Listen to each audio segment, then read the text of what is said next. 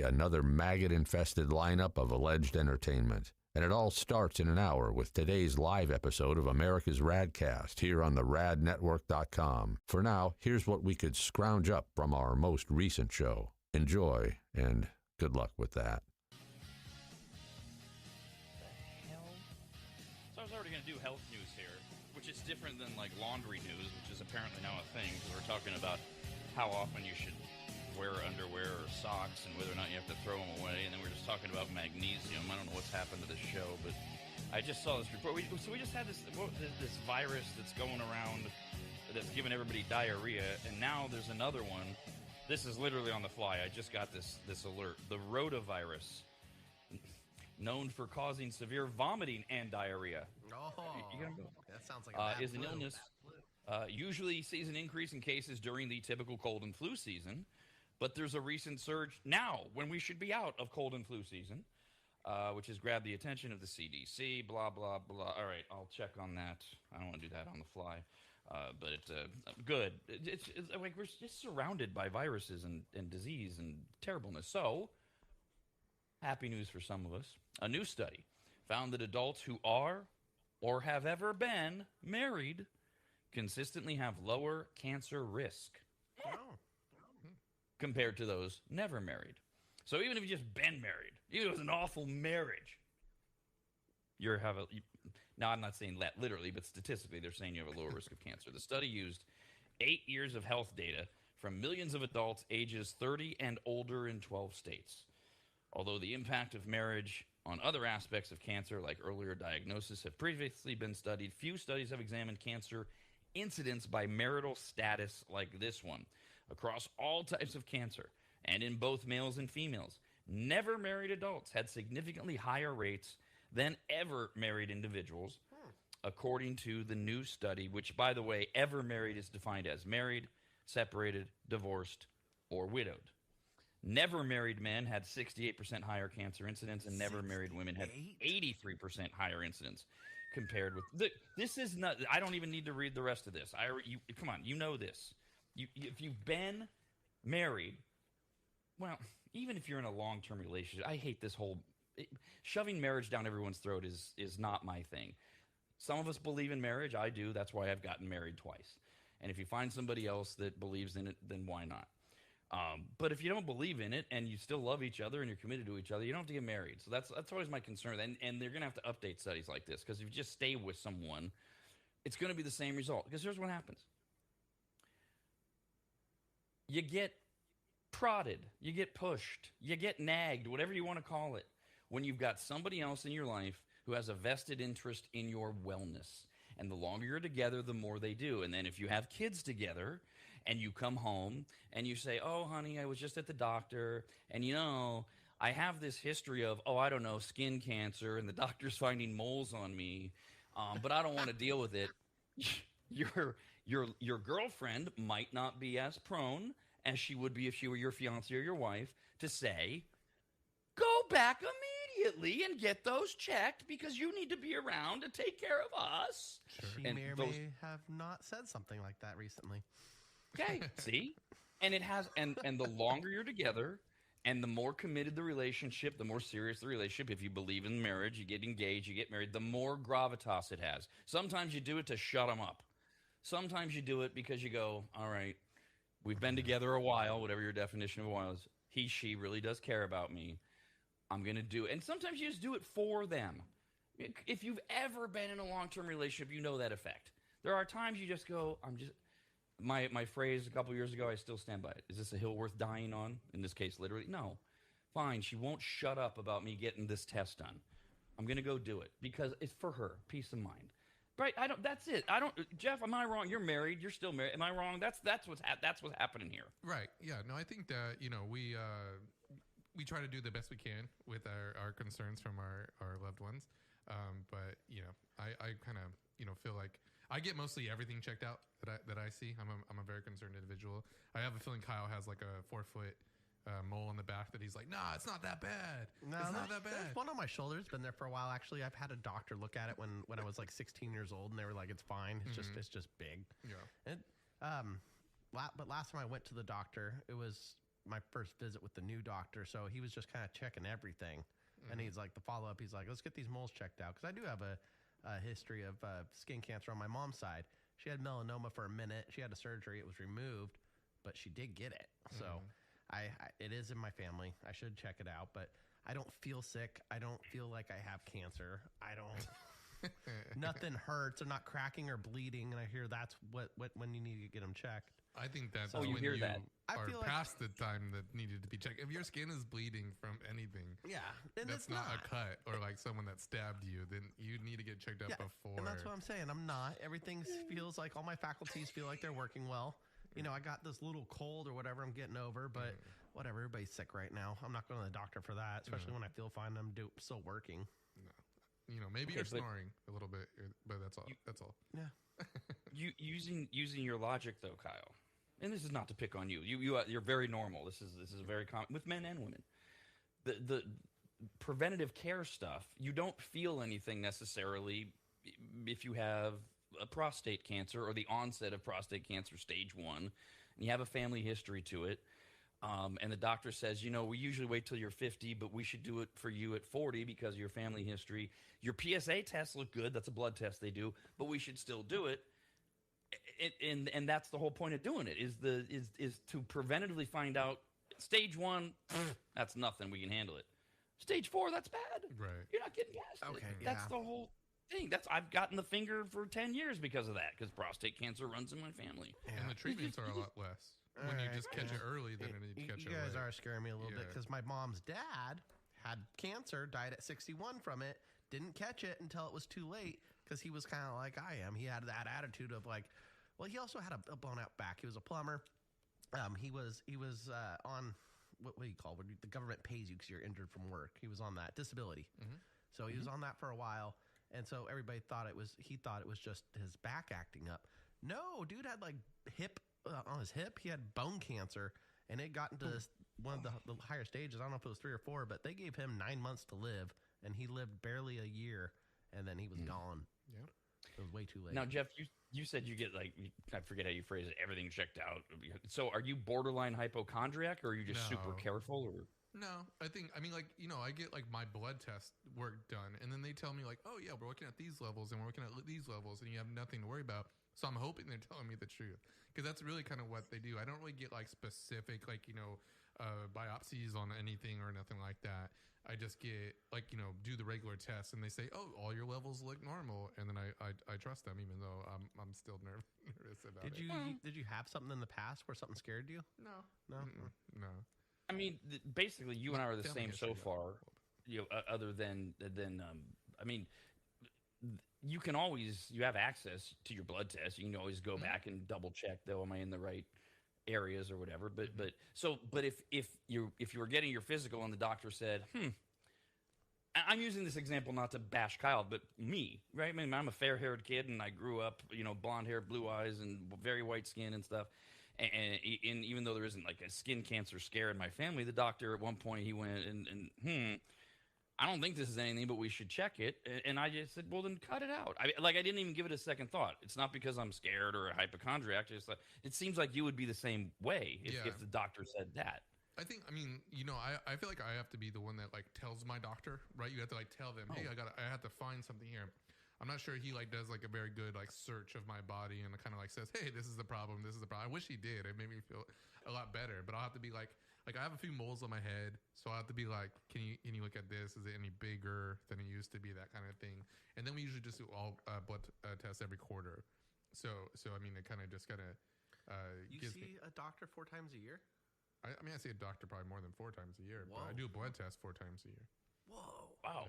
That's a lot of blood tests. I mean, that's a very consistent regimen of blood tests. Yeah. That's athletic level. I can't do it. I pass out, man. I can't even get my blood drawn. Yeah, I mean, a little bit of family history, but just that's my way of feeling confident about like my due diligence. That's it. I don't really like, you know, get paranoid if I see something, you know, new or anything like that. But I mean, I feel like just staying on top of it is the minimum that I'll do. So you're doing it anyway. This study doesn't necessarily apply to you in the sense that you were doing it anyways. But this does bring up another part of, oh, I'm married. Oh, I'm in this long-term relationship. and you get to that point where you realize the other person's going to care about me, and so people start to hold things back or not tell their significant other. And then it becomes, oh, doctor says everything's fine, even though he didn't, and because you just don't want to deal with being.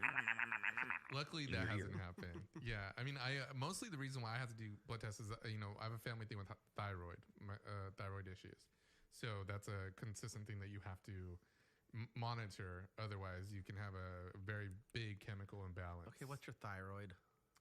You got a hyperthyroid that can be a big issue. It's like here in your neck, or there's like a glands here in your neck. Oh, yeah, and they produce a lot of hormones. And if they're imbalanced, they can affect you, your body physically, mentally. Good to know. Well, and this was a big thing, like 20-ish, I'm rounding off, years ago, where it was because yes, that's exactly right. The thyroid, it's a very important part of your body in terms of how it dispenses chemicals. And like in 0.001% of people that are obese, it's a thyroid issue. And everybody that was overweight started saying, must be my thyroid. Gotta be my thyroid. Right. The doctor's like, no, it's the 14 cheeseburgers you're eating every day. That's the problem. 14. Back to we were talking about how often do you wear socks more than once before you wash them? Same thing with underwear, etc. I knew I had this story. I put it in the health pile, so we'll just go back to it a little bit. Doctors generally, this is what made me think of it, because we were Googling, we were talking about showering, yes, again, and the issue of using a washcloth or a loofah at your hands when you're showering came up, and then Jeff dived into the Google cave and said, oh, it looks like they're telling you to replace your loofah every month, basically. Just get rid of it. Pretty much, yeah. That's get a new one. So this isn't about washing. How often do you replace your underwear? Even if you're washing it every time. Do you have like in your mind, you're like, okay, I've got it. Like, do you have them do you keep them and you put a label on them? Like, I bought these in June. No, I want to say, I think most guys are the same. It's like, literally when they start falling apart, where you put your leg through the wrong hole. That's when I throw them away. Yeah. When mine start getting holy, and they start getting more than one or two big holes, and I'm like, okay, now it's time. Yeah, I have one pair that they're super comfortable, but man, they're getting eaten apart right now. And I hang on to them just because they're one of the comfiest ones. But the other ones, as soon as they get a few holes in them, trash. So do you have a lot of different underwear, like a lot of different colors or different types? Yeah, well, they're different colors, but they're mostly the same brand. Yeah. I'm like, I don't know if this is OCD like me, but I have the exact same underwear. They're colored and everything? Same ones. Oh, yeah, I get the it's multicolored so much easier. packs. Yeah, I have to find ones that are all colored the same. They're all come in multicolors. You're colorblind. What does it matter? I can tell the difference. Oh. I'm going to have to start educating people on color blindness. I don't know who has this much time in their life, but I guess you could track when you bought your underwear, because doctors generally recommend replacing, as in getting rid of your underwear every 6 months, because washing doesn't remove everything. Oh, God. All right, whatever. In until other it words, starts itching down there, I'll keep them as long as I want. Thank you, doctor. Yeah. Right. If I notice a pair of underwear specifically is making me itch down there, then I'll discard the underwear, I guess. But I don't even know if I would equate the two. I'm not going to go to the underwear first. I'm gonna, like we were talking about earlier, I'm going to assume it's swamp ass that I got from the heat or something else. They say that washing your underwear doesn't get rid of all the bacteria you leave behind, including viruses and fungi. The general advice is to replace underwear after 6 months to a year, or after, who keeps track of this? A maximum of 50 washes. What kind of person has a chart? I washed this pair. Yeah, that's a little ridiculous. That's a year. So basically, if you wash your underwear once a week, you got a year's worth of underwear, and then you got to get but who keeps track of that? I don't know. I do it with stuff like technical stuff. Like I watch battery charge, like my battery charging and stuff like that. So I have like a list of things that I look at how long I've done since I've replaced them. But not like underwear or socks or anything like that. Yeah. No, that's extreme, it seems to me. Speaking of underwear, and you can't get rid of all of it if you're by washing it. Scientists have developed smart underwear. Oh, thank God. Ooh, how smart. Everything's smart. It's a wearable sensor that you clip onto your underwear. So there you go. This will help, I guess, with your underwear. You clip it onto your underwear, and you monitor your gut bacteria activity by measuring the hydrogen gas in your flatulence. So every time you fart, it measures it? Yeah, pretty much. Yeah. Okay. So researchers say the device detects dietary changes with 95% accuracy, and revealed that the average person passes gas 32 times every day, which is far more than the 10 to 20 times people typically self-report. Okay, so who's asking that question? So, it's your annual physical, Mr. Johnson. How often do you fart every day? The fuck do I know? So I guess people guess 10 to 20 times. You don't know about all the farting you're doing at night. And this device says it's 32 times, and then it's measuring the hydrogen gas. So what? What does this tell us? Yeah, my nose can do good. I know when I have dietary problems because my farts will stink a little more. I'm like, ooh, I almost smell like bad eggs and sulfur. Maybe I should not eat all that crap. Right. Have Right. salad Yes, tomorrow. our nose knows, and then our mind knows. Oh, this is what I ate. That's why it stinks so bad. I mean, Oh man, someone let a nasty one out last night when I was working. I was walking around some tables and I was trying to pinpoint who it was. It smelled like something died in that restaurant. I swear to God. So I'm gonna put a meter above Kyle's desk right here. just to I have see that big of a number. farting problem. Just on certain days. So, but dealing with other people's flatulence, there's certain places where you can tolerate it. I don't want it at a bar, at a restaurant. I'm trying to consume things with my mouth, and you've got some sicko pig pen who's just giving you that dead rat died in my anus smell. Yes, yeah, that was happening yesterday. I thought a small child had pooped everywhere over the floor. You did confirm that wasn't true. Yeah, no, that wasn't true. I couldn't find any. So trying to find the why of all this, scientists are excited because the current options for studying gut bacteria are very limited, and this could help diagnose digestive issues. Okay, fine. That was a stupid story. I just wanted to say fart, which brings us... this story's been out a couple weeks. You may have seen it on comedy shows and stuff because it is about whose farts smell worse, men or women. They actually studied this. Oh, women by far. It's true. They don't let it out. They hold it in, and when it creeps out, it's disgusting. So, as I said, this study's been out for a couple weeks, and it just wasn't important enough for us to get to. We had other things, but I held on to it. I've seen 3... Yes, I've seen 3 different late-night quote comedians. I know Colbert did it, and I know I saw it on The Daily Show, and I don't know if it was Jon Stewart or one of the lamos, one of the Gen Z or millennial hosts that does it when Jon Stewart's not on. And then it was either John Oliver or Bill Maher. And all men, and they all in some form had the same punchline which was, we didn't need science to tell us it's women. No, it's true. Growing up as a kid, so there were 6 of us living in the house. There's myself, 2 younger siblings, so there's 3 already. My uncle, my mom, and my stepdad.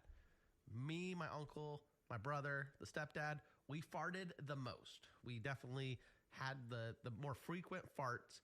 And sure, some of them were stinky, but notoriously, the second my sister or my mom let one out, it was well known. It was disgusting. It was like, we still call my sister Smelly Brielle because her farts were the stinkiest. Oh, that didn't scar her for life. Smelly Brielle. Right. That's not going to bring back any harsh things. Sorry, Brielle, I love you. Now, obviously, this is where we get dinged. Oh, well, what do you expect? 3 guys on the same show? Well, I mean, look, here's what science said. Actually, Kyle's pretty damn close to what science said. They had men and women eat gassy foods, and then they used... God, I hope they paid these individuals. They used rectal tubes and gas bags in a lab to collect the farts. How do you get You those? can do this. Well, science.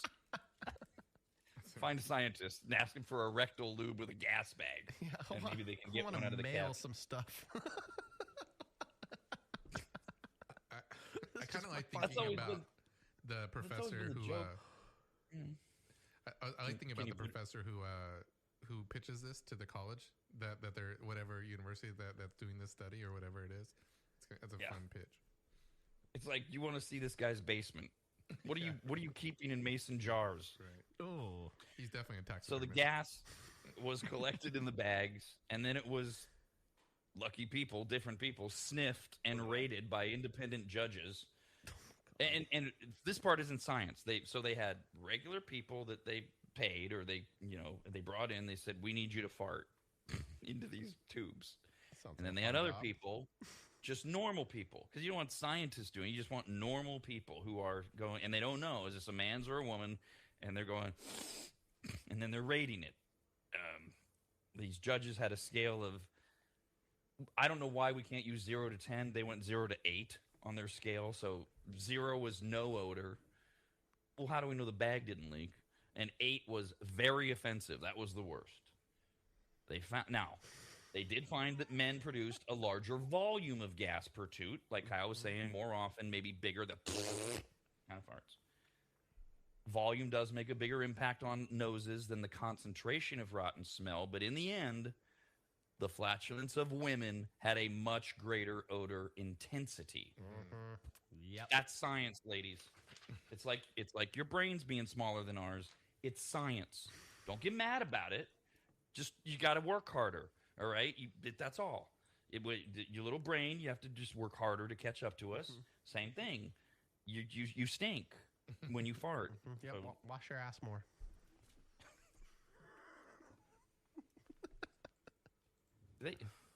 they have anal douches? Maybe that would help. You ever hear that song? Bitch, you stink, wash your ass. Bitch, you stink, wash your ass. That's what this is reminding me of. Great guy. That's One the whole other song, too. Health-related note. A nonprofit focused on cancer prevention and early detection. We're all the way back where we began. Has declared its mission to reduce the risk of prostate cancer. Dr. Lauralee Mucci, a professor of epidemiology at Harvard, is the co-author of emerging research on prostate cancer. And they are imploring men. Okay, a couple things about prostate cancer. As I said, I've got a history of it in my family. So far, no signs at all with my prostate or with the PSA drugs, et cetera. There's also, and this has been around for about 10 years, if you are at a higher risk of prostate cancer or you have it genetically, they are now prescribing ED drugs taken daily. It has nothing to do with sex. It has to do with promoting the circulation through your prostate, so that it flushes out any potential carcinogens as well. And it seems to be having some pretty amazing effects. You can Google it if you care enough about that. But that leads to this study that says they are imploring men to ejaculate more for their health. Oh. Now, this is the gold rush for men. Honey, I'm sorry, but I have to ejaculate more often. We must fuck.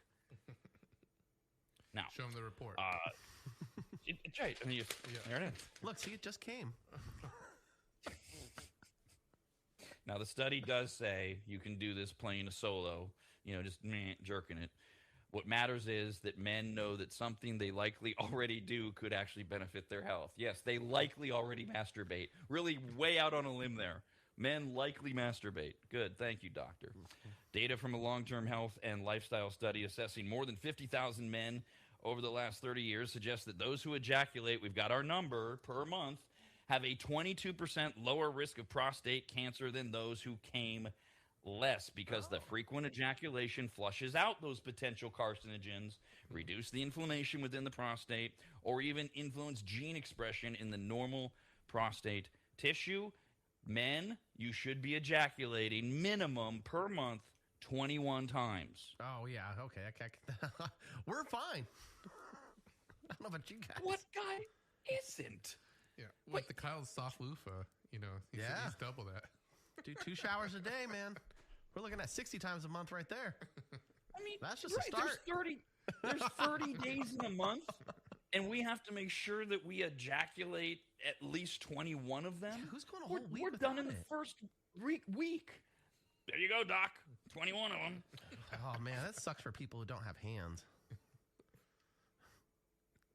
They don't have hands? No, I mean, they can't. I think there's a lot of reasons why it's sad if you don't have hands. Yeah. But I guess that is one of them. Yeah, they won't get the clap either. Oh, shut up. You ass. That was awful. According to the American Cancer Society, prostate cancer is the second most common cancer in U.S. men after, skin cancer. As roughly 1 in 8 men will be diagnosed with prostate cancer in their lifetime. It is the second leading cause of cancer-related death in men behind lung cancer. See, it's the skin cancer is most diagnosed, but if you catch it early, Kyle, it's not a death sentence. Lung cancer, number 1. And I'm not kidding, but the American Cancer Society has named this their movement for telling guys that they need to ejaculate 21 times a month is beat cancer off, literally. Yeah. Beat it off. Okay, very good. All right. America's Radcast, only on the radnetwork.com.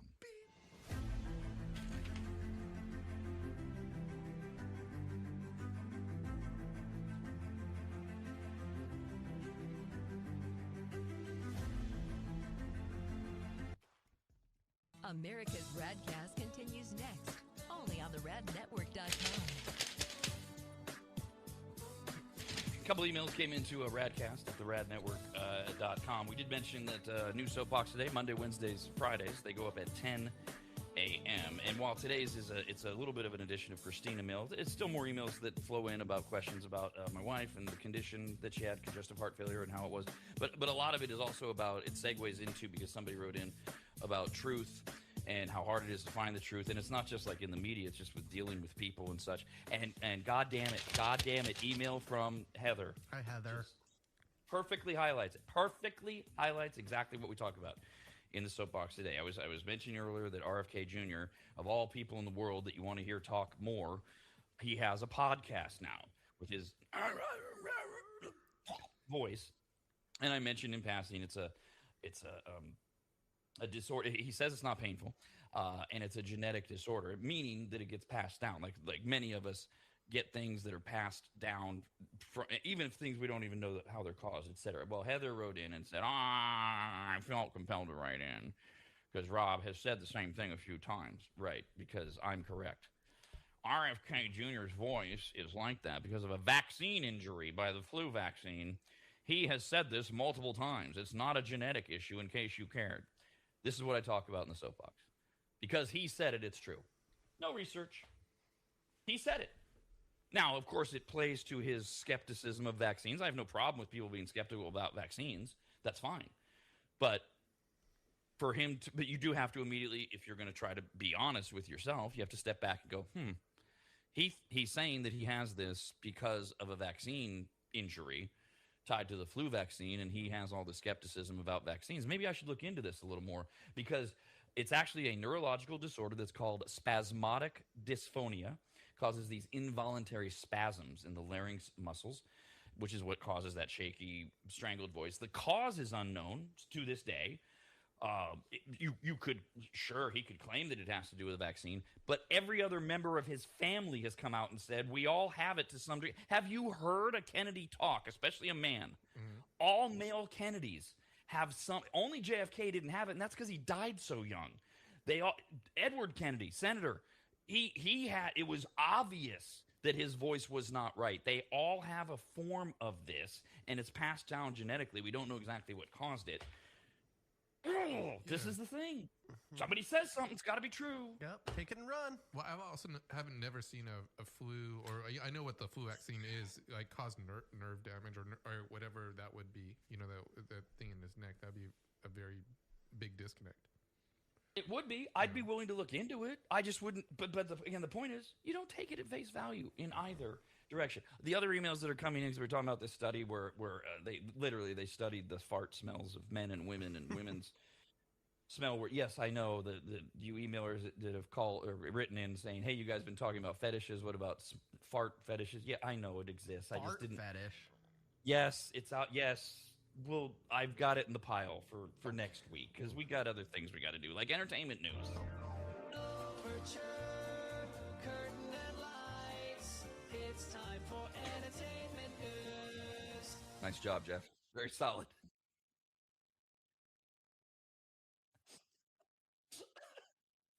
All right, entertainment news. This is sarcasm. Kyle, you're going to be thrilled with this one. I didn't know this was happening. This is actually off of a offhanded comment, or just a sidebar comment you made earlier this week.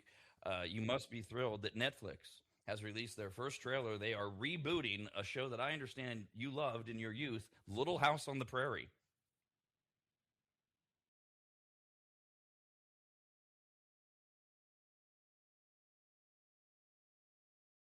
Uh,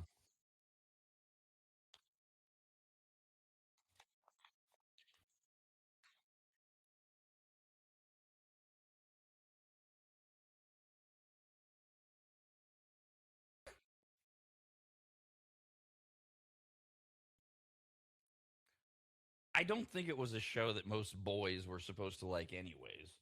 Um,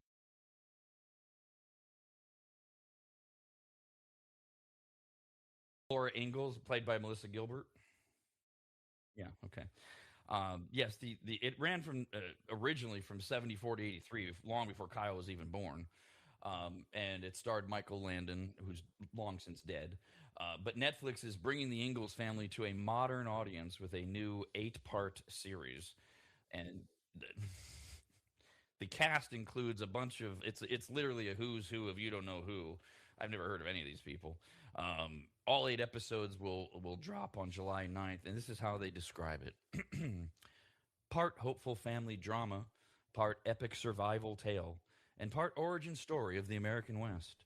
This fresh adaptation of Laura Ingalls Wilder's iconic self-autobiographical Little House offers a kaleidoscopic view of the struggles and triumphs of those who shaped the frontier. Now, yeah, it's not like a true story. It has historical significance if you cared what it was like to live at that time. I don't know. No, you don't now. Of course you didn't as a kid. No, God. This goes back to what we were commenting on earlier. No matter what it is, there are no new ideas. Everybody's just copying everybody, and we're rebooting it. Anything that could be rebooted, remade, redone is being done so, including Little House on the Prairie. So, July 9th on Netflix. Lovely. Yeah, I will not be watching this. I hope it doesn't take off because it seems like country music's really popular, and was that the cowboy show was that damn thing called Yellowstone that was really popular. So I could see it like being trendy I could something see it for doing people well. to watch now. I don't think I'll have any interest in watching it, but I could see it like doing like same thing with what did you say? What was the Yellowstone? Yellowstone. I haven't watched that one either, but I know it's really popular. I like Kyle's train of thought. Country music is popular, and that Yellowstone show, and therefore Little House on the Prairie, are somehow all connected. Yes. I mean, There's horses Yellowstone's and cowboy hats and old-timey crap. well, Kyle has some PTSD from a book report he did when he was Clearly. in And he third had to grade. read all of them. I mean, Yellowstone And I is had set to in stay with the stupid part. Yellowstone's a modern time show. It's not old timey crap. It's about ranching today. Right. It's not realistic. That's what bothers me about it. But it's because we don't still have these fights on the Wild Wild West today. But it's a modern time show. And yes, it was a huge hit. This is the great thing about all the streaming crap. It doesn't matter if stuff becomes a hit. How many episodes of Handmaid's Tale have you watched? 1 episode. Okay, that's one more than two. me. I watched like 2, maybe 2 Okay. or 3. Yeah. Right? Good for you. You're twice as good as me. Never watched it. A huge hit. So Yeah. I could see this taking off with chicks and whatever. Right. And I think it was like mostly my sister loved it.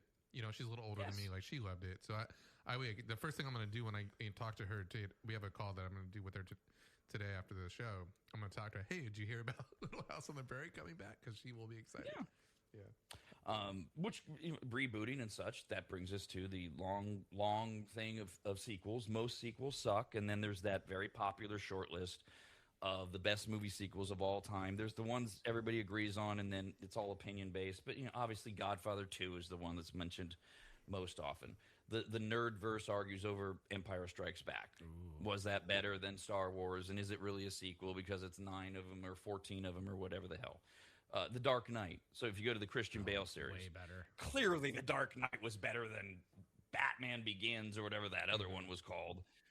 The Dark Knight was the one with Heath Ledger. Yeah, right. Yeah. Yep.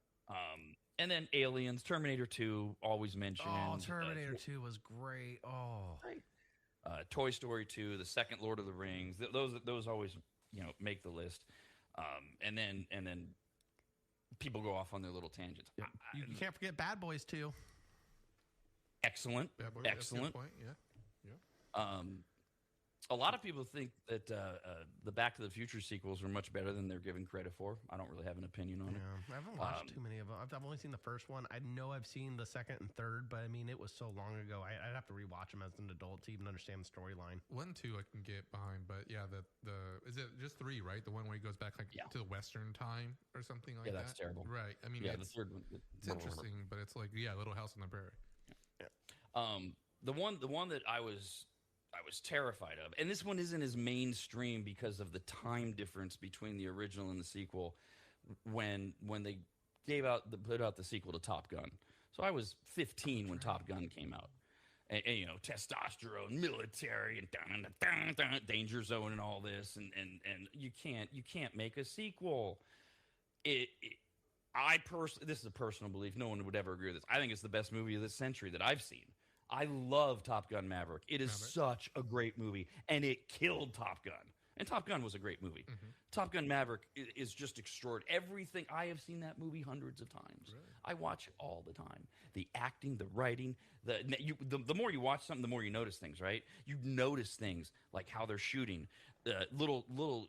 And I know everybody likes to roll Tom Cruise. That's fine. I'm not a Tom Cruise lover, but I don't hate him either because he's a Scientologist or whatever you hate about him. There are some things that he does in that movie, acting-wise, that are really impressive that you don't notice until you've watched it a dozen times. So it came out. I saw it with Gary, my best friend, and we were both like, but see, we're both in our 50s. So it was like from our youth to now, and it was easy to. So it doesn't make these lists a lot because it just doesn't. It was too far in the distance or whatever. But now I have to go through this again. Uh-oh. Another Top Gun? It's been confirmed there will be a Top Gun 3. Oh, cool. Okay. All right. We'll see. Now, Maverick. Roll the dice. Maverick made a $1.5 billion worldwide. It is the 5th highest grossing film of all time at the U.S. box office. It was popular as hell, and it was a great movie. Can they pull it off a third time? It's been confirmed. Tom Cruise is writing it with Jerry Bruckheimer, the same duo. Bruckheimer's the producer that did the first one and did the sequel. The rest of the cast is not confirmed. If you saw Maverick, you know a lot of the supporting cast has gone on to become huge. If you didn't see Maverick, that's where they started. Glenn Powell, Miles Teller. Mm-hmm. These are people that if you don't know them by name, if you saw him, you go, oh, yeah, I saw him in Beverage. Glenn Powell did the Twister movie, but he's done other things. Lewis Pullman, Monica Barbaro. Are they coming back? We don't know. We don't know anything about it. We just know it's official that they're going to make a Top Gun 3.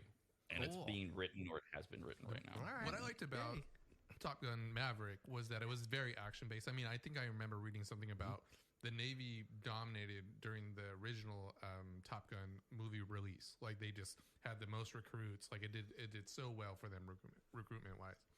So I think they were trying to capture that a little bit in this next movie, too. Or the Maverick movie too. And when it comes to the first Top Gun, was it a little too much about the relationship? I thought so. Like, I really thought it was a little too much about his love interest and, you know, in the heartbreak and whatnot. I think the second one was a little bit more action based, and I think that's what I liked about it too.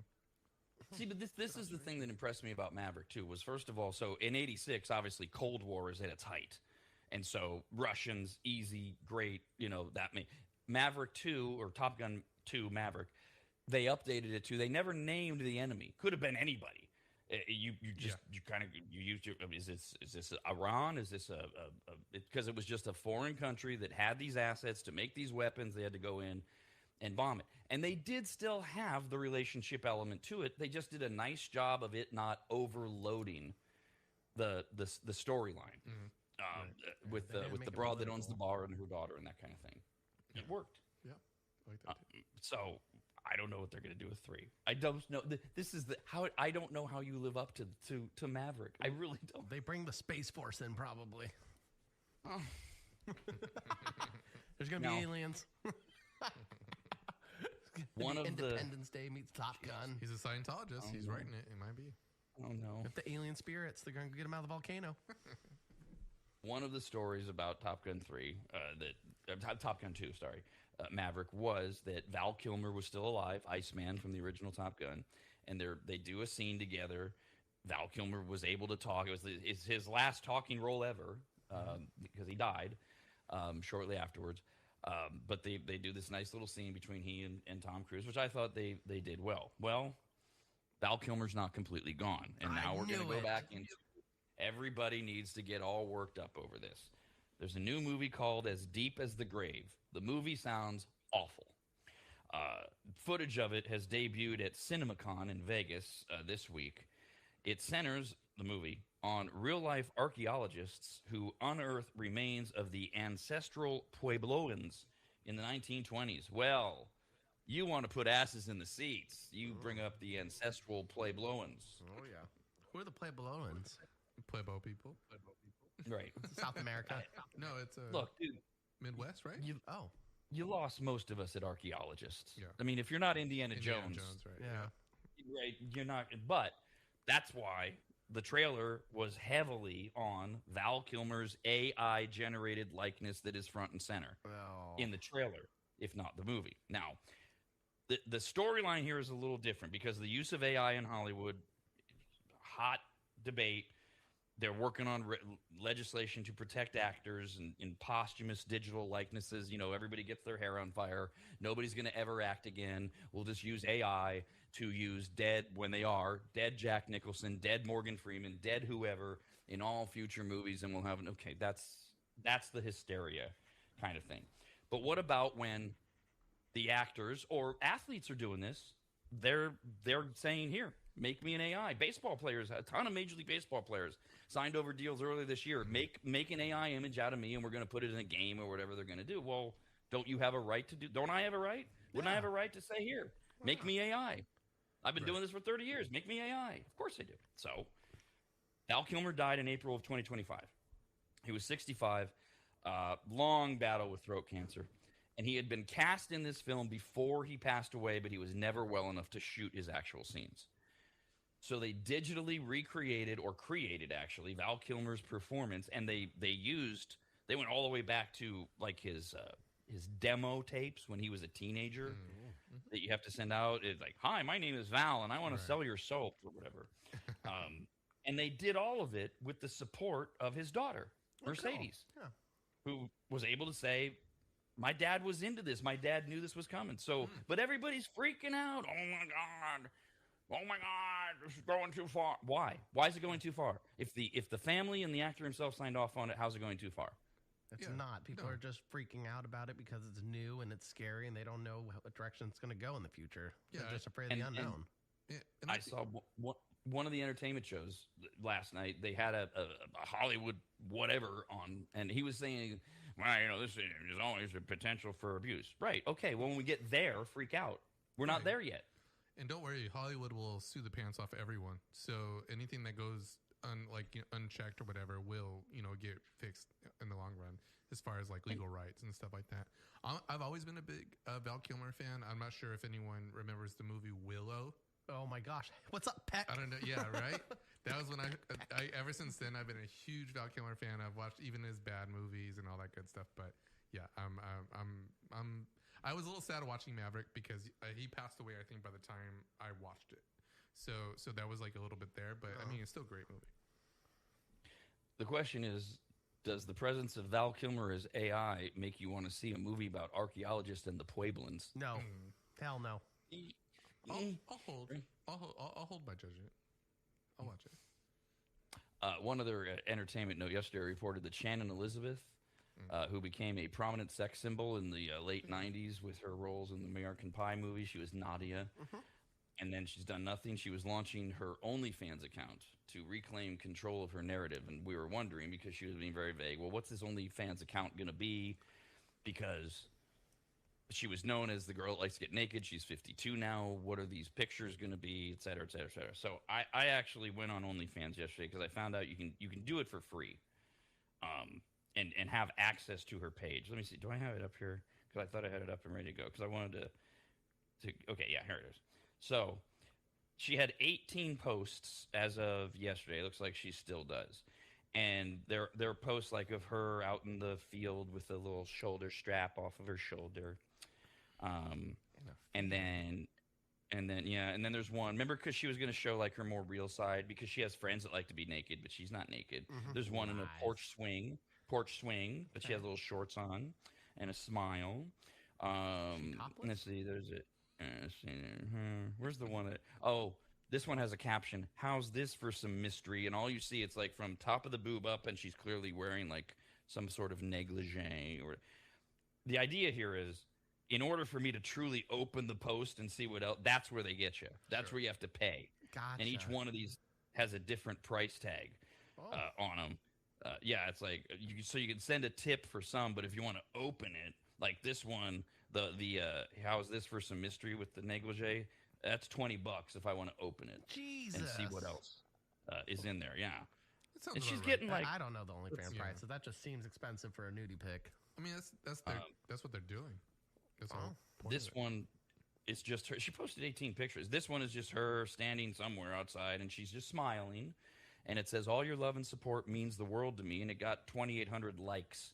So that could be from anybody. I could like it, because I'm not a member of it. But Jeff, you were saying yesterday, she's going to make a ton of money just on the rollout, just the curiosity. Yeah, I mean, who knows what's behind it? Yeah, you see people a lot of days. I mean, again, I haven't ever been on OnlyFans either, but you see people promoting their OnlyFans on YouTube, on all social media, stuff like that. So you kind of understand the content. I mean, what they're doing is teasing you to entice you to what? Push more buttons, pay more stuff. Right.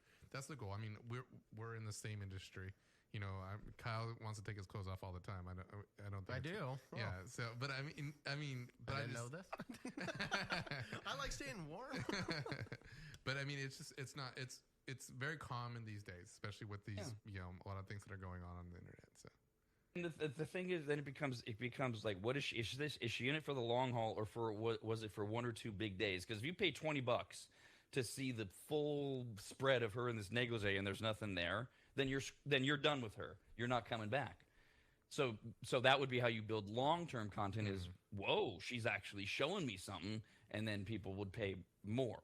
I'm not going to pay $20 to see whatever's there, but that's the gimmick. And then I'm waiting to see the leaked reviews. That's what I was thinking. I was like, they're going to be leaked soon. Somebody's going to get a hold of these. I'm watching it. Believe me, we'll have the America's RAD Cast, only on the radnetwork.com.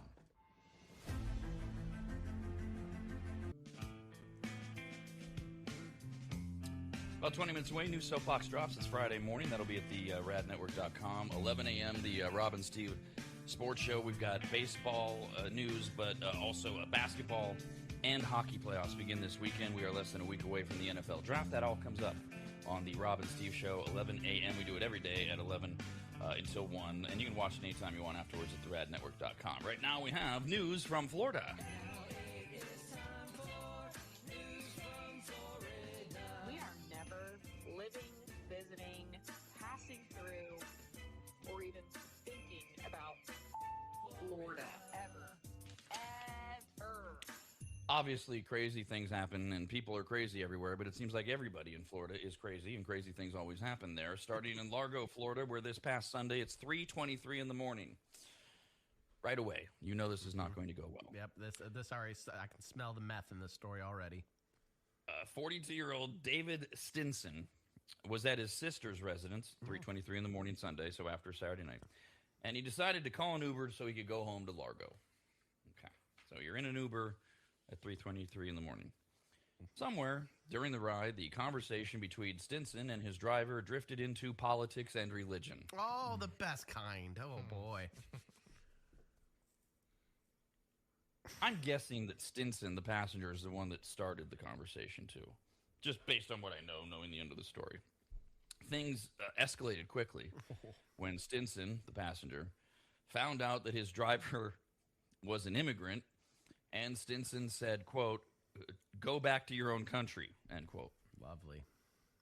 Nice. That's a great comment. The driver, I mean, all this stuff is filmed. It's recorded, audio, video, etc. The driver, level of composure, pulled over and asked Stinson to get out of the vehicle before driving away. He did. Stinson did. He got out. That's polite. Okay. And then as the driver was driving away, Stinson, the passenger, he pulled out a handgun and started firing at the car as it was driving away. Oops. One bullet made contact traveling through the back of the car and into the interior right passenger seat area. The driver's fine, although feared for his life. The Pinellas County Sheriff's Office arrested Stinson and hit him with charges of shooting into an occupied vehicle, aggravated assault with a deadly weapon, etc. No mention of meth, but it is Florida, and there was something wrong, obviously. No attempted murder charge, huh? No.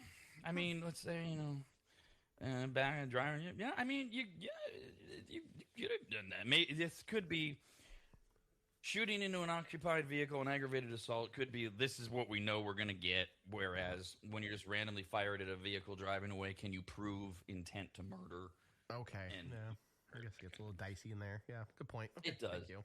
it gets dicey and it gets not a criticism. It gets boring because it's like the cops are first to charge, but then the district attorney comes in and says, we're going to escalate this.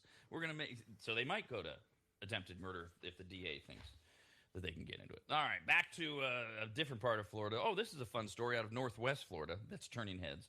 Started as somebody falling off their bike, always funny, on a quiet residential street, but it ended up with a woman facing felony charges. Oh.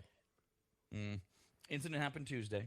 It's in Fort Walton Beach, which is a coastal city along Florida's panhandle.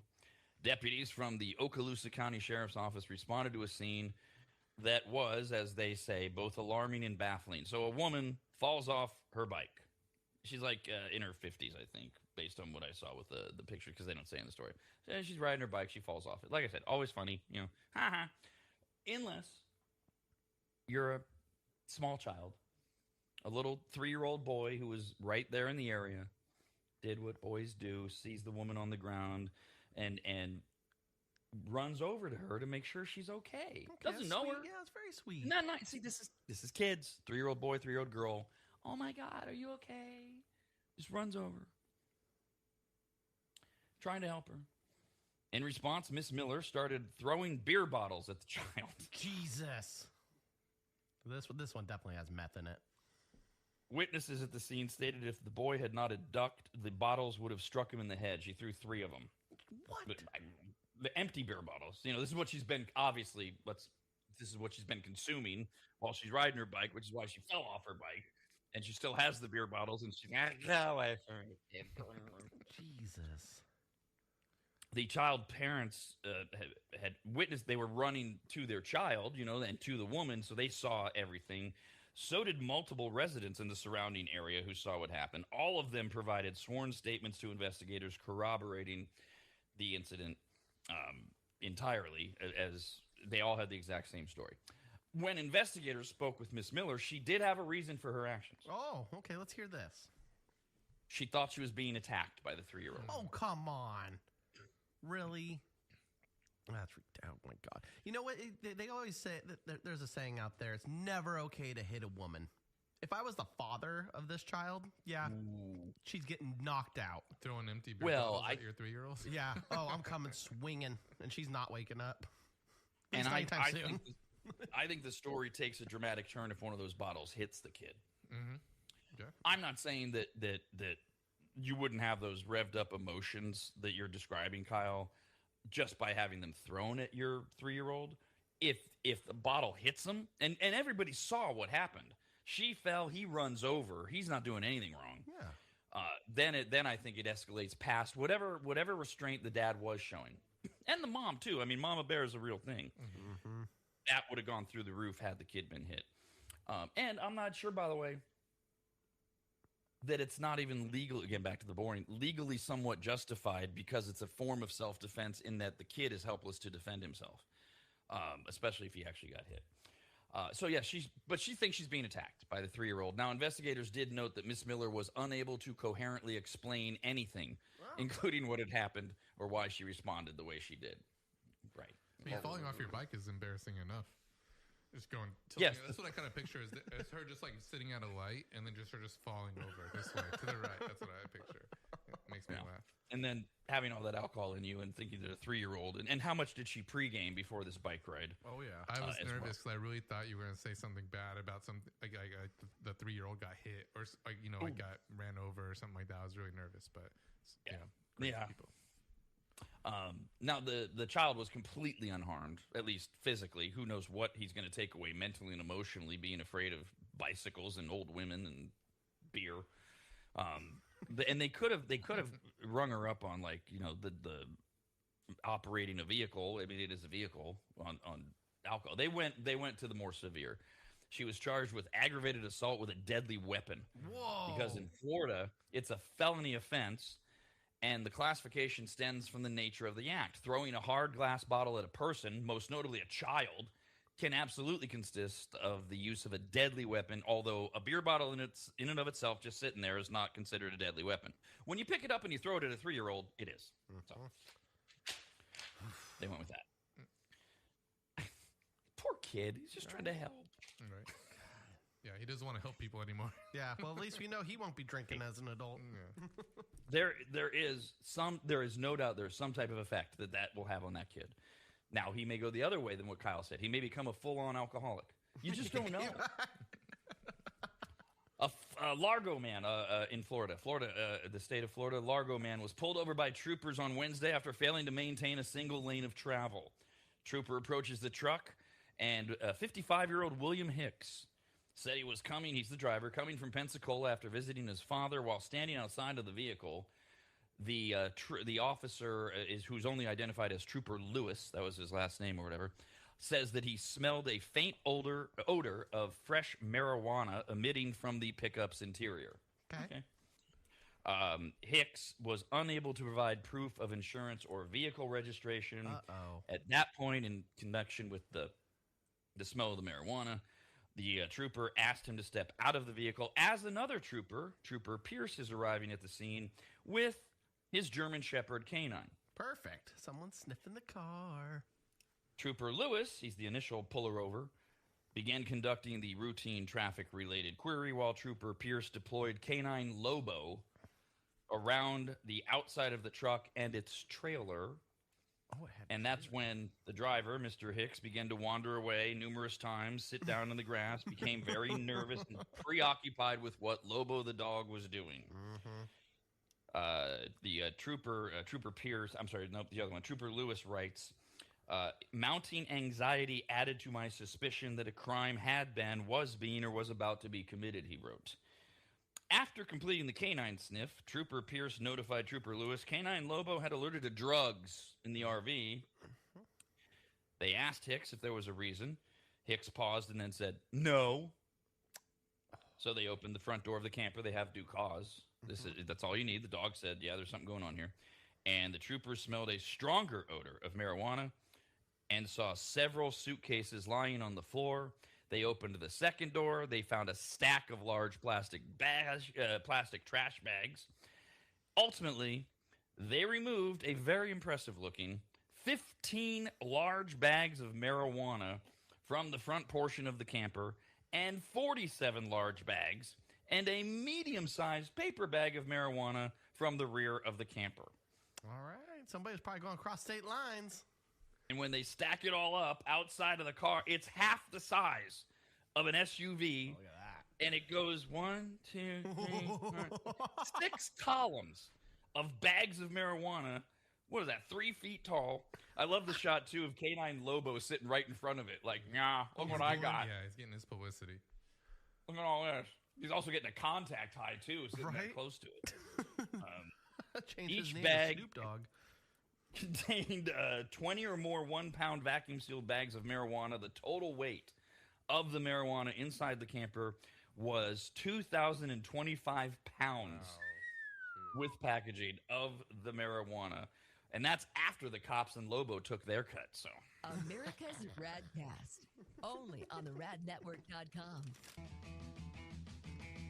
Just a quick end of the week segment here as I start to look towards the next show. And you know, the sports shows at 11 a.m. Got to get that ready. But also, what do I need to do to get ready for next week? We were talking about, during health news, the study. It's been out for a couple weeks. Whose farts smell worse, men or women? And science says it's women, but men produce more. I don't know that we needed science to tell us that. But then a few people wrote in and said, hey, we're talking about foot fetishes and balloon fetishes. What about fart fetishes? Yes, it's a thing, as I mentioned. It's called a proctophilia. And so I've been trying to find the right way to present this next week. And I think I found it. I found a Q&A with a couple of men who have a proctophilia, which is the act of being turned on by farts. Excellent. That's different than scatology, like actually rubbing poop on yourself or whatever. And some of the questions they ask include, when did you first realize you had a fart fetish? Did you have a formative experience that you can remember that subsequently made you aroused by farts? So that childhood thing of, oh, it was that time with Grandpa on the lake and I suddenly... what turns you on about farts? How often do you participate in your fart fetish? How have you found partners who also enjoy participating in your kink? And what would you say people get wrong about farting fetishes? So I'll go through that Q&A and see what else we can find to add that to this very highbrow program that we continue to present to you daily at theradnetwork.com. See you Monday. That was from our most recent episode. Today's Live America's RADcast is coming up on the radnetwork.com.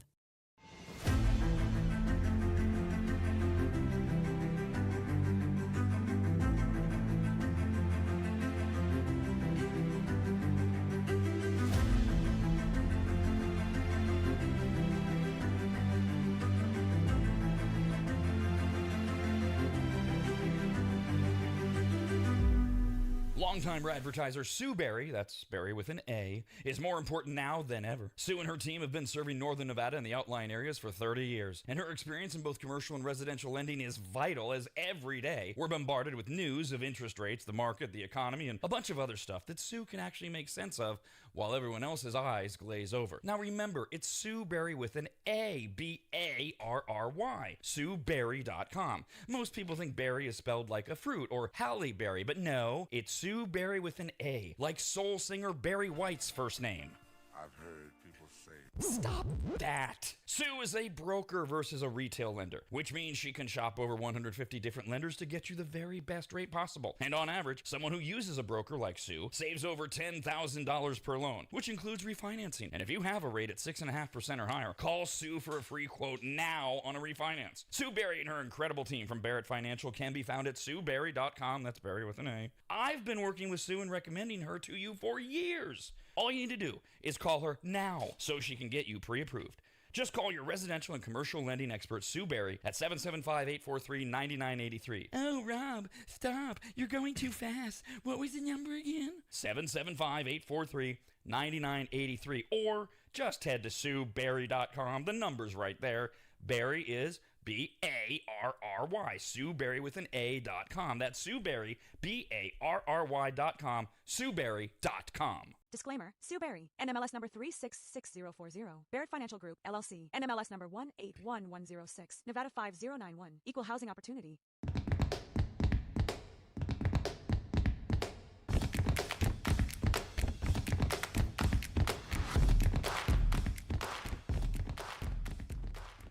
Longtime maggots will remember Greg from MAP. M-A-P, as in Maximum Athletic Performance, which guides you to better output through better ingredients, also known as nutrition. Greg has been on the RAD show many times and will be again, as he simplifies nutrition and helps us all understand what actually works when it comes to fueling our bodies, almost all of which can be found at maptrition.com. Every product is formulated with clinical precision and backed by science and purpose, and maptrition.com has something for every fitness level, even those of us who barely have a fitness level. With nearly 20 years as a nutritionist and a specialization in sports nutrition, Greg works with athletes and everyday individuals to optimize performance, energy, and overall health through smarter fueling strategies, all of which starts at maptrition.com. At the very least, we should all be taking daily multivitamins, and Greg has his formulated for exactly what a man or woman's body needs. Protein is in, but maybe instead of getting yours from mac and cheese with extra protein, you get it from maptrition.com. And of course, all things workout, training, and exercise are available as well. From pre-workout to creatine and other muscle builders to recovery supplements and more, all at maptrition.com. From morning breakfast essentials to post-workout recovery and everything in between, maptrition.com's full range of supplements, proteins, and wellness products are built to power your journey from start to finish. Check out all the products and find what's right for you and order it shipped to you, all at maptrition.com. That's maptrition.com.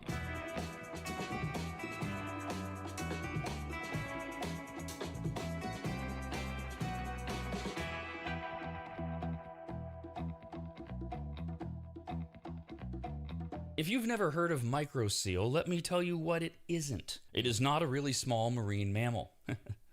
Get it? A microseal? Oh, fine. Just ask AI. AI describes microseal this way, with a bunch of AI words. Microseal is a premium, eco-friendly, and biodegradable fabric protection spray that penetrates deep into fibers to provide permanent stain, soil, and sun fade resistance for rugs, furniture, and delicate fabrics. It uses nanotechno blah blah blah, and blue blue blue blue blue. What AI is trying to say is that microseal is non-toxic, non-allergenic, safe for pets and children, and, although AI doesn't say this, it should, you need to contact longtime maggot Joel from AdvantageSteam.com right now to get get him to apply MicroSeal for you. You can even make appointments online at AdvantageSteam.com. We've had MicroSeal for years at Williams Manor, and it treats a lot more than carpets. MicroSeal protects virtually all fibrous materials, including wool, cotton, silk, suede, leather, and synthetic fabrics. It protects upholstery, carpets, rugs, draperies, and clothing, including wedding dresses. And ladies, you're going to need, 3 or 4 of those in your lifetime. And it protects against stains, moisture, and UV degradation without changing the texture. Also, if you're an interior designer, Joel has a special program just for you, and all you have to do is say the password, which is what? What? There's no password, I guess. Never mind. Whoever you are, contact Joel at AdvantageSteam.com. And if you're an interior designer, tell him, I guess. I don't know. That's AdvantageSteam.com, where you'll learn more about MicroSeal and everything else that Joel offers at AdvantageSteam.com. That's AdvantageSteam.com. AdvantageSteam.com.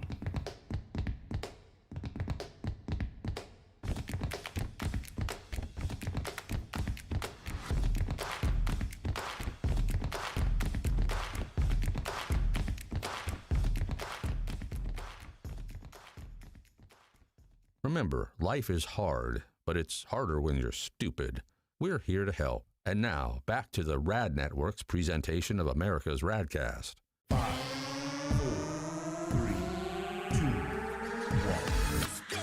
1. Rob. Find a scientist and ask him for a rectal lube with a gas bag. Kyle. No, it's lube up the holes in it. They're super soft because when I was in 7th grade, I got curious one day before a school dance in the shower. America's RAD Cast.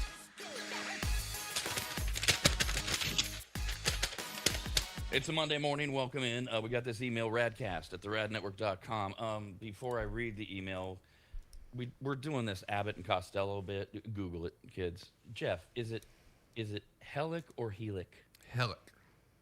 Okay, like you were at my house yesterday. I know. And we were talking, and you said Helic like a dozen times. And I wanted to ask you then. I said, I'll just wait and shame him. It's Helic. Yeah. I'm trying to break myself of it too. All right, you'll understand this in a moment. Emails from Nathan. Hi, Nathan. Says, I drove down to Sacramento from Carson City. This was yesterday. He wrote this last night. Says, my main purpose was to go to the A's game. That was a waste. Aww. But before I made the trip to Helic, I walked in, sat at the bar, and right away I noticed Jeff about 5 seats down. Walked over, introduced myself, and I found Jeff to be super approachable, friendly, and happy to talk, even to strangers. As far as Helic goes, the food was delicious, the staff was friendly, and the atmosphere was very pleasant. I will return on my next trip to Sacramento. As I get up to leave, Jeff walked back over to me to reiterate our conversation and thank me for being a listener/viewer. You guys are the best, and I'm very grateful that you're back on the air. That's Nathan. Remember Nathan? Yeah. I came at the beginning. I was there early. I didn't know he came all the way from Carson City though, so that's quite of a drive. So you restocked him afterward. Before he left, you went back and stalked him and said, hey, before you leave, just remember, I'm Jeff. I'm the co-owner of the radnetwork.com. I'm very important. No, I think I just said bye when you left and just saying thanks for listening and stuff as he was taking off. Now, you were telling me the place was packed yesterday because they do brunch, 7 days? Is it 7 days a week? Yeah. They're open 7 days a week. Yeah. 8 a.m. to 3 p.m. Do you need reservations at this place? No, I mean, on the weekends it does get a little busier. So, I mean, they had a solid 15-minute wait for about a couple hours yesterday as I was there. And he said there's 15 people waiting outside by the time you left. Yeah, they're putting out benches outside now so people can have a seat while they're waiting. But it was busy yesterday, and then it was a fun environment as well. Helic, one of our newest partners at the radnetwork.com. So yesterday was Sunday, which was April 19th, which brings us to this 2-day vortex of all of these things that happen in history that people make a big deal out about, whether they're coincidental or things that happened later were planned. It was on this day, 249 years ago, that the Revolutionary War began. People think it was July 4th, 1776. No, that's when we declared our independence. But the war actually started on April 19th, yesterday, 249 days ago at the battles of Lexington and Concord, Massachusetts. Most people view that one as a good one. But then on April 19th, back 31 years ago, we had David Koresh. Kyle, do you even remember? This is the year you were born. What's a David Koresh? I don't know who this is. Waco, right? Branch Davidians? Does that mean anything? No. They skipped this part in school. This wasn't taught. Yeah, this is at Waco, Texas, the Branch Davidian headquarters.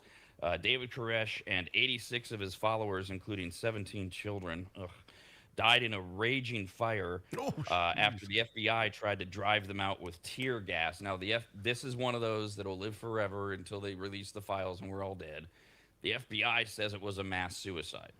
Others claim, no, the FBI caused the fire and they're trying to cover it up. I don't know. They had been held up. I don't remember the story, Jeff. Sounds like you remember it a little. They had been held up in this compound, and I guess we were making the case there was a concern for not only like personal welfare of the children, but maybe national security. I don't remember. Yeah, I watched a few documentaries on these, and they were concerned about all the weapons they were stockpiling as it does happen, and then the FBI went. I think it was like a 20-day thing. I want to look that up, but it was a long them sitting out there just trying to get in, and then I believe a couple FBI people were shot and killed as well, like the first breach, the first try that they tried to breach.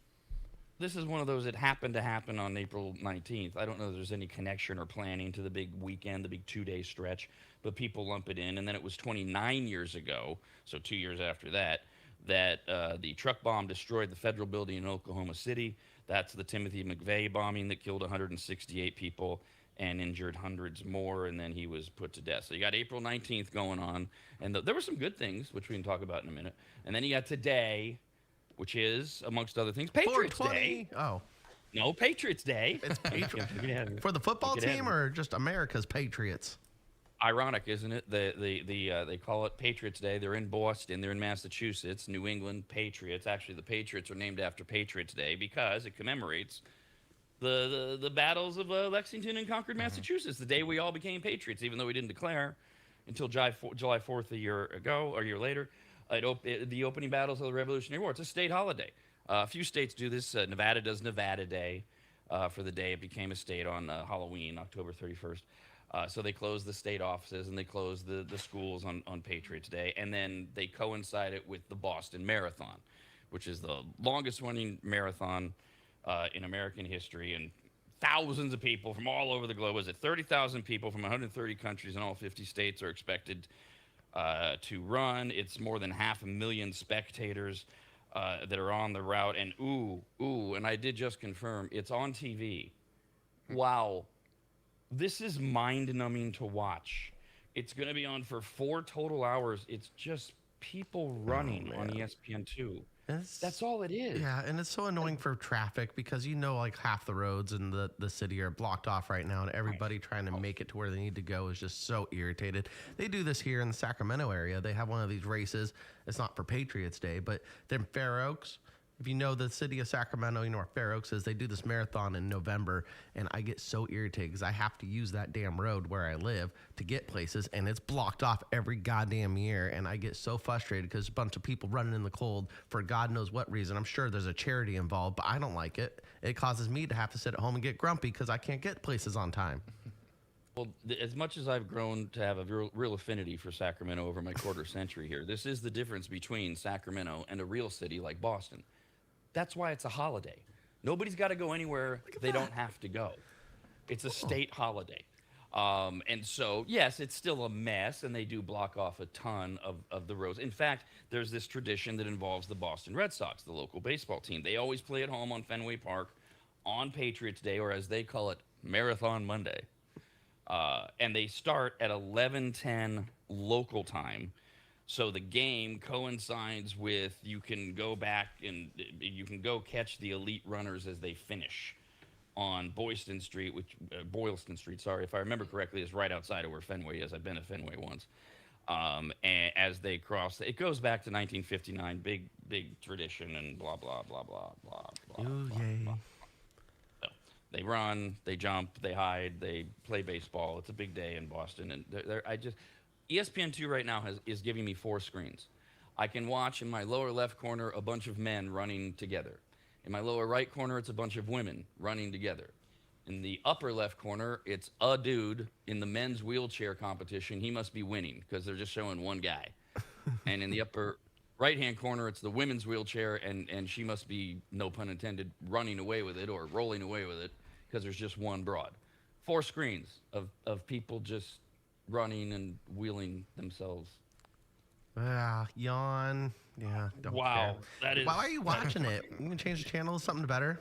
Like I watched put it porn only on or for show something. prep, Kyle. I only so that I could see how awful it is. I don't plan on watching it. Okay. It was solely that I could subscribe it. If you now, or if you want to feel better, I'm going back to something very exciting: cable news. Ooh. All right. So yes, it is also being April 20th, the 24-year anniversary of the Columbine High School massacre, the one in Littleton, Colorado, when Eric Harris and Dylan Klebold shot and killed a teacher and 12 of their classmates, wounded 26 others before they took their own lives. They were not wearing trench coats. There was no trench coat mafia. That was all a myth that was made up by the media. The FBI confirmed, 20 years later, no trench coats involved, just a bunch of psychos. Who may or may not have done it because today is Hitler's birthday. Yay! Happy Are we supposed to do birthday. this, sir? He was born on 1889. There. Happy birthday, now Maybe not. 1889. Oh my God. Jeez. We'll do this. I mentioned there was some good news yesterday. On yesterday's date, April 19th, 127 years ago, that was the first Boston Marathon. That's not good news. Why did I put that under good news? You okay today? Oldest marathon. Okay. Hey, on this day 45 years ago, with the first pick of the NBA draft, the Lakers chose some guy named Magic Johnson. That worked out okay. And it was on this day in 1987, The Simpsons premiered. Remember this? I don't know. A lot of you don't. It didn't premiere as a show. It was a cartoon skit on the horrifically bad Tracy Ullman show. Like, they would drop in little, 3-minute bits, like a Bluey cartoon of The Simpsons, and then everybody went, well, that cartoon's a lot better than this Tracy Ullman bitch, so they turned it into the longest-running scripted show in TV history. What are they, 37 years or something? Wow. That's older than I am. You said it came out in 87? That was the first. That was when they started doing the shorts. Okay. Yeah, and I think it was 2 years later they became, I think. Yeah, that sounds about right. I think they're a year older than I am. Yep. So we can measure Kyle's age by The Simpsons. Yeah. Great. I remember watching The Simpsons one time. My dad's friend had a DVD box set. My dad dropped me off at my dad's friend's house. I don't know where they went. Probably pick up drugs or liquor or something. And me and my sister are stuck there watching The Simpsons DVD set of all the seasons they had at the time. I remember plotting it in and seeing I remember seeing something on the DVD saying it came out in 1989. And I was like, whoa, that's older than I am. And you were first exposed to them when you were how old? 9, 10. Oh, I know The Simpsons. I was exposed to Simpsons as an early kid because I had religious grandparents that I would go to their house before and after school. And we weren't allowed to watch The Simpsons there. And it was very well known that if they came on TV, my grandfather would come over, turn it off, and yell at us for watching it. It was a very lovely time, not scarring at all. I have a lot of experience with people who were raised by various very religious people in their lives, grandparents, aunts, uncles, and I've heard all the stories about no, you can't celebrate Halloween or no, you can't read Harry Potter. What was the problem with The Simpsons specifically? Do you remember? Vulgarity, the Homer chokes his son Bart. I think they said damn, maybe crap. Yeah. I think that was unacceptable in that household as well.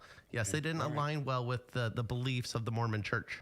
Yeah, it was more frowned upon in our house when we were younger. I don't think anyone ever stopped us from watching it, but it was kind of more like, oh, you're watching this isn't good. It also Ren and Stimpy was pretty bad. Oh my God! right? Yeah, see, that's the problem. Is I go to because I had a divorced family. Go to my dad's house, my mom's house, no problem. Go to grandma's house, it's a problem. You know. It is amazing how tame these shows pair in comparison, right, to what comes out now. Yeah. Mm-hmm. Oh yeah. Right. Even Jackass when that came out, that was later 90s, early 2000s. That was way worse. And I was watching that too. And I go to grandma's house. We can't watch The Simpsons. Yeah, we had and now, who cares? Jackass and all those stunts. Now it's nothing, right? Anybody can do it. Roseanne, when Roseanne came out, they used to say, what the kids used to tell their parents to shut up. Or they'd be like, shut up, or something like that. And that's what got us in trouble. They're like, you're not watching that show no more. Yep. Bad values. You can't learn that behavior. But you were just seeing it on TV. You weren't then going and telling your parents to shut up. I don't think so, but who knows? I don't think I would do that, but Yeah, I don't know why they thought we would do all those things. I remember getting the video game Grand Theft Auto 3 came out when I was a kid, and I swear to God, my grandparents and my mom wouldn't let me play it because they thought I was so stupid enough that I would then imitate this video game character and go out and pick up hookers and steal cars and beat people up. No, it's just fun to do in the video game world, not in real life. I've always had I'm never good at this conversation because A, I don't have kids, so for a lot of people, I don't have standing. But B, I also was raised in a very much of a, hey, don't shelter him kind of society, in the sense of just because I mean, how many whores have you gone out and run over and then kicked to death, Kyle, while you were trying to steal their crack as a result of Grand Theft Auto? Exactly. Precisely zero. You know, I haven't been going out and shooting bunnies and ducks in the head with rifles, thinking that their bills were just going to spin around. But I spent my entire youth watching, Bugs Bunny cartoons. So I never really got it. And then video games came out, and this whole, if you watch this, you're going to become it. Whereas our thought process was expose them, but we've already taught them good values. They won't be. Obviously, there's a limit. You probably don't need to be exposed to hardcore porn at the age of 8, although kids are now. I don't know how much of that we can even control. But back when you could control it, I'm sure, yes, there need to be some lines. Right. I think it's up to the parents. You got to draw those lines. Yeah, it is up to the parents, but the parents do a crappy job. The lines are all zigzagged in my life, for sure. Just my example. See, well, okay, and not only that, yes. So you had that weird thing of at least 2 households and different rules. Oh man. Which gums up the works. And now today, as we've talked about, you can't really control it. You can control it within your house, but ultimately, if they want to see it, they're going to go. By the way, what was the worst thing that Ren and Stimpy was going to teach you? To piss on a fence? What was the big deal? You get a saw and a log and put it on your friend's butt, and then saw. Was that the show that was on The Simpsons? Or was Ren and Stimpy, I think, was Nickelodeon at the time. I'm sorry. What's the show that was on The Simpsons? The Itchy and Scratchy show. There we go. Sorry. Yeah. They used to cut each other's heads off. That was a knockoff of Tom and Jerry. Yeah. So that's what I meant. Sorry. Well, yeah, but if you can't watch Itchy and Scratchy, then you can't watch The Simpsons. Yeah. Right. Yeah, no, Itchy and Scratchy are way over the top, but that is what Tom and Jerry wanted to do to each other. So it makes sense. Yeah, okay. So obviously, what today really is for most people is 420. Is this, by the way, has it as a non-stoner guy, has it lost its panache now that marijuana is legal in 40 states? No, the dispensaries are packed, and there's concerts and like big old events during the weekend and everything. Yeah, there's a lot of very sales well celebrated today too. So a lot of people go out for the sales. So I saw the sales. I got my email over the weekend because the only thing I do are those THC seltzer drinks. I was like, oh, that's a pretty good sale. Okay, 420, sure. I mean, that all makes sense to me. The sales, the food deals, we'll have all of that later in the holiday pile. I just didn't know if, as regular users, if it still brought like warmth to your heart, if it was still a good day. I actually haven't gone to a 420 sale in probably a few years. So just because it's a little too crowded, it's a little too, you get some deals, but you're going to be waiting a lot longer, and so I mean there's definitely a good and bad to it. Yeah, I think it lost its fun right after high school, because high school, it was kind of the day like we all left and ditched school and went to the somewhere during lunch and got stoned, and then came back all high, and you're in high school, so it's sneaky fun even though everybody was doing it. So the fact that, you grow up and you become a big kid and an adult in this world, then, those things aren't really as important anymore. I did notice in a lot of the articles over the weekend that a lot of the places that are doing 420 deals, whether it's dispensaries in states where they can have them or like fast food restaurants, they started them on Friday. So that a lot of you, it sounds like a lot of you experienced stoners could go out on Saturday, take advantage of the deals, and then not have to be part of it today because it's so packed and amateur hour. Sometimes they start their sales early too. Yeah, on the weekend. Yeah, you can also do online orders. You can just go in and then pick it up. That way you don't got to wait in the long ass line. You just be like, I can cut. Mine's already ready. I'm gonna go pick that up. Thank you. Just have it delivered. There you go. Heck yeah. Pick it up. So I don't like the delivery fee. You got to order a certain amount, and then there's no delivery fee. Oh, look at Rob with the knowledge. There you go. So yeah, we'll do more of this in the holiday pile. But of course, the king in America of all things experimental remains Colorado. They've been holding a 420 concert for years. It is at Red Rocks. What a gorgeous venue Red Rocks is. Oh, I want to go so bad. I still haven't been. One day. Outdoor venue, all elevated seating. You've seen a few specials doing it. The beauty, the scenery behind is just incredible. And the 420 concert today is being headlined, of course, by who else but Snoop Dogg. Snoop! He'll be joining Ice Cube and Too Short on stage. for the 420 concert at Red Rocks in Colorado. America's RAD Cast, only on the radnetwork.com.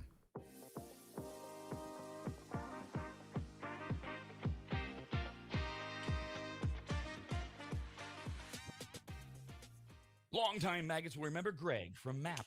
MAP, as in Maximum Athletic Performance, which guides you to better output through better ingredients, also known as nutrition. Greg has been on the RAD Show many times and will be again, as he simplifies nutrition and helps us all understand what actually works when it comes to fueling our bodies, almost all of which can be found at maptrition.com. Every product is formulated with clinical precision and backed by science and purpose, and maptrition.com has something for every fitness level, even those of us who barely have a fitness level.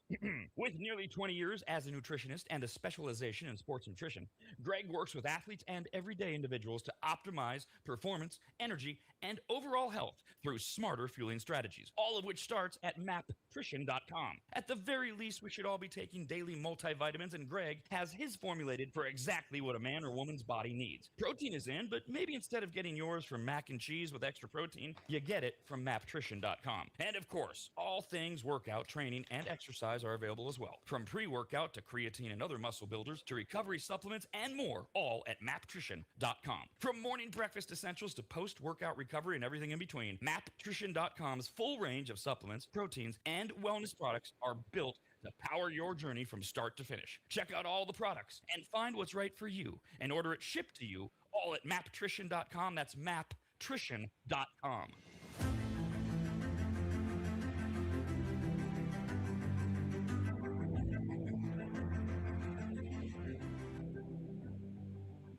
Longtime advertiser Sue Berry, that's Berry with an A, is more important now than ever. Sue and her team have been serving Northern Nevada and the outlying areas for 30 years, and her experience in both commercial and residential lending is vital, as every day we're bombarded with news of interest rates, the market, the economy, and a bunch of other stuff that Sue can actually make sense of while everyone else's eyes glaze over. Now remember, it's Sue Berry with an A, B-A-R-R-Y, SueBerry.com. Most people think berry is spelled like a fruit or Halle Berry, but no, it's Sue Berry with an A, like soul singer Barry White's first name. I've heard people say, Stop that. Sue is a broker versus a retail lender, which means she can shop over 150 different lenders to get you the very best rate possible. And on average, someone who uses a broker like Sue saves over $10,000 per loan, which includes refinancing. And if you have a rate at 6.5% or higher, call Sue for a free quote now on a refinance. Sue Berry and her incredible team from Barrett Financial can be found at SueBerry.com. That's Berry with an A. I've been working with Sue and recommending her to you for years. All you need to do is call her now so she can get you pre-approved. Just call your residential and commercial lending expert, Sue Berry, at 775-843-9983. Oh, Rob, stop. You're going too fast. What was the number again? 775-843-9983. Or just head to SueBerry.com. The number's right there. Berry is B-A-R-R-Y. Sue Berry with an A.com. That's Sue Berry, B-A-R-R-Y.com. SueBerry.com. Disclaimer, Sue Berry, NMLS number 366040. Barrett Financial Group, LLC, NMLS number 181106, Nevada 5091, Equal Housing Opportunity.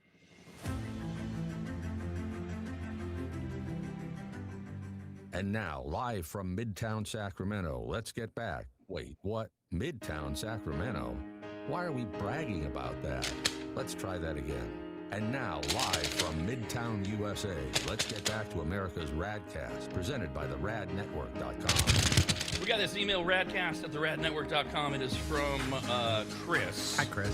So we're talking about it's April 20th today. The 19th was yesterday. These are these two back-to-back days where a lot of people cite all of the weird historical things that happened. One of them was the 1993 Waco siege, which was the, we were trying to remember, Jeff and I were trying to remember, going, how exactly did all this happen? So it was a 51-day, almost 2 months, armed standoff between the U.S. government and the Branch Davidians, a religious sect led by David Koresh. Began with a failed ATF raid on February 28th. That goes back to what you were saying, Jeff, the FBI thought they were holding all kinds of weapons and storing and stockpiling. Ended almost 2 months later, which, as we mentioned, there was tear gas, but investigators concluded many died from smoke inhalation, some gunshot wounds, and debates to this day persist over who started the fire, the tactics, blah, blah, blah. So anyways, that was the 19th. So the email from Chris says, hey, Rob, dumb joke I remember from when I was young. What does Waco stand for? We ain't coming out. Okay. Not really a joke, but dumb. I think a fun note too. Who was the guy that you said that did the Oklahoma City thing again? Timothy McVeigh. Yeah, I remember in the documentary they show a video of him during that 51-day siege, like literally standing outside the building, like watching the FBI sitting out there, like he was one of those spectators. Because it was like a lot of spectators were just sitting out there for days and days with the reporters and stuff. And I remember they caught him on film, and that was what And like McVeigh, you said. he was one of the guys that confirmed he specifically did his Oklahoma City attack 2 years to the day later, because it was April 19th of 95. Yep. Yeah. We've been following tech stuff, including the study we cited last week that the average American spends about 5 hours on their phone a day, according to surveys. And even if you're on the lower side, say you're at 3 hours a day, because like an average, right, 5 would be like 3, 7, 5 is the middle. That's an average, not a median. That would still add up to a month and a half a year. Oh God, that we're on our phone. Wow. Oh, it's so sad. I did look at mine this year or this week. I'm down like 2 hours this week than it was. See, I saw the data usage thing come through, and I just did what I've been doing. I didn't think. I just got rid of it. Yeah. Kostadin Kushlov is the associate professor at psychology at Georgetown University, and we mentioned this a little bit last week, but I dove deeper into this because since we're using our phones so much, more people are looking to unplug, which is leading to what they're calling, where is it? There's a name for it. Unplugging? No, that would be too easy, Kyle. Oh. That would make sense. No, now it we're doesn't doing, make sense. Oh God. Well, we have to make sure we make it. It's not that it doesn't make sense. We have to make it more dramatic than unplugging. Unplugging is so serene and soft. You're simply unplugging something. Now you may because you don't really pull the plug on somebody that's dying, but you just unplug. We need to make more intense. So this is what we call social media detoxing. Yeah, we're detoxing. Oh, gotcha. Because it has to be By a the drug way, problem. I gotcha. Okay. Yes.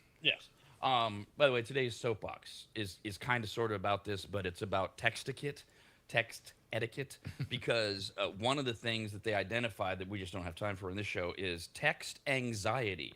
Yes, we're all getting anxiety from texting based on how long it takes people to respond. Oh my God, really? Isn't that called OCD? Are we Well, this is the interesting thing, Kyle. I point out in the soapbox, there's no such thing as text anxiety. You have anxiety. Texting is the trick. Period. Yeah. Well said. They offer you 17 ways to not have text anxiety, and I offer one. It's all part of the soapbox. Yeah, but people can't take responsibility for themselves. They have to blame it on other things and other people. Bingo. That's all it is. That's all we've been doing this entire century. Carpal tunnel syndrome. Not a thing. It means you have weak forearms. That's it. Just do some forearms exercises.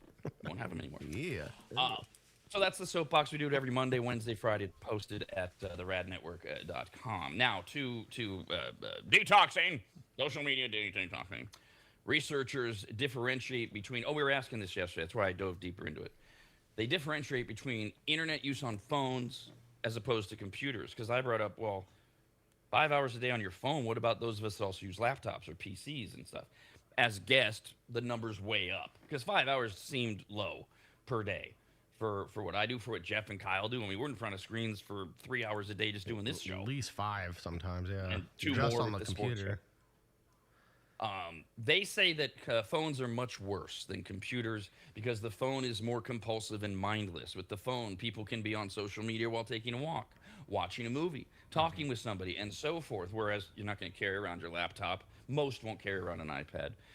And it basically interrupts those activities. So you're supposed to be taking a walk or walking the dog, but instead you're watching a movie on your phone. They say in those cases, researchers found that you are not paying as much attention to the social activity you are doing, and you enjoy it less. That's that whole not being present thing that we were talking about. Well, yeah, being present can be boring sometimes, though. I mean, I get that, especially I remember being on the bus when I had to ride the bus for a while. I would watch Netflix on my phone because, people on the bus aren't that entertaining unless it gets loud. So it's better to have that. You mean like a school bus? No, this was a bus in Hawaii. When I first moved out there, I had to commute 3 hours to and from my work, and I didn't have a car when I first moved out there, so I had to wait and save up money to get one. Because like, So I the mean, bus it obviously, like a was. school bus, everything about school sucks, so that would make sense. You're on a here's what psychoanalysts would say.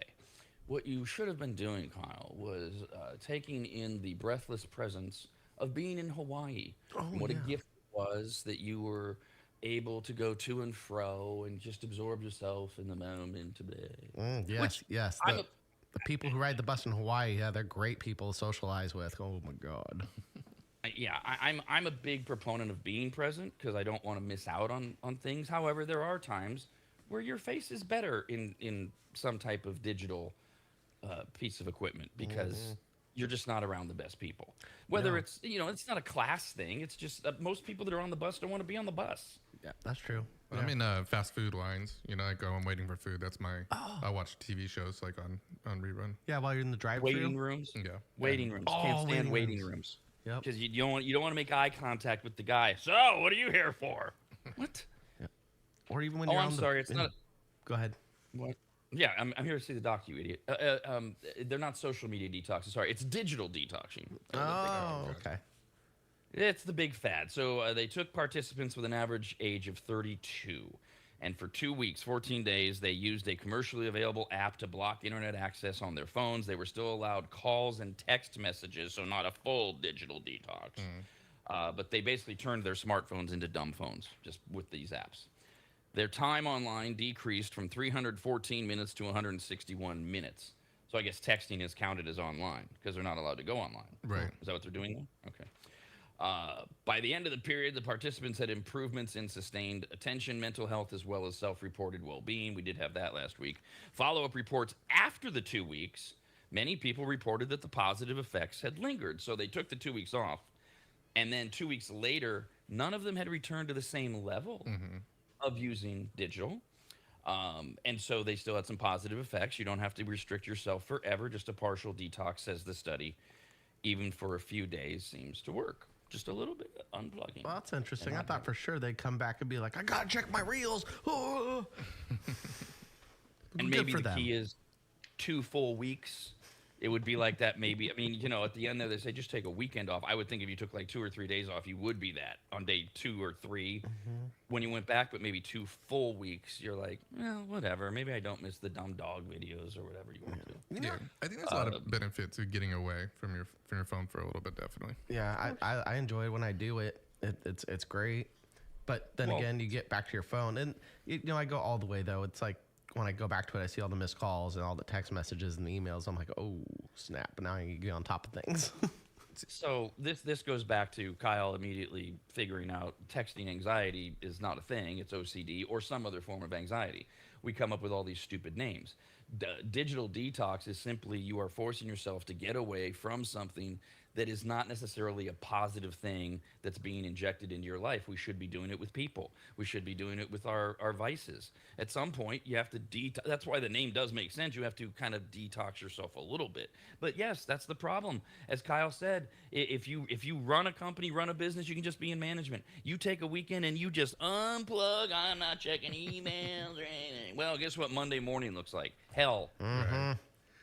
I had a question. Does the anxiety cover the opposite, which is not waiting for people to text you back, but too many people texting you? Like I get the anxiety of like when my phone is buzzing all the time, and I'm like, oh gosh, what is it now? Like what's something wrong? And then I find out it's just my cousins in a cousin chain texting 50 times, and I'm going, okay, I have relief there. But that's like my anxiety comes in when I'm like, too many people text me, and I'm like, oh gosh, like who do I respond to first, or should I, wait, an hour like I should to just relax and not be paying attention to my phone every second of the day. So that's where my anxiety comes from. Dude, I had anxiety with my phone yesterday. I went out to the laundromat and I left my phone in my car, and I didn't know it was in the car for like 2 hours. I just thought it was in my pocket and it was quiet, and I'm knocking out work and I'm like looking for my phone before I go to bed so I can set my alarm to wake up. And sure as hell, I find it, and Rob had texted me like 2 hours previous being like, hey, are you doing this? I'm like, God damn it, had I known about it. Yeah, I had my phone off me. I'm like, damn, my anxiety. I'm like, is he going to be mad? Is he going to be upset? Probably not. I didn't respond. The misplacing of the phone and not having like access to find my phone, it is nerve-wracking because you're like, especially if you don't have help from anyone. So you're in your house alone, you can't find your damn cell phone. No one else is there. And if you have it on silent, it's even worse. Yep. So I'm like, I had this happen a few months ago. I'm like, well, I could go down to my neighbor's, but what is he going to do? If he calls, I'm not going to hear anything. And you're like, where the hell did I just had my phone. And so the only thing I could, and then I thought, okay, well, I can go to my laptop. Well, wait, my laptop's not Apple. I don't have Find My Phone. I can send an email. What's the emailer going to do? My phone's on silent. I can email my mom to do what? Yep, you gotta get that Find My iPhone on your laptop. I had to do it yesterday. I logged into my Apple account. Boom, right there. I looked. I'm like, oh, it is in my car because it shows you right on the map pretty precisely. And I was like, yep, my car's parked right there. I'll go get it. I have another hack too that I'm glad that I set up because it's helped me hundreds of times. Is I have my smart home, so like Alexa or whatever device you use, has a phone line set up, so I can call my phone from anywhere in my house. I'll say, Alexa, call my phone, and then I run around the house looking for it. How often does your Alexa scare you in the middle of the night when it's not supposed to be talking to you? No, I don't know. If yours isn't creepy, okay. She ignores me sometimes. I get mad. Oh, bad Alexa. You have like a stalker Alexis or a ghost Alexis, Kyle. She shouldn't be doing that. No, it was when I was house sitting, man. There's a person I house sit for once in a while, and they have an Alexa, and that thing goes off in the middle of the night because I have it in their bedroom. I don't know if it's because I'm snoring or I'm talking in my sleep, but the little thing's a creep, and it will just start talking, giving you random facts in the middle of the goddamn night. It's like, based off of your snoring, we recommend this medical treatment. Right? Go to the hospital, Kyle. You might have sleep apnea. Now that you're awake, go do something. Jeff, to your question, when it's specific to text anxiety that we talk about in the soapbox, one of the many causes of text anxiety is the anxiety over receiving. There's a whole category of receiving text, including what you described. Too many of them at once. You hear the notifications or whatever, and it could be as simple as. It could also be the reverse. You hear the notification, you think, oh, all right, that's so-and-so who you've been waiting to hear from or who you just texted. Right. And then you go over, it's like, oh, Amex says I'm late on my bill. Great. That's not what I wanted. I'll tell you what, though, I get more anxiety when people notify me than my phone. Maybe this is only subject to just myself because I'm a bartender, but I get anxiety when I hear my name go off more than 4 or 5 times when it's busy. And they're like, Kyle, hey, Kyle, hey, Kyle. I lose it and I throw things and I get angry in the moment. And then I'm a bad bartender. Yeah, that would be annoying in a work. That's a very unique one because of your workplace. Like when we're out at concerts or festivals or whatever and people recognize it, that's no big deal. Hey, Rob, hey, Rob. Okay, fine. But yeah, if somebody's like, it's almost like they're nagging at you, even though they're just trying to say, hey, can I get another? Yeah, can I get another one? Can I get the TV changed? Hey, the bathroom's out of paper towels. It's just like, man, you hear your name go off in like 30 seconds, though, and that's when you lose it. There was a separate study done by Harvard in November that found also that even a short break from your phone can make a measurable difference. After 1 week in their study of reduced smartphone use, participants reported drops of anxiety as much as 16% and depression by 25% just by not being on their smartphone for a week. Now, if you go to full-on, more specific social media detoxing, that involves taking a break from platforms to improve your mental health, reduce anxiety, and regain focus. These are things, and here's how you do it. You can do this on your own, okay? You don't have to go to Harvard. You decide what your detox look like. For example, no social media, but texting and maps, for example, are allowed because you set it up ahead of time. And, I need maps so that I can get around. You let others know. Let your friends and family know you're taking a break so they know not to expect instant replies, especially like if you leave texting on, but no social media. If they DM you, you're not going to see it. So you gotta let them know. Perfect. And then find replacements. Have them ready to go. What are you going to do with your time instead of scrolling? Are you going to read, exercise? Are you going to leave the home? I know that's a novel idea. Cook, anything like that. So that's how you can do your detox at home and see the wonderful. And I agree with Jeff. It is good to check out. You can check out too much, and then you get all the anxiety that Kyle was explaining when you come back. But just getting away from and it's not just on your phone. If we're going to talk about just checking out, guy like me, get the hell away from cable news. And I don't need to see people arguing over the same shit every day. And one side says this, the other side says this, and they both claim it's the truth. It's like I was saying, this is just it's getting away. You got that negative person who's always negative in your life. Maybe take a break from them for a day at least. Yeah, I've been taking not doing the national news in the morning like I was a couple weeks ago, just because of that same thing. I usually do sports, which is great, but now we're getting up so early that there's no real live shows on while we're up. So, national news is on, but it's I'm starting to feel it like, no, I don't really need to be watching this in the morning. No, it's depressing as hell. And if you're watching it like we would be for work purposes, then I'm working because I got to cut through what the BS and what it isn't. And sports, even as you know, has become hit or miss because sometimes that has to get not necessarily a little bit political, but sociological. And we have to start hearing about will LeBron James play basketball because of his connection to his son? And I'm like, just tell me the scores and what's going to happen. All right, so more tech. Remember Google Glass? Right. Yes, I do. Yeah, the smart glass, and they were going to put it in glasses, right? Mm-hmm. That's what it is. Yeah.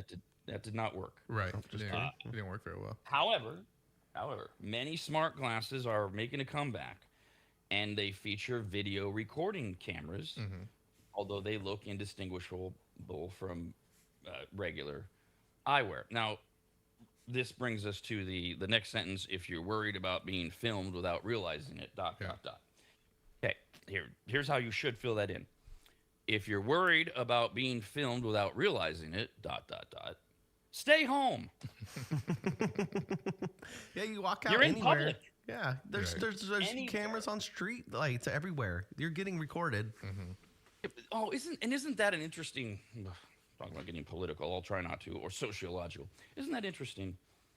We apparently have just become used to and don't care about the government filming us all the time. Right. Red light cameras, surveillance cameras, facial recognition cameras. Yes, they exist. They're everywhere.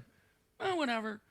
But that guy at Starbucks with his glasses, if he's filming me while I work on my laptop, that guy I'm going to get mad at. Well, yeah, we don't want him to have access to it. He's a weirdo. I mean, what if he's taking that video footage and going to the bathroom and having fun with himself? No, I don't want that creep having it. No, the government's going to a database. Who knows who's looking at it? We don't know. But I know that creepy dude is recording it for creepy reasons, and I don't want him doing anything like that in Starbucks. There's no weird government guy in the middle there who goes, oh, yeah. Oh, look at Kyle. Oh, God. Oh, when it gets in his beard. Gross. I have always, I know Kyle's illustrating the absurd by being absurd, but I have always wondered, it seems like it's a woman thing more than a man thing, but people that get hooked out by the fact that a total stranger later in the day are getting pleasure to them, you don't even know. What do you care?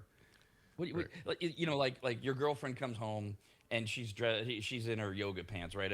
Whatever, right? She's been working out. She looks hot. And she said, there was some guy who was following me around at the grocery store, but, it's no big deal. And you might say, yeah, well, it's a big deal to him because he's going to fall asleep to you tonight. Oh, my God. Oh, how gross. How gross. Well, that's what I was doing to you before we went out. I mean, what? God. So, there's a new app. I love it when technology solves technology problems. There's a new app that alerts you if someone is wearing smart glasses in your vicinity. What are you going to do? Yeah. Leave? The app is called Nearby Glasses.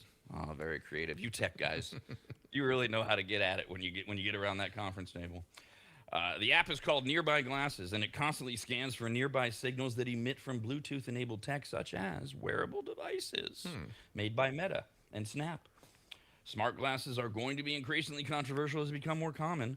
And the app's developer, the Nearby Glasses developer, says that smart glasses are, quote, an intolerable intrusion, consent neglecting, and horrible tech. Okay. So but red light cameras are not. I don't know. I think it's kind of funny they found a market for the schizophrenics. This is ridiculous. You think I'm texting. I'm actually taking your picture right now. Yeah, and that's been going on for forever, right? And people accuse other people, are you taking pictures of me all the time? These glasses are going to, I already know that like TSA and like other security people are being trained on how to recognize them now. The Ray-Bans came out and they were really popular. People, coming and recording, or people cheating, or people going into museums. That was one thing. They didn't want them taking pictures or videos of the artwork and stuff like that. So they'll be like, are those streaming glasses? And other people are just like, No. No, they're not. No, they're not. No. See, that's all okay in my opinion. A private entity, a private business, they can make whatever rules they want. And like you mentioned the museums, I right away think of concerts and more importantly Right. comedy shows, Right. Yeah. where a lot of them confiscate your cell phones. Okay, if you don't want to see Chris Rock, then don't go, I guess. Or if you have to have your cell phone with you, but yeah, they're gonna have to start worrying about if somebody wearing their smart glasses. But if it's just you can't wear them around because it makes our other patrons uncomfortable. I Right. mean, they can still do it. Starbucks could do it. Starbucks today could say, no smart glasses allowed in our store. How they're going to figure that out. Yeah, Yeah. there's so many loopholes with it right now. It's in the beginning stages of it. So this is where all the fun happens, because now if you get them a smart glasses and they're quote prescription and you try to tell someone they can't wear their glasses, now you're violating some form of rights, I assume. ADA, Yeah, Americans there we with go. Disabilities Act. I can't read the menu. That's an interesting one because I was just the prototypes I saw, not even prototypes, they're out on the market. They look like just glasses. Yeah. Right. So you do have to be trained, like you were saying, Jeff, to like figure out. And you brought But up a they're good smart. point, because I know that ushers are trained too, because they're looking for, like, have you ever gone to a Chappelle concert and pulled out your phone? Those ushers are on you. They're like, you're not even taking pictures. You're just looking at your phone, and they're like, put that away now. Like, they're watching. And from what I've seen at Chappelle, and I think Kevin Hart's the other one. Have I ever been to a Chappelle? It's one time, and that's it. Right. It's one time tolerance, not zero tolerance. One time. They are hardcore. Right. It's like, okay, you had your chance, get out. Whoa. By the way, did you hear? Having nothing to do with anything. There's rumblings about Chappelle bringing back the Chappelle Yes, show. I did hear rumblings. I'm very excited. I hope it's not just a social media rumor. He was this weekend, and it won't be on Netflix until the end of May. But this weekend, Eddie Murphy got one of those Lifetime Achievement Awards, and every comedian that matters was there because he's their hero. I mean, Eddie Murphy's old enough now that Chappelle and Chris Rock and Kevin Hart, they all are like, Well, they Eddie should Murphy." be. Dude, Delirious was such the biggest. It still holds up in today's comedy. There still isn't a comedy special that will beat that, in my opinion. Hey, it's certainly on the Mount Rushmore of all of them. But Chappelle, when he got up on stage, like he just overtly was basically pimping Eddie Murphy to, he didn't say I'm bringing the Chappelle show back, but he did if you read between the lines. So maybe. It's Keep exciting. up. Cool. Maybe Netflix is hold going on. to give him a ton of money. Well, good, because MTV screwed the hell out of him. He needs to be on a stream. He not MTV. does. It was Comedy Central. Thank you. Comedy Sorry. Central. There you go. My apologies. Sorry, No, MTV. he needs to be on a stream. And right now, Netflix is the stream that lets everybody go. They came out years ago with both Chappelle and Gervais, and they said, you don't like it, don't watch it. And that's where that is where he belongs. Just let him go. All right, back to tech. So depending on how you travel, you're used to seeing ads. Like you can pay to get ad-free streaming, or you can just deal with ads on your stream. When you play games on your phone, you get ads a lot of times, depending on are you willing to pay for the game. You ever? And a lot of us use Uber now, but taxis have ads in them. Gas stations, right? When you're filling up, you seen these? Yeah. Ooh, how much are Zins? Ooh. Yeah. Yeah. 2 for 1 Slurpee. Now, Ooh. this has been going on in China for a while, since 2021, and it's making its way slowly to America. Public bathrooms that will make you watch ads in order to get toilet paper dispensed. Oh, that's cruel. That's why it started in China, and now some American entrepreneur went, "Hey, that's a good idea. I mean, what are you gonna do? Are you gonna watch my ad? Are you gonna use your shirt?" Let's just put a little TV up in the bathroom on the little doors or on the toilet paper dispensers. Put a little video thing like they do at the gas stations. Make it a little TV and just play it there. Well, they do. Yeah, I'm assuming. Yeah, that's what they're gonna do. It's gonna be really clean too. I'm assuming. Oh, I know, but it sounds like they're holding the toilet paper hostage until you watch They a are. minute-long commercial, probably.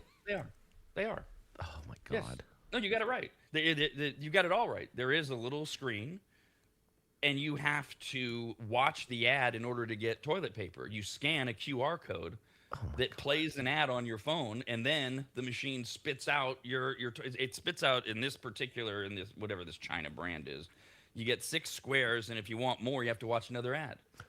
No, that's Now, if mean. That's hella jacked up. I mean, what? And if you don't want to watch an ad, there's an option to pay for toilet paper. No, I'm not going to watch your ad. Okay, Apple Pay. There you go. Kidding me? What happens to the old people who don't even know how to use their tech? I mean, you Well, put that in a old public people. bathroom, they're in there and they have to call for their grandson to come in. Kyle, come in here. I can't figure it out. Give me your smartphone. That's true. Can't That's work definitely going to Apple happen.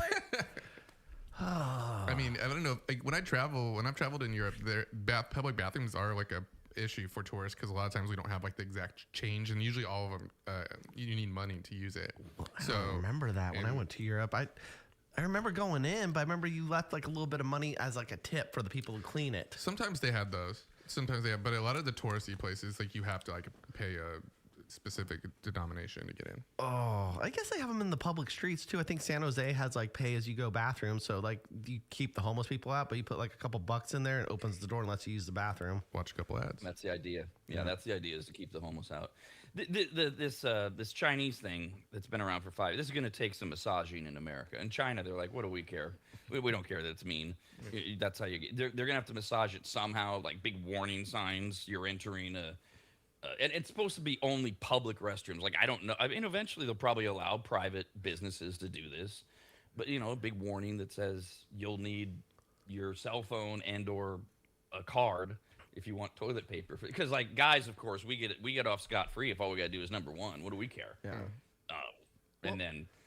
Well, here's the other side I'm thinking about too, is the people that are going to, protest this whole pay for toilet paper or watch an ad. What if they just take a number 2 and they just leave it there, or they just go like all over inside the public bathroom? Is there a fine for that? Are there cameras watching them?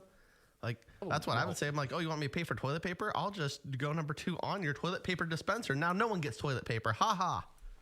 But your butt's still dirty. Aren't you losing too? Yes, but I'm protesting. I'm going home and I'm washing it. Or maybe we can pull that game where you just go commando and use your underwear as the toilet paper. The answer is yes. You are losing. What's the other thing too? Even Kyle brings up, amazingly. See, this is why I let Kyle run, because he stumbles into some interesting points. Do these public bathrooms not have sinks? It's like, screw you. I'm not watching your ad. I'll just shuffle out to the sink with my pants at my ankles, and I'll just use water. And don't they have paper towels or anything? Splish splash. I was taking a bath. I need more information. We'll stay in China for the last tech innovation. They have a car maker named Seres there, S-E-R-E-S. They have been granted a patent. Now, in China, electric vehicles they're just everywhere. They're way beyond us with EVs. And they are packed with unconventional features. Like they have built-in massage seats. They have karaoke systems. Oh, that's cool. So you can just drive around and karaoke. A lot of the Chinese electric vehicles have fridges inside of them. What? Because it's a highly competitive market. So Seres has now been granted a patent to add in an in-vehicle toilet. Yes. Now, oh, it's perfect. Well, I need that quite a bit. I hate stopping and using the truck stops unless I'm getting snacks. That then it's fine. But it'd be nice, like if you're stuck in traffic, holy crap, to just hit the toilet option and just go. This is the thing that doesn't make it as sexy as it should be, is that even in China, they're still going for some type of safety, because it's an onboard toilet that slides out from the bottom of the passenger seat. So you would still need to pull over, get in the passenger seat, and then you could use it, as opposed to you're just stuck in a traffic jam or whatever. The feature is meant to satisfy users' toilet needs on long journeys, or maybe if they have to stay in their car. It comes with a fan and an exhaust pipe to channel odors out of the car. So this thing is stored under the seat, so it's all wired in. I was worried about that. Okay. Well, the fun part is that the waste is collected in a tank that you have to empty manually. You become your own litter box keeper. Wouldn't that be fun when you're out in public? Yeah, right? Where did I pull over to do this? Am I in the parking lot of PetSmart? Right? Yeah, you go up to the gas station. You're like, can you turn the water on? I got to clean out my pan. Just a bunch of doo-doo and water at the gas station parking lots. The toilet also features a rotating heating element that evaporates urine and dries out other ways. So really, actually, that you got it exactly right, Kyle. So the urine, it'll dry it out if you just let it sit there. But the gooey doo-doo, that's what you're going to have to dump in the parking lot or grab the water hose from the gas station. It's gonna get on yourself too when you're trying to clean it out. You know that hose is gonna hit a little harder than expected, and you're gonna get backsplash and doo-doo in your mouth, and now you're out in public and you're screwed. Oh, doo-doo in the mouth. Oh. America's RADcast, only on the radnetwork.com.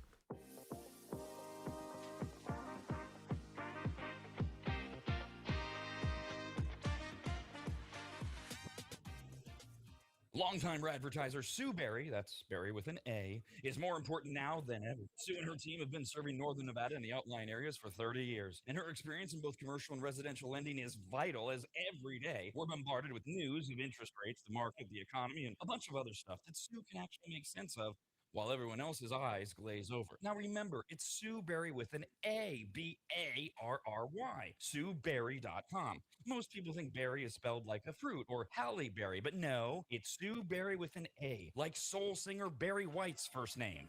I've heard people say. Stop that.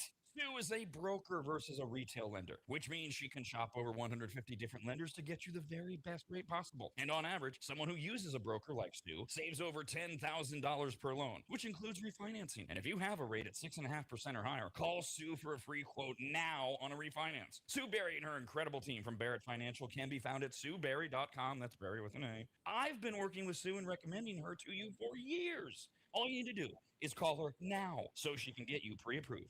Just call your residential and commercial lending expert, Sue Berry, at 775-843-9983. Oh, Rob, stop. You're going too fast. What was the number again?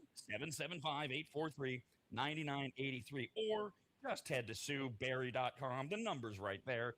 Berry is B-A-R-R-Y. Sue Berry with an A.com. That's Sue Berry, B-A-R-R-Y.com. SueBerry.com. Disclaimer, Sue Berry, NMLS number 366040. Barrett Financial Group, LLC, NMLS number 181106, Nevada 5091, Equal Housing Opportunity.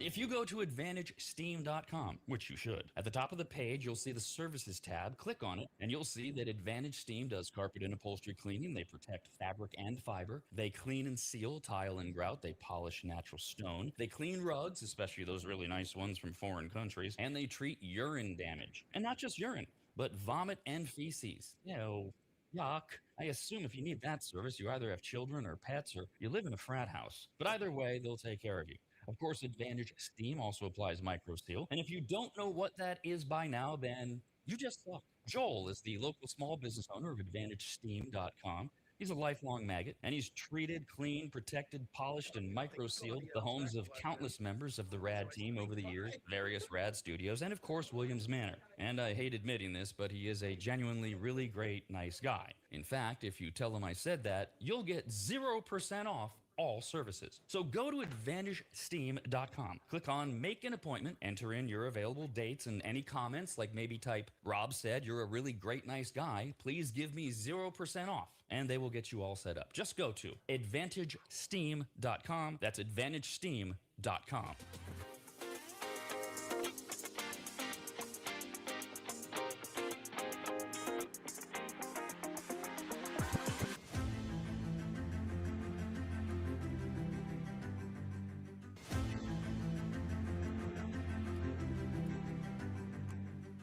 Welcome back to America's RADcast. It's Rob, Kyle, and sometimes this guy named Jeff. Three straight white guys offering their deeply intellectual experiences on being discriminated against and having their asses slapped at work.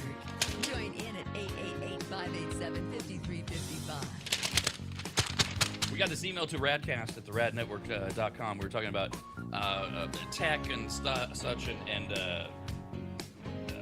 somehow Alexa came up. Because Jeff, you have Alexa set up to help you find your phone. Is that what it was? Mm-hmm. Yeah, if I can't find it, I'll tell her to call it, and it'll buzz or ring somewhere. And then Kyle, you brought up this creepy story of house sitting, and Alexa just talks to you at night. Yes. She's a little creepy. We got this email from Kim. Hi, Kim. Says, OMG, my husband set our Alexa to be sassy. Oh, I haven't played with this yet. Yeah, I've heard of it. Kim says, this bitch will cuss at me and talk back. Really? It's crazy. She does it every time she responds, and I just say, "Shut the fuck up, Alexa." That's beautiful. Yep. Have you played around with that at all? I haven't. Yeah. And all the different accents you can do with Siri or Alexa, where you can make them Australia. I haven't done any of that yet. What I've noticed about what I don't like so far about some of the new additions is that I used to do like what they call announcements. You could announce it on all of your devices throughout your house. But now they don't use your voice. They translate it to like a woman or whoever you chose. So it doesn't come off like you would say it. Like the words that I would say when she says it sounds like a lot nicer, a lot more naive. But and you want it to be mean. Yeah, exactly. Let's do some entertainment news. Overture, curtain and lights. It's time for entertainment news. More great work, Jess. Working on the visual thing here at America's RAD Cast at theradnetwork.com. All right, we told you last week that Top Gun Maverick came out in 2022. Not only was it critically acclaimed, made a ton of money. It's fifth all time for domestic box offices. A lot of people claimed Top Gun Maverick for being the one that brought everybody back to the theaters after COVID to the best of the ability that's going to happen. Of course, that worked. So there'll be a Top Gun 3, which we talked about last week. I was not excited about the sequel, and then it was like one of the best movies I've ever seen. So I just have to ride that and hope they can catch lightning in a bottle again. So it is all official. Now, when they made Top Gun Maverick, which was, 40 years after the original or whatever, Tom Cruise got $25 million to play Maverick. And then everybody sat around and said, look, we don't know. It's been since 1986, since Top Gun was out. And Tom Cruise, he's done this with other films. He said, fine, no problem. I'll take 8% of the film's profits. So the net, everything after we paid everything off, I get 8%, which is a large cut. Most big-time stars get 5%. He's Tom Cruise. He got 8%. So thanks to that and the film grossing over $1 billion worldwide, Tom Cruise for Top Gun Maverick made $100 million. Wow. Good for him. Rounding down. It was $101,430,000 for Top Gun Maverick. So for Top Gun 3, what do we do? Well, it's a similar deal according to everyone, and he will, if the film doesn't even have to do as well as Top Gun Maverick, if Top Gun 3 does as well as just projections in general, he's looking at about $135 million. Nice. For one movie. Not to say he doesn't work hard and all that. I know there's a lot of time. I wonder how much of that money goes to the Church of Scientology for their tidings. Is that what it's called, where you get a percentage? Tithing? Tidings, yeah, and I don't know. Yes. See, I don't know how the whole Scientology thing works. I know everybody likes to make... I actually read Dianetics by L. Ron Hubbard. Did you really? Which is what started this as a teenager, because I was studying psychology. I mean, I was able to go, that's a little off. That's a little weird. But it didn't like give me this cult thing that some people have. And I have not looked into it. I know there's all these specials with Tom Cruise and John Travolta and everything and what they do. So I don't know how the tithing works within the Church of Scientology. And I will never be the guy that says who needs more money. But I mean, Tom Cruise, he's got what? He's got daughter, right? Suri, that's it. He's got a daughter. Not married. What does he? I mean, that's a good question. What does he do with this? You know, that's $250 million from just 2 of his movies. Never mind Mission Impossible and everything else. Is he? I don't know. Yeah, I'm good for him. Yeah. But Tom Cruise doesn't have to pay for anything when he goes out and he learns all these extreme things. Like he was flying actual jet fighters for Top Gun Maverick. Right. He didn't pay for that. That seems like the best option is to beat all the stuff he gets to do. Yeah, jumping out of planes and all that. The thing, what did he do with the Olympics? With the Hollywood sign, did he jump out of a plane for that? I don't know if it was a plane, but he jumped out of like a stadium with a parachute. Oh yeah. Not only did he not have to pay to do that, they paid him. Appearance fee. Yeah. God. What a gig. All right. All right, we talked a little bit last week about Beef, the Netflix show. Remember the original?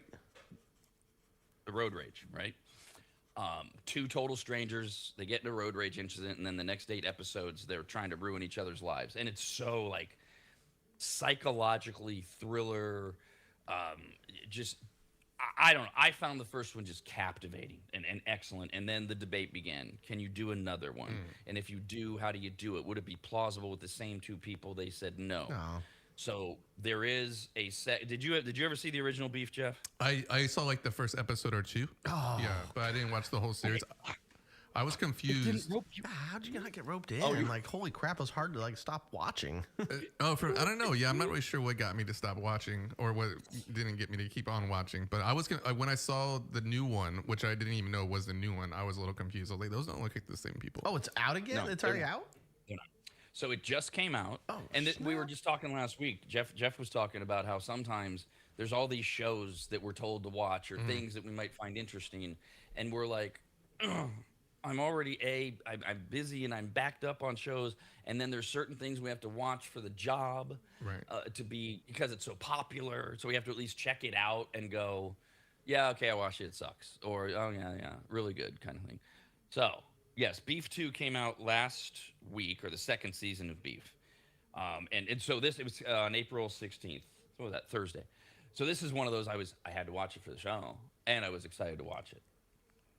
It's none of the same people, and it's not a guy and a girl. It's actually, and I'm still trying to figure it out. I'm 3 episodes in. It's 2 couples. Oh, sounds good. All right. It's amazing. It's amazing. Oh, wow. Okay. I am so roped into I watched episode 3 last night when I should have been sleeping because I just had to. Right. I had to get what so. And the thing, okay, I think there's some personal things that go into it for everybody as well. So the last one was road rage, and we could all relate to that, right? Well, this one, and I don't know where it leads, but it centers on this young Gen Z. I mean, and to the max Gen Z, they rev up the stereotypes. Not to say they're not accurate, but like the dude in the Gen Z relationship. What did he texted his girlfriend because a bee, like a honeybee, made its way into the house and it died and he cried. Yep, sounds spot on. Okay, they're getting accurate. Yeah, and so there's Gen Z couple, and they come across this other couple, the other main couple. I'm trying to make sure I don't ruin anything. I'm not ruining anything here. This is the first episode. And this other couple, older couple, Gen Xers, they're married. They've been married forever. They get into an argument. Well, this Gen Z couple only sees the final 10 seconds of the argument, and they, of course, record it, because that's what we all do, but especially Gen Z. Record everything, because they heard screaming, and they go over to investigate it. It'll all make sense if you watch it.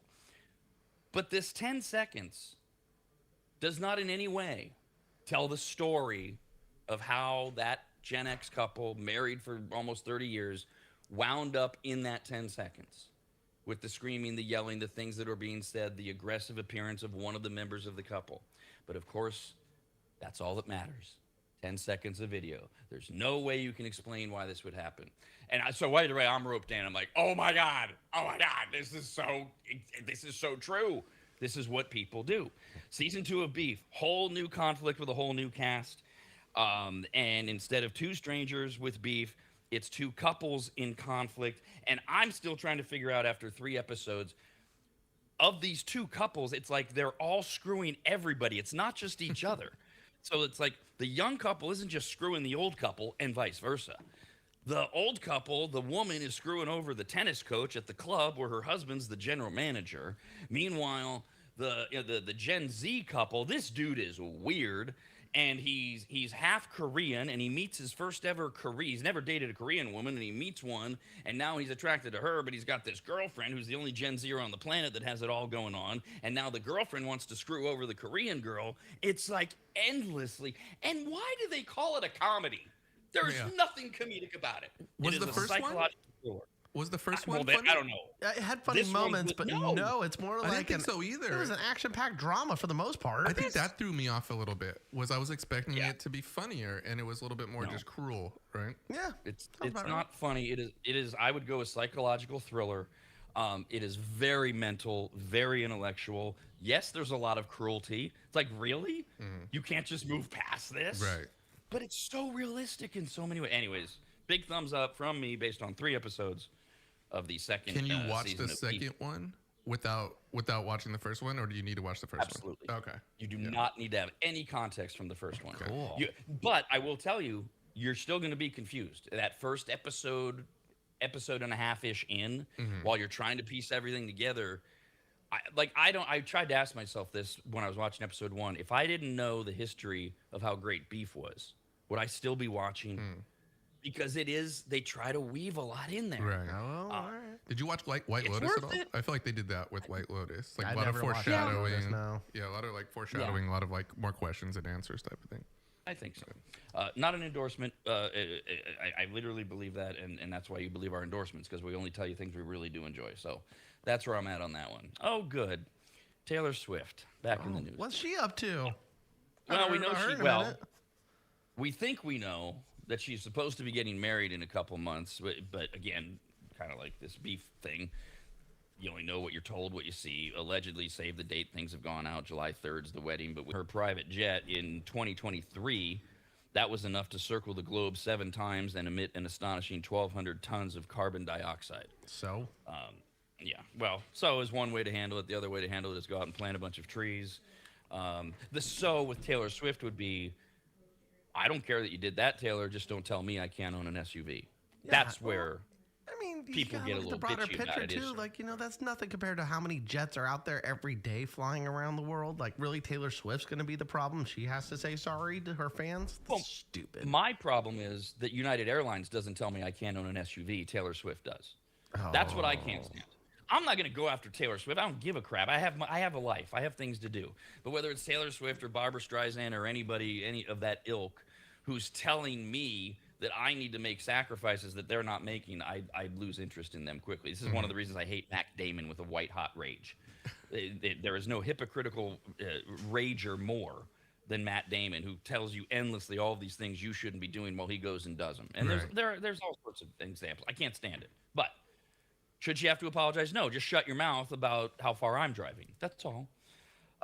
So she had to. Her plane was old enough; it had to go in for maintenance, anyways. It's just like a car. What was it? 16 years this thing's been in use, and so there's a variety of things that you just change and pull out and replace, etc. And one of the things they did was also they changed the plane's registration number in an effort to keep its movements hidden because of, now the question is it because of all of the backlash over the jet being used and you're killing the planet, or is it she just wants privacy? Probably right. that. Tiger Woods 2 weeks ago, his plane landed in Switzerland. Was he on it? Looks like he was, and maybe she's thinking, I don't need everybody knowing exactly where I'm going all the time, etc. Well, that didn't work. The plane was immediately tracked down by Jack Sweeney. He is the college student turned celebrity flight sleuth who has made a name for himself monitoring the movements of the rich and the famous, and discovered that Taylor Swift's aircraft was back in use after 9 months at a maintenance facility, having $15 million of work done on it. So that's what she had to do to get her plane. He's a sleuth, like Sorry, go ahead. No. I was gonna say, like, he's investigating like actual issues, or just he wants to know where people like are moving and like what cities they're going to and stuff like that. Yeah. That one. Okay. He's a what is he a sleuth of? He's a he's a jet flight stalker. sleuth. Celebrity flight sleuth. And he has a website. And if you want to know where your favorite celebrity's plane is, you just go to his website and he'll tell you. His website and social media platforms track the flights of household names such as Kim Kardashian, Donald Trump when he's on his private jet. Everybody knows where Air Force One is all the time. He has been in hot water, although it didn't go anywhere. In fact, he was sent a cease and desist letter by Taylor Swift's lawyers 3 years ago, claiming that he was assisting stalkers by posting the whereabouts of Swift's 2 private jets at the time. Of course, he said it's publicly available information and it serves the public interest. And his argument on the first one is First Amendment. That shut everybody up. The second one, public interest, is kind of back to Kyle's point, Boston Marathon. Hey, if Taylor Swift is landing at the Sacramento airport or one of these private airports in Auburn or Lincoln around the greater Sacramento area, and is traffic going to be screwed because do fans know that kind of thing? That was his argument, whether or not it works out that way. Of course, he won. So he's still a sleuth. And the minute that Taylor Swift's airplane was once again airborne in March, Sweeney had tracked it right away. And in the last few days, it has traveled to Nashville. She has a home there. New York, she has homes there. Augusta, Georgia. She wasn't on that trip, of course. That was for Travis to attend the Masters golf tournament for a boys' weekend. Right on. Oh, yeah, because his idiot brother Jason was there, having no business commenting on golf as a former football player. But I digress. Yeah, Jason is everywhere too. I think I wonder if he does the same thing. I know. Living in LA, I know that like paparazzi, they used to like pay traffic controllers, like people at these private airports, to pretty much write down tail numbers, like, you know, and then send it to them, and then they could look them up and see who they belong to and know where that, you know, person's going to be. And now it's all public record. You have to have your private jet, whatever, serial number registered. And there's all these apps now where you can track any of us could do it. We just don't see the monetary value in it. And the other thing that comes out too is when Taylor Swift was getting railed for 170 trips in the jet, one of her answers was, "I didn't take all those trips. I'm giving it to friends. I'm renting it to friends. Yes, the jet is flying around, but it wasn't me. Doesn't matter. You're still killing the environment, etc." Okay, so Jeff, I usually text you about this. Did you get the email I sent you earlier this morning with some images? Yes, I did. For today? Okay, the football game? Mm-hmm. Yep. Okay. Yeah, I was slow. Virginia Tech's first spring football game. This is big in college. They held a spring football game. It was this weekend, and there were two parachuters with American flags attached to them that were gliding across Virginia Tech's home football stadium known as Lane Stadium. The first parachuter, no problem. He flew right over the big scoreboard with his flag, and that's what everybody saw. Here he comes down, big American flag, and he flies over the scoreboard. He's good. Beautiful. Then the second parachuter. Very patriotic. Got some wind, and he collided right into the scoreboard between the massive C of tech, T-E-C-H. He slams right into it. And the parachuter at the time dropped their American flag along with a smaller parachuter, or along with a smaller parachute, and was successfully rescued 45 minutes later. So if you're watching this, here comes the parachuter. The first one already made it, and he goes boink right into the sea. Damn. And he hung there. He hung there for 45 minutes until they had to bring out, you know, the fire department and rescue him and such. He's coming down, no problem. And when I saw this morning, I was laughing so hard. Sorry. And what I love is the he had a helmet on. He's fine, by the way. The skydiver's fine. Okay. It's funny when he bonks into the sea. That's funny because it's jarring. I love what he had to be thinking and feeling for that 45 minutes. Mm-hmm. He's just dangling there with a bunch of drunken college students that are looking at him and saying, who knows what. Yeah. I would have asked one of them to throw me up a beer or some food. Whatever this selection.com is getting a lot of publicity off of this video. Is that who had it officially? Whatever that is. Yeah. Virginia Tech. Oh, yeah, the parachute. Yeah. What is that? I can't even tell. Yeah. Oh, yeah. Oh, I see. Yeah, that was the other. Along with the flag, he had a bannered selection.com thing. Did it make the screen all blurry, too? Looks like there's some discoloration going on that screen after he hit it. Oh, no, it was already like that. Just kidding. Oh, yeah. God. No word on any permanent damage. Although, I mean, he broke that C pretty well. You can see the trailing shrapnel of the plastic C after his head banged right into it. Yep, now it's Virginia Tech. Yeah, the game was slated for a 3 p.m. kickoff, delayed for over an hour as emergency personnel deployed a crane across the rescue. In terms of were they supposed to even be doing this, like was this a Virginia Tech approved jump or whatever, the Virginia Tech Police Department said the incident was resolved, no charges were filed, and the parachuter required 0 hospital treatment. America's RAD Cast, only on the radnetwork.com.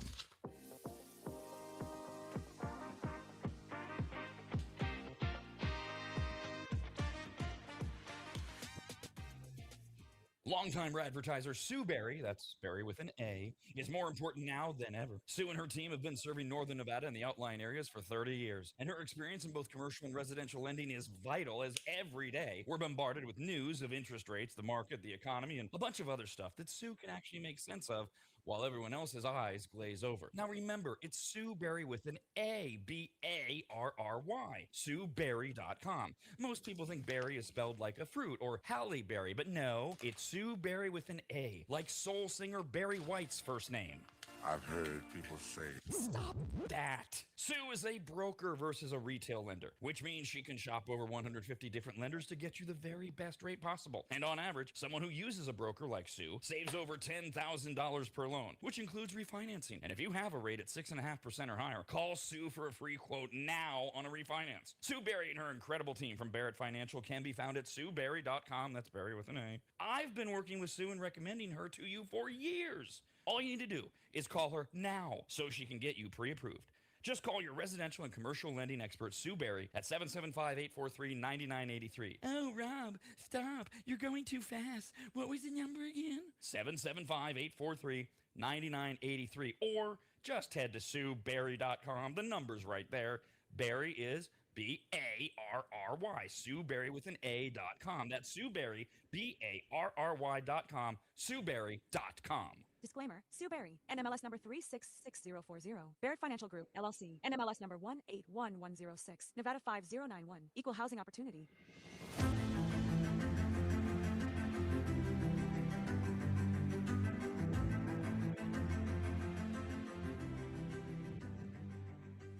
The first time Corey walked into my home, I came around the corner, extended my right hand to shake it, and said to him, "Wow, you're big." And that would be Corey from QuickDumpsters.com. Quick is spelled wrong intentionally. Quick, Q-U-I-K Dumpsters.com. That's QuickDumpsters.com. Corey's yet another maggot launching his own locally owned and operated business, and boy, did I need him, and really we all do. Things pile up, you get frustrated, you keep saying, we need to make a dump run. Pretty soon it's more than a dump run, and now you need to rent a truck or have one of those ugly upside-down box cars parked in front of your house that you fill up yourself. Or you do like I did, you call Corey at QuickDumpsters.com. In my case, my house had fallen into complete disarray as my late wife Christina had lost her 2-year battle with congestive heart failure, and amongst the many things left were gathering her things and finding what to donate, what had to just go in that pile of stuff where we were both going, why did we ever buy this?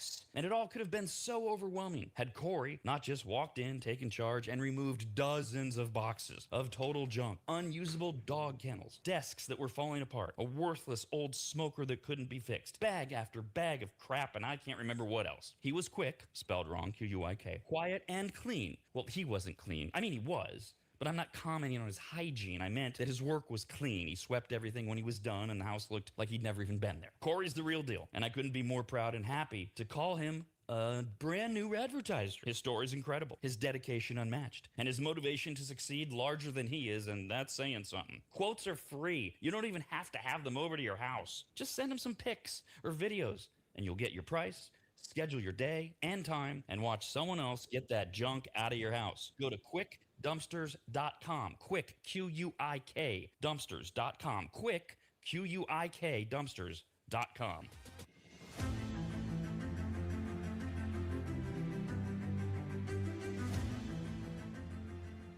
America's RAD Cast is never going to give you up and never going to let you down, but they will rickroll the crap out of you.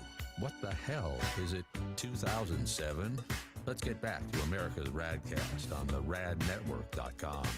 More updates, things we've been following. We're back in the bathroom talking about last week the right way to shower and the order and how long you should shower and should you shower in the dark, and yet another new survey. All right, we're back to public restrooms. We're talking about in China.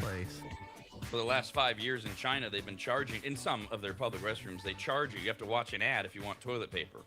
And if you don't scan the QR code to watch the ad, you don't get toilet paper, or you have to pay, like with Apple Pay. Bunch of crap. So, public restroom, at a mall, whatever.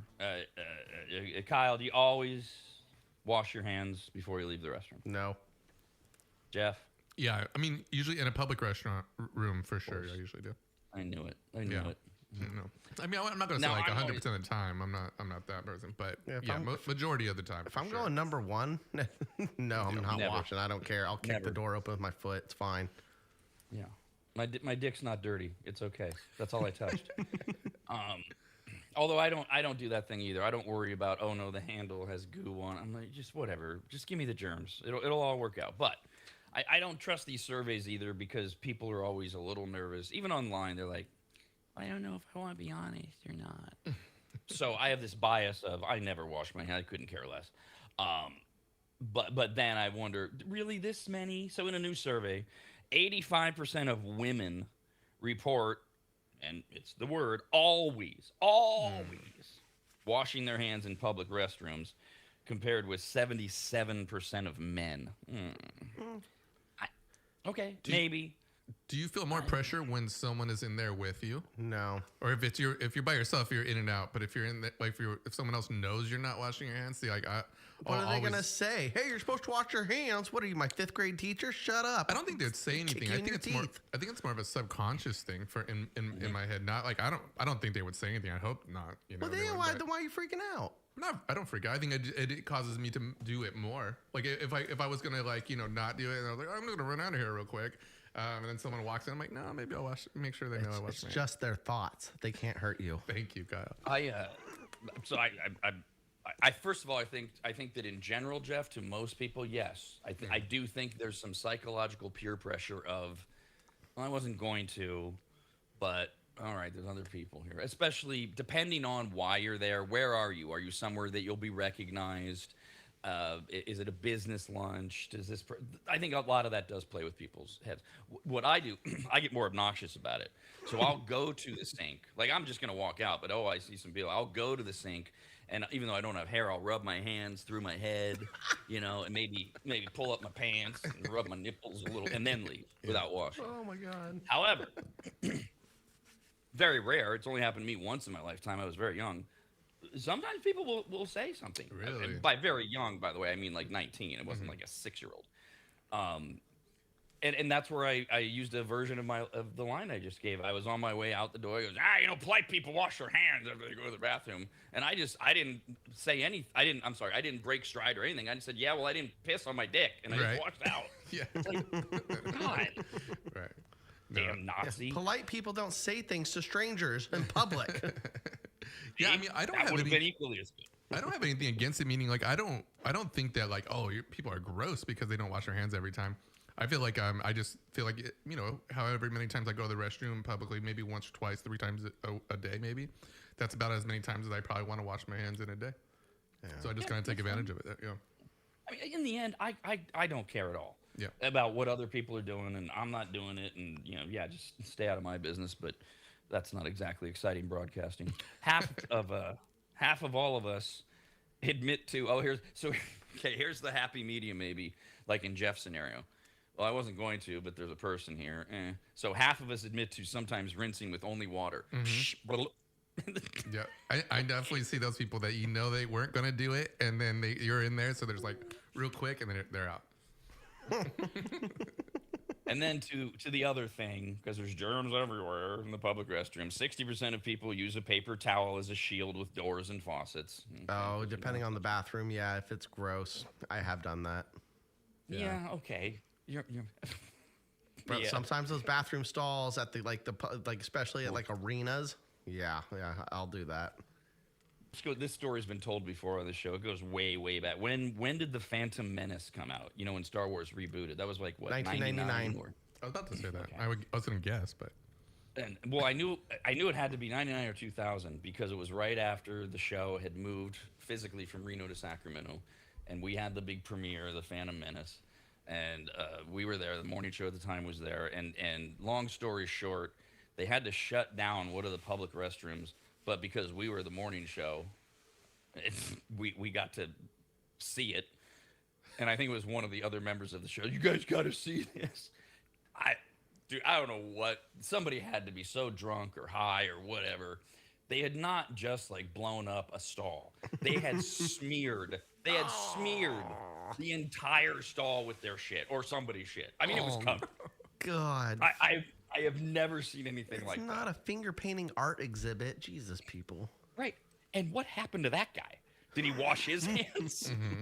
Right. He probably went back to living on the streets where he belongs.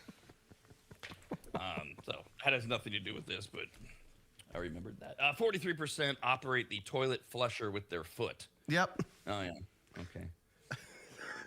I don't want to touch it. I don't like washing my hands, but I'll do that constantly. Yeah, if it's got the little long extension one out and it's not the button, yeah, I hit it with my foot.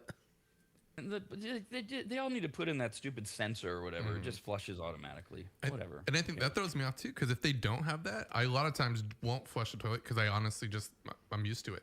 I'm used to like walking away and it flushing on its own. So if you don't have one, there's a lot of times I might be peeing in your urinal and not flushing. And also, a lot of times the flusher isn't something you can do with your foot. It's like the push down thing. Right. And you would have, I don't want that. And and the stupid gaskets, the butt gaskets, the paper down. The paper. Depends how gross the bathroom is. I'll use those for sure. God, sometimes, man, those things will stick to you. You try to like lift up and wipe, and you're like, okay, now it's stuck to me, and you got to play this nasty peel apart game, and it does feel like it maybe isn't worth it. It's sometimes half the time, like it just doesn't. You find like it's more gross than.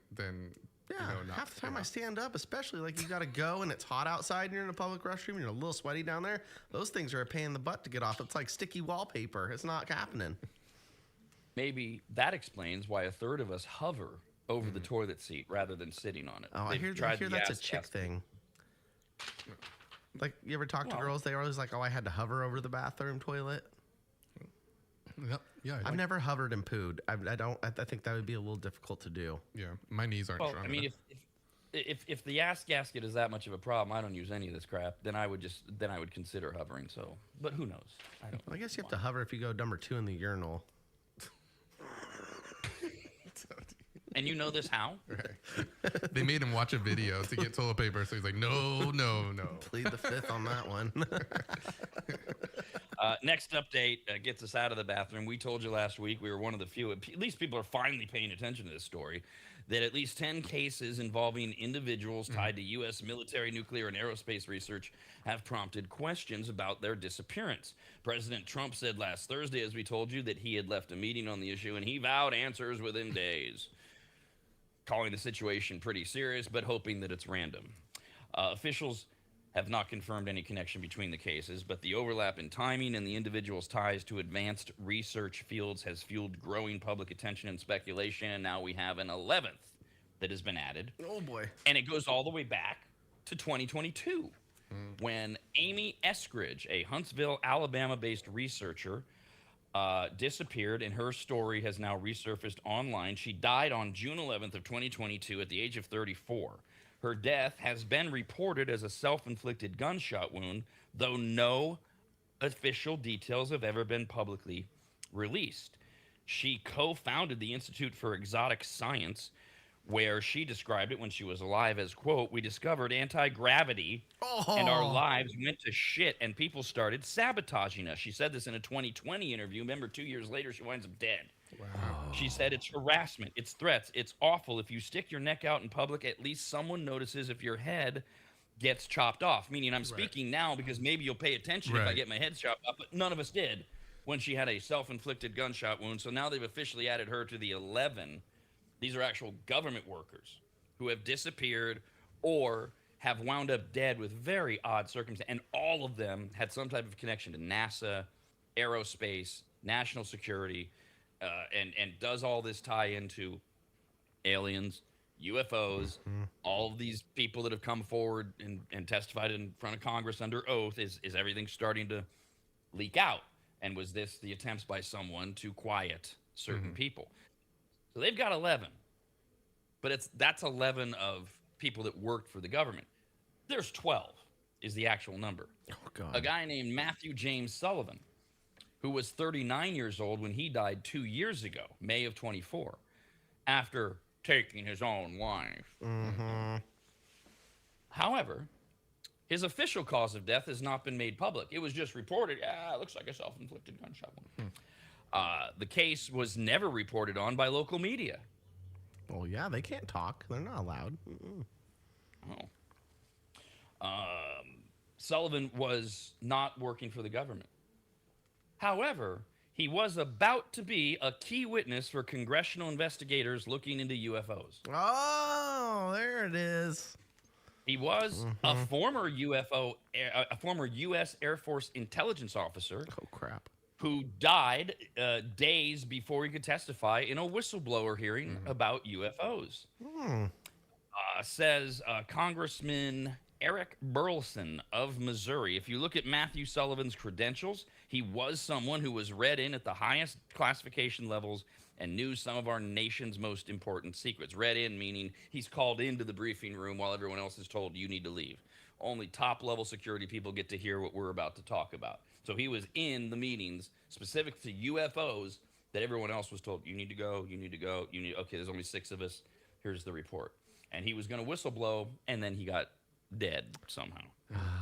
Yep. See, I'm not a big conspiracy theory guy. And the government stuff too, conspiracy theories, I don't believe in a lot of them because I just don't think that they're that organized, to be honest with you. I think they leak more than they keep secrets very well. But the private industry is different because I feel like that's even where, these companies that are going to lose millions, if not billions of dollars on something that might be coming out are more motivated to do this way, and that's what kind of makes me feel like it's not a conspiracy theory. Yeah, there's things out there that we need to at least get some answers on. There could be some secrets with like the new technology out there too. Like maybe it isn't UFOs. I like to think it is, but what if it's not? Like with Lockheed Martin's like, oh no, we got this anti-gravity device thing, and god damn it, if Russia gets it, we can't have that happen. You're talking about billions of dollars. Yeah, exactly. And they're all plausible. And not only that, you're talking about literally national security. If you wanted to try to justify this, because Jeff's absolutely right. These were people, overwhelmingly, they may have worked at some point for the government when they went dead or disappeared. But now they were in the private sector. They were at Los Alamos Labs was one of them. They were working for private companies, Lockheed Martin, Raytheon. And they had all of this information and this access. So if you wanted to put a positive spin on it, were they aware of things that we've developed that our own military doesn't know about? But the military, they're going in front of Congress going, I've never seen anything like this. And the defense is, we can't let anyone know that we have this. Because if we ever do go to war with China, we're screwed. Because they've got way more subs than us. They are building everything up. They've got 10 times the troops we do, but we got this thing. And we can't let anybody know. That would be the only way to kind of put a positive spin on murdering your own citizen sort of thing. But then you get into the more likely darker side, money. Billions of dollars that are involved if it's the private companies. But these are all private companies that work with the government. To what extent do they make a phone call to a certain guy at a certain place and the government helps them? And in what they call D-track teams, the best of the best to make, especially these self-inflicted gunshot wounds. Again, taking all of our knowledge from movies, this is something you've seen if you watch any type of action thriller. Shooter. The CIA, the FBI, at the D-track level, they are trained. And it usually takes 2 people, but if you're really good, one person can make it look like you killed yourself when it wasn't you. It's not even really like high-level stuff. Yeah. And I'm with you, Jeff. Usually I'm like, come on. But I mean, when it's once, when it's twice, when it's 13 times. Yeah, 13 times. Well, you'd think like some of these people would learn to keep their mouth shut. I mean, didn't you watch Edward Snowden's movie? He opened up right away and he had to go run. And he was one of the lucky ones that got away. I think that's what the people who speak out, I think like Rob was mentioning earlier, they feel like they're protecting themselves, saying if I'm coming out publicly, you can't chop my head off in public, but yet it's kind of it's saying that maybe they can, and I feel like motivation for money is I mean, I watch Datelines and husbands kill wives and vice versa for like $100,000 insurance money. I mean, so you're talking about billions of dollars. I feel like these people are more motivated to do something like that. I could see that because Bob Lazar supposedly came out and said, I worked on alien craft and everything, and he's still alive and he's all over. He was on Joe Rogan's podcast. He's all over the media, and he has been since the late 80s too. So I could see both sides of it being like, okay, I'm going to do it and nothing's going to happen, but obviously it does, and that makes me question the legitimacy of Bob Lazar now going like, why haven't they killed that one? They just kind of. That's the thing. do they? If this is a conspiracy, they would oftentimes look at, well, first of all, does this guy have any actual receipts? And second of all, does he come across like a nut? Like this guy, have you seen this guy that's gone viral? He still works for FEMA, who claims he was teleported to a Waffle House 50 miles away. Yeah, I saw that. Everybody watching that, let's pretend that teleportation's real and the United States government has it. They all looked around, all the government people, they looked around it, nobody's going to believe this guy. Everybody's making the same joke. From the Daily Show to the Tonight Show and everything in between. He was drunk. Yeah, he was on a bender. Right. He wound up at a Waffle House and then a ditch. So they could go, okay, nobody's going to believe him. We don't have to worry about that. But then you get to these, so only a couple of these 12 had any indication they were going to talk publicly. The woman who said, we invented anti-gravity, and now I'm speaking out because if I get my head chopped off, you'll pay attention. We didn't. And then the guy who used to work for intelligence, who was going to testify in front of Congress. The other ones, there was no reason to believe they were going to talk. And the chilling thing is that, yes, that is the effect it has. It shuts people up that have real information. Right. And we should want that information. Look, you can think whatever you want of Edward Snowden as a patriot or a traitor. I wanted that information. I wanted to know. And I don't buy for a second it put troops in harm's way. Oh, did my wife and I have some battles over that? Because we just vehemently disagreed. So the idea that you can shut people up by just murdering others, pretty chilling. And how real does that make what they know? A more fun update. We've been talking about fetishes. And last week, the study came up. Whose farts smell worse, men or women? Answer women, says science. And then somebody wrote in, a few people wrote in, oh, you ever heard about fart fetishes? Oh, God. Yeah. Yes, all right. The big umbrella is olfactophilia, which is characterized by, now see, this olfactophilia, this is not farts. Okay. Olfactophilia is characterized by sexual arousal or intense pleasure derived from specific smells and odors emanating from the body. It's often referred to as a body odor fetish. Okay, I have this. If my girl comes home covered in sweat from working out, I am on it. Really? I guess that's olfactophilia. Okay. Yeah, the form of it. Yeah. It can be body odor attraction, sexual arousal from natural scents, sweat, skin, vag. That's listed. Perfume or scent preference, like if your guy or gal wears the same thing, it could have that scent. So that's olfactophilia, which most people go, okay, whatever. Yeah, sure. Then there's the subtype of olfactophilia, which is oproctophilia, which refers to the condition in which you are sexually attracted to farts, flatulence. Nope. It is. It's hard to find people, obviously, that want to engage in a discussion about this, but anecdotal evidence suggests it's mainly found in heterosexual men who are attracted to female flatulence. Okay. Well, it makes it. I guess it makes it a little less weird now, thinking that it's straight men or heterosexual men, whatever it is. But it doesn't seem as gross now because I thought it was like a big group of everybody. I thought it was just something that you either had the switch for it or you didn't. But so it's not latent homophobia on your part. It's because there's a specific thing. Yeah, I don't know. Maybe not that. Just like heterosexual men are just kind of gross in general because I am one. So this just kind of it just kind of makes it seem a little better that it's only us. We would be into crap like that. So I mentioned I found an interview that what was it? Men's Health went out and they went into the chat rooms and they found a couple guys that were willing to answer questions, obviously protecting their identity. So here's a little Q&A on fart fetishes. When did you first realize you had a fart fetish? Johnny, quote, said, when I was 13 and I discovered porn. I found myself attracted to all things ass and anal, and eventually I found a video of women filling their anuses with whipped cream and farting it out. From there, I found videos of just straight up farting, and I was hooked. Well, sure, you're 13. It's whipped cream. Oh, there's chocolate whipped cream now. Yeah, it went in white. What happened there? Next question. This is for the other one. What's this guy's name? Patrick is the other alias. Did you have a formative experience that you can remember that subsequently made you aroused by farts? Patrick says, farting on each other was a typical way we'd fool around as guys in middle school. Really? Did I hang out with the wrong group? I never farted on guys either. I mean, I'd fart loud, and it would like some people would laugh, and other people would be disgusted. We never like got our butts like, oh, I did fart on my uncle when he was sick and he was sleeping once, and then I woke up to him getting hella mad. I mean, when I was in junior high, I think it happened.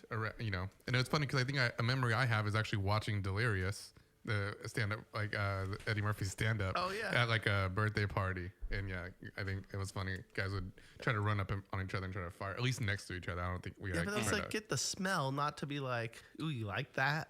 I hope not. Yeah, that's a little different party. Yeah, and the family stuff to me is different. Farting on your uncle, farting on your little brother, your little sister, whatever. But this was apparently a bunch of middle school guys are just hanging out and farting on each other, and that Patrick said, "Oh, I kind of like this," but he's heterosexual. Whatever. What turns you on about the farts? Johnny said people are broadly split into two groups: smell and sound. In terms of physical characteristics, I most enjoy the sound, particularly deep, rumbly, bubbly ones. Oh no! More than that, though, for me, it's the attitude, the demeanor, the pose, all the aspects peripheral to the actual fart. That's disgusting. Oh no. The sound of that is just disturbing anyways. It makes you think somebody's sick and got something wrong with them. Johnny was asked, have you found partners who enjoy participating in this kink? He said, I've had partners who don't mind it, but they're that's not a no. into it either. Yeah, right. That was a no. They were gamers. And then there's Brad, who at first didn't want to admit he was into farting, but eventually he decided to experiment. So he's struggling. He set up a bet, oh God, and intentionally lost with the wager having the right to fart in the loser's face for a week. So this is the old, hey, I'll bet you a fart that Dustin Hoffman played Darth Vader in Star Wars. Well, that's not true. Oh, you get to fart on me. So he did this, and he continued to lose such bets every week for a period of 2 years. And his sexual attraction to flatulence grew in young adulthood. He said, quote, I've had my face farted on by both men and women at point blank range. I like the sound and the smell. The worse, the better. In terms of sound, I prefer the deep bubbling, like the other guy. In terms of smell, I like acrid sulfur. And I prefer the farter to be clothed. So he wants them farting through their clothing. No. Very specific. God, I feel like this is a precursor to having the scatology problem. Is that what you call it? Yeah. Scatology, where you're using full-on shit. I feel like, this is the gateway drug to it. This is, you start off with farting and liking the farts, and the next thing you know, someone's crapping in your mouth. Farting is a rapidly growing fetish as it becomes more talked about.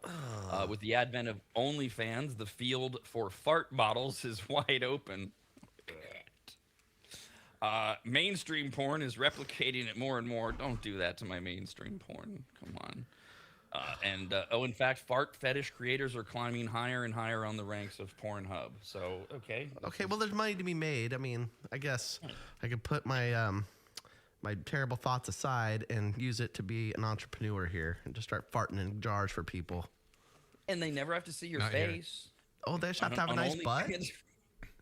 You just put your butt right to the camera. And you just fart. That's fun. I'll get some paints out and we'll paint pictures on my butt and then fart. And then you can get that. But I will reinforce what Jeff said, not at our studios. Yeah, please, for the love of God. America's RAD Cast, only on the radnetwork.com.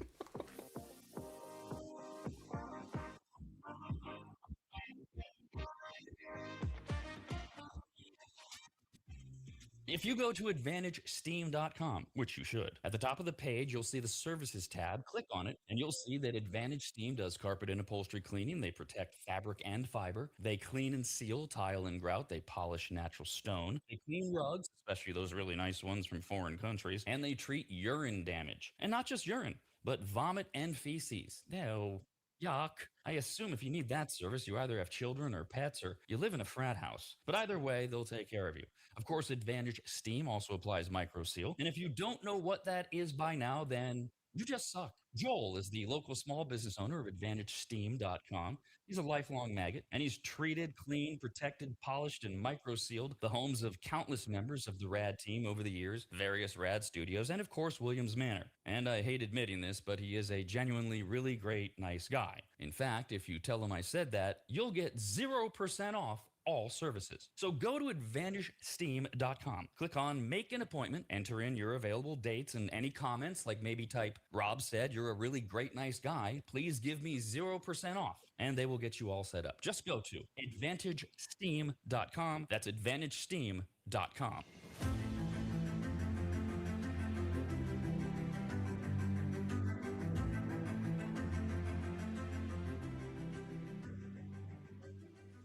Longtime advertiser Sue Berry, that's Berry with an A, is more important now than ever. Sue and her team have been serving Northern Nevada and the outlying areas for 30 years, and her experience in both commercial and residential lending is vital, as every day we're bombarded with news of interest rates, the market, the economy, and a bunch of other stuff that Sue can actually make sense of while everyone else's eyes glaze over. Now remember, it's Sue Berry with an A, B-A-R-R-Y, SueBerry.com. Most people think berry is spelled like a fruit or Halle Berry, but no, it's Sue Berry with an A, like soul singer Barry White's first name.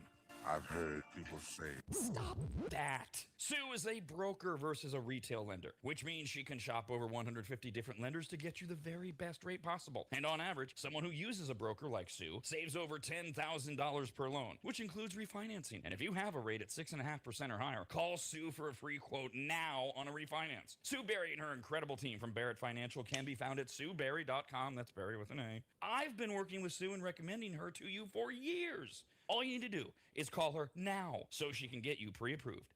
Just call your residential and commercial lending expert, Sue Berry, at 775-843-9983. Oh, Rob, stop. You're going too fast. What was the number again? 775-843-9983. Or just head to SueBerry.com. The number's right there.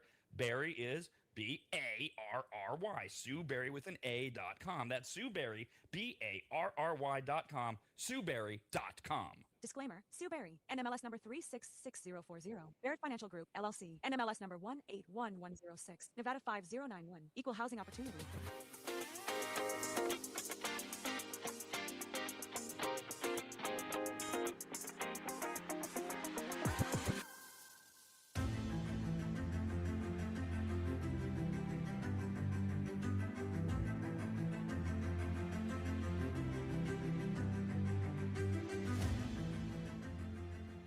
If you truly believe in yourself, then you better be kind to pigeons. A statue will be made of you someday. Get it? They'll poop on you. Who cares? You'll be dead. Who wrote this? Why am I reading this? America's RAD Cast continues now on the radnetwork.com. Hey, Jeff, did you check your cell phone? Check your cell phone, Jeff. Here you go. Okay, cell phone. Check that. I'll kill some time. Hey, it's Monday. That means it's Soapbox Day. So we have a new Soapbox at 10 a.m. like we do every Monday, Wednesday, and Friday. Today's Soapbox is about text etiquette. We talked a little bit about the update on all things tech and people taking detoxes, digital detoxes. Get away. The Soapbox is about text anxiety. Yes, that's a thing now. It's not, but it is. It means you have anxiety. It just comes out in texting, and there's 17 ways you can improve it, or I have one way you can improve it, which we talk about in the Soapbox. 10 a.m. it'll post at theradnetwork.com. Right now we have food news. Food brings the people together, both in good times and in bad weather. Sharing a meal, sharing a laugh, raise a glass. It's a simple pleasure we all have. Food, oh glorious food, it nourishes my soul and mood. We're now serving food news. Food news is news about food. A couple notes. We still have the holiday pile coming up, which will be all about today's holiday of 420 and the various places you can get deals on food. So that'll be in a separate segment. Also, this is kind of part one of a food news segment, which I'll explain in a moment, but we'll begin with Kraft Mac and Cheese. See, the thing about Kraft Mac and Cheese is that it's Kraft Mac and Cheese. You know what you're going to get. It's deliciously goopy childhood. It's not mac and cheese that you get. This is all the rage right now, the mac and cheese at the restaurants. Lobster mac and cheese, all these gourmet. Breadcrumbs on top and different varieties of cheese, and the more the cheese stretches off of it, the better. Oh, yeah. Great.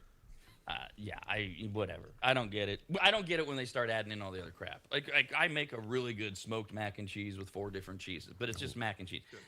What a way to waste lobster. Ugh, put it in mac and cheese. Okay. And I'll eat it. I'll eat all that for you. No problem. Great. That's good. What I'll do is I'll order a lobster. What you do is And you, eat that. you eat the lobster tail on the side, and you take like the claws and stuff, and you put that in the mac and cheese. Well, that's not what I'm talking about. I'm talking about restaurants that serve you lobster mac and cheese. Yeah. And it's in there. What a waste. So stupid. But Kraft Mac and Cheese is bringing the restaurant to you now. Kraft Mac and Cheese Restaurant Edition is meant to mirror restaurant-style mac and cheese in all facets but one, the price. And probably the quality. Kraft Mac and Cheese Restaurant Edition is rolling out at retailers nationwide this month.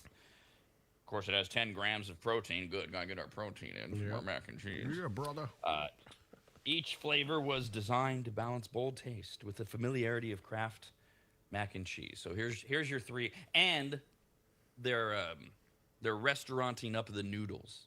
So it's not your good old macaroni, the watery Kraft mac and cheese noodles. All right, so you got Parmesan pesto. Ooh. Which balances herbaceous basil pesto with sharp Parmesan cheese and gemelli noodles. What's a gemelli noodle? That sounds Those are the interesting. strands that are twisted together.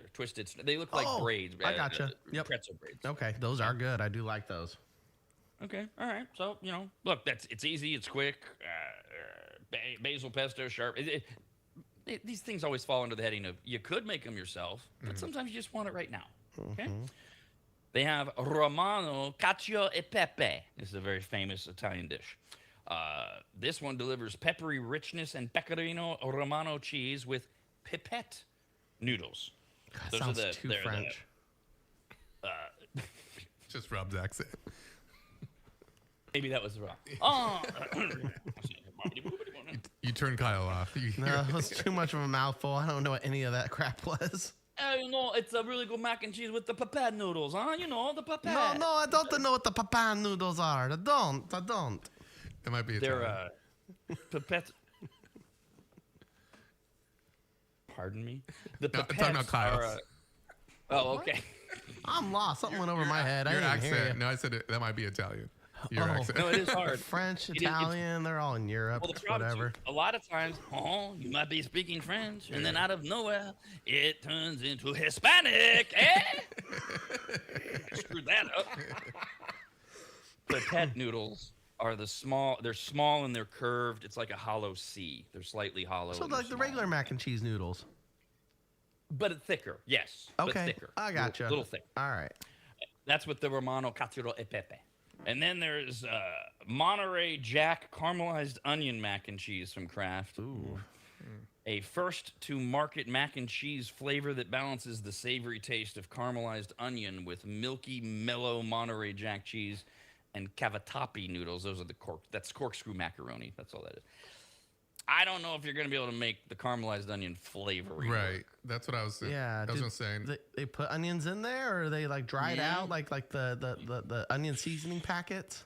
It just says, it says it balances the taste of caramelized. At a Yeah, restaurant, like I think I'd like that, but not on the Kraft restaurant style. We're trying because to be a I'm restaurant. concerned it's going to be like bacon flavoring and dill pickle flavoring. It's just going to be like. Yeah. Well, you might have to doctor it up your own way at home. Yeah, Add your own caramelized onion. Yeah.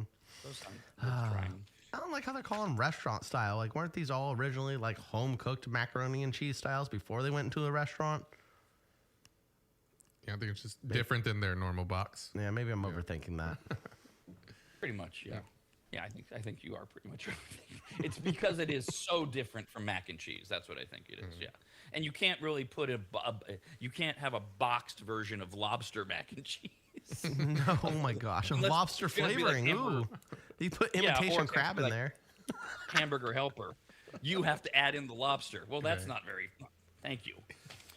Arby's has announced they're entering the barbecue era. They're releasing, as of today, 2 new barbecue sandwiches and a mac and cheese bowl. Oh hell yeah, perfect. Oh, that sounds like summer barbecue and yep, okay.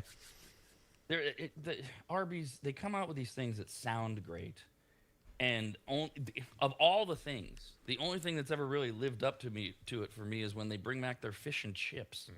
That's really good. But all these sandwiches, I'm like, ugh, just doesn't make it. But I'll try. There's the pulled pork and there's the chopped brisket sandwiches, which are made with Arby's brand new brisket recipe, and each jam-packed with a 1/4 pound of meat. Both sandwiches are served on brioche buns with pickles and a choice of barbecue sauce, either sweet or spicy. Okay. All right, it sounds good, but here's the thing: is they're not going to have some dude out front of each Arby's with a big smoker and a delicious brisket in there. It's going to be the Arby's fast food edition, chemically flavored, and that's where I go. It's either going to be really good or really bad, and I'm leaning to the really bad side because I do appreciate a good barbecue. Yeah. Well, this is the thing, and I'll tell you how they claim they're making this, and either way, it's not going to make up for it. That's the other thing, too, is being married to a woman for 10 years who was from Texas, I've eaten a lot of really good barbecue. And there's certain things that are just like there are many barbecue places within the Northern California area. None of them even come close. The closest I've ever found is in L.A. There's a place down in L.A. that Christina and I went to for when we were there for Ricky Gervais. It was just, and Bo, by the way, it was a dude that had moved out from Texas.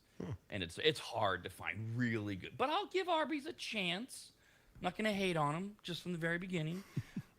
As for the mac and cheese, you can get a mac bowl that comes with a 1/4 pound of slow smoked pulled pork or chopped brisket. So same thing, a top with white cheddar mac and cheese finished off with onions. Okay, so it's all and again, sweet or barbecue. Now, here's what they say: the chain's pulled pork is hickory smoked for 4 hours, while the chopped brisket is smoked for 13 hours. Okay. Oh, Very likely. But it's done at Arby's 4 major regional headquarters, right? And then they vacuum seal it and send it out. Will the quality hold? I guess we'll have to go taste it and find out. Speaking of, this is why this is only part 1 of food news. We're about to do part 2. I didn't want to step on your toes, Kyle. You have the food factor that'll be out tomorrow at 10 a.m. on the radnetwork.com. But I thought this was an opportunity while I was doing show prep yesterday. Frozen pizza, I don't really have like a frozen pizza like go-to. Do you have a go-to? Baron. Always Red Baron. has a good deal, and the sauce is delicious on it, and the crust is perfect because it crunches when you cut it if you cook it perfectly. And there's room to add extra toppings. Okay. There's one called Home Run Pizza that's really good that I get now and then. But, of course, frozen pizza's no good in the microwave, so you got to wait. Unless you're willing to really sacrifice quality. Which brings us back to Kyle's favorite, Red Baron. They're new. Crunch Time Pizza. Oh, I didn't see this one. Okay. Look at that. Well, it just came out. It literally just came out. It is designed to be cooked in the microwave. Oh, excellent. And it's crunchy, huh, with the name, or is that misleading? Obviously, it looks like an open box. Did you try it? Here's the deal. Crisping tray included, so you can rest assured, they say, the pizza comes out with a golden, crispy pizzeria-style crust, perfectly cooked toppings, and plenty of melty cheese. And they have 4 different flavors that we'll go over. So right before we started this segment, I put my Red Baron's Crunchy Time Pizza with its tray thing in the microwave. It's 5 minutes if you have an 1100 watt microwave. I do. Yeah, that's fine. And then it's supposed to rest for at least 2 to 3 minutes. Nice. And then you cut it and try it, which I will do live on the air. I have not tried it. All right. No idea. I figured, why not? I need a snack during the show. So we'll try that and continue with food news after this. America's RAD Cast, only on the radnetwork.com.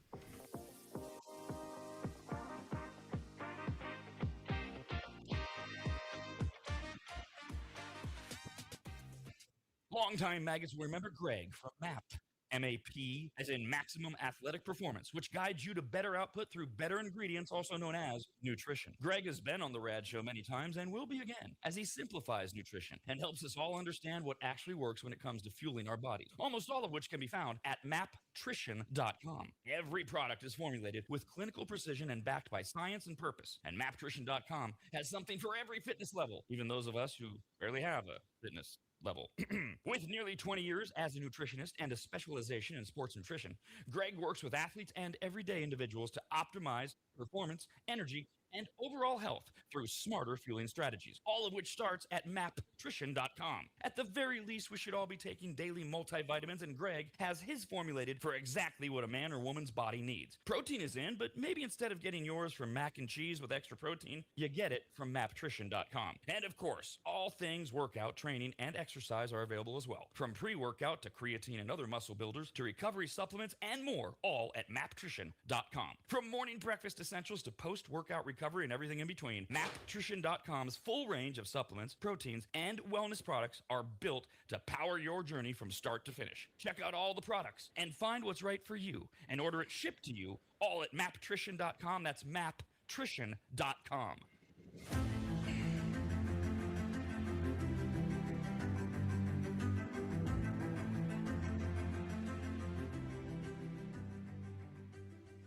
Longtime advertiser Sue Berry, that's Berry with an A, is more important now than ever. Sue and her team have been serving Northern Nevada and the outlying areas for 30 years, and her experience in both commercial and residential lending is vital, as every day we're bombarded with news of interest rates, the market, the economy, and a bunch of other stuff that Sue can actually make sense of while everyone else's eyes glaze over. Now remember, it's Sue Berry with an A, B-A-R-R-Y, SueBerry.com. Most people think berry is spelled like a fruit or Halle Berry, but no, it's Sue Berry with an A, like soul singer Barry White's first name.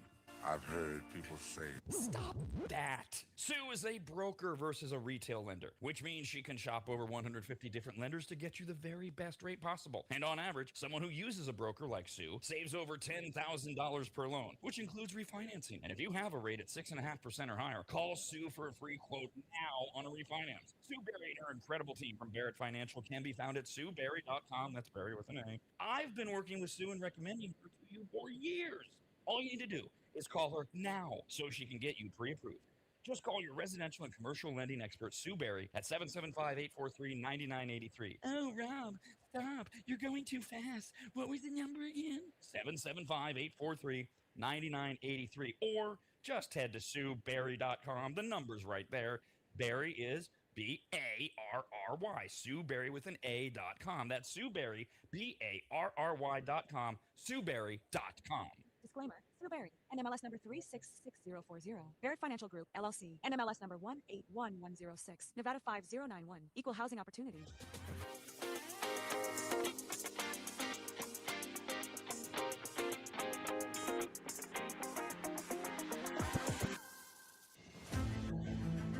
Some people dream of fortunes, others just dream of cookies. Which one are you? All I know is if that's funny to you, you're an idiot. And you're right where you belong, listening to America's RAD Cast on the radnetwork.com. All right, so this is not a paid deal or anything. Doing show prep yesterday, I came across this story. I didn't know that if I asked, do you have a favorite pizza, a frozen pizza, that Kyle would say Red Baron. But it's the top tier. It turns out that Red Baron is the one with the new pizzeria style crust. But the difference is with this frozen pizza, it is designed specifically for the microwave. So I've got one question. Preheat the oven or anything. So with that box looks too big to even have a pizza that size go in a microwave. How big is your microwave? Okay, so it is smaller than expected. Okay. It's pretty big still. It looks like a normal small size pizza. Like the normal ones you put in the oven are a little bigger, but that looks thicker too. That doesn't look like your average thin crust.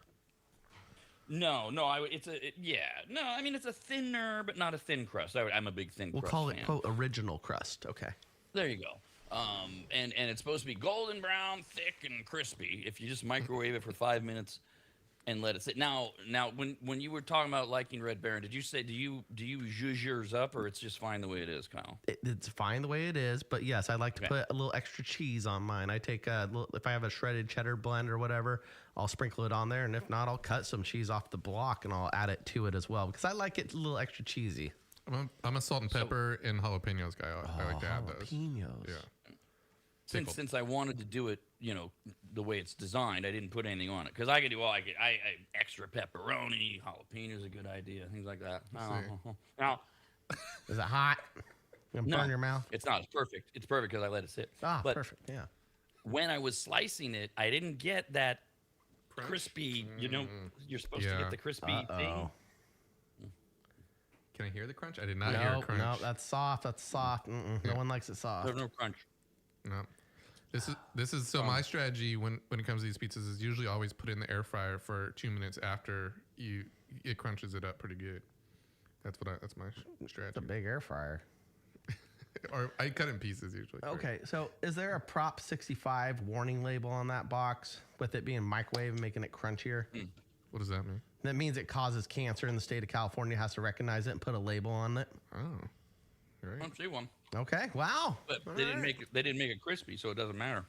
Yeah, right. False advertisement, anyways.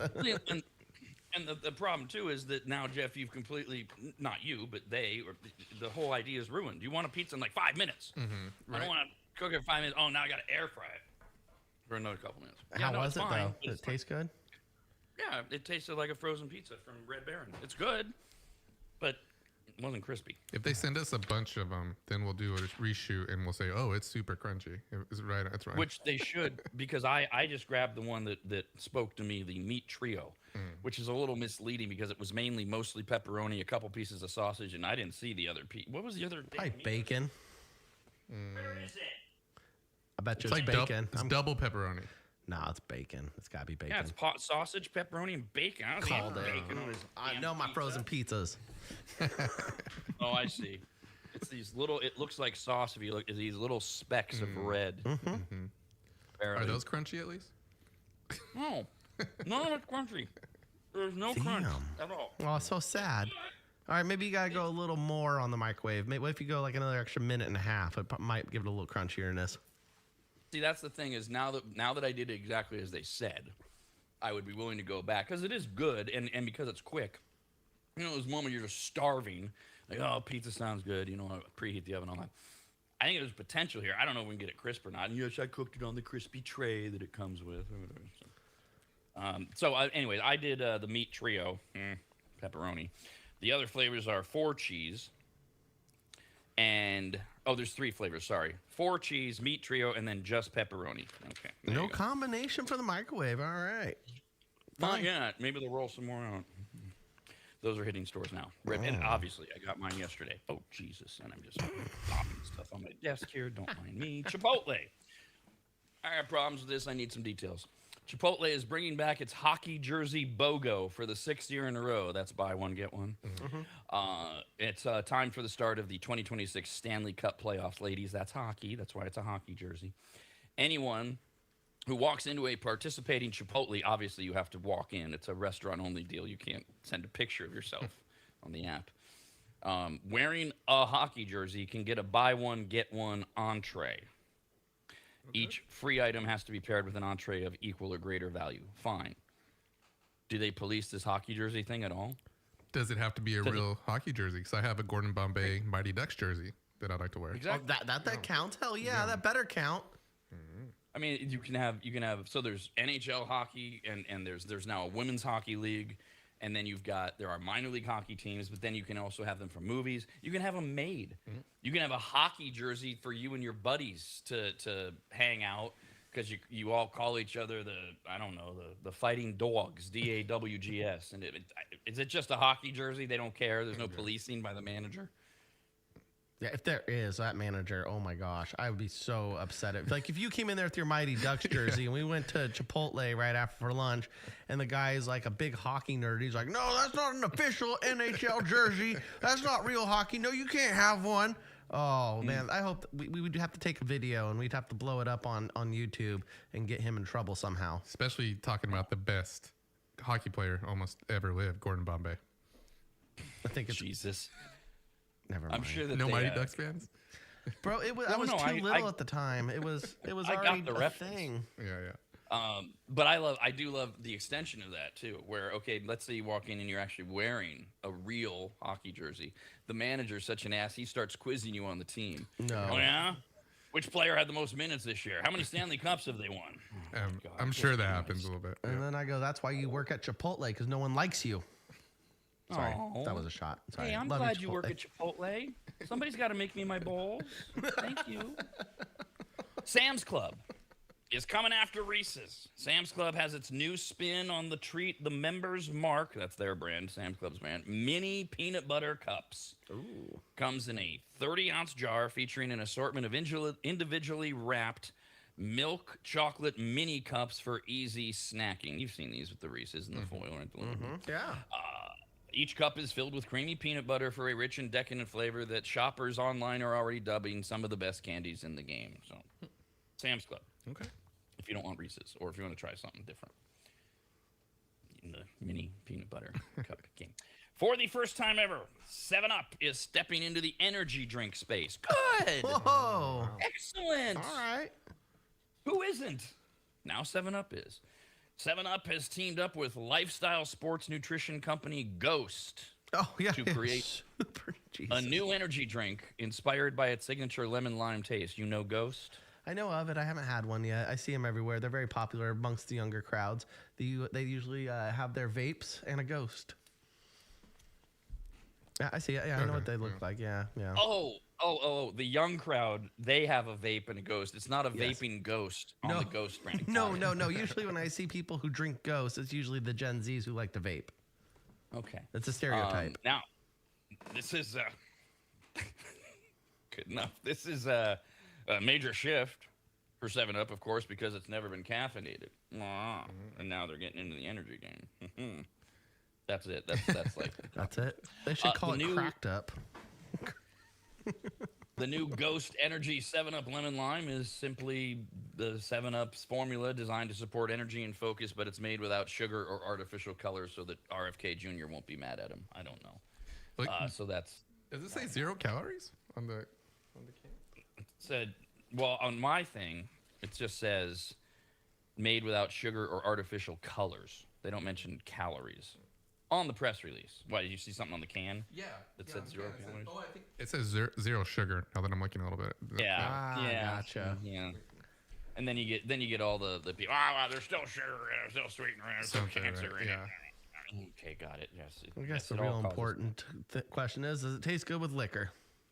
Hopefully, yes.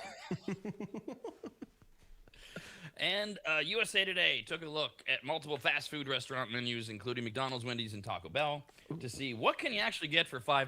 Is there anything left that you can get for $5? And of course, they found plenty of things. The problem is you can only get it for $5. Yep.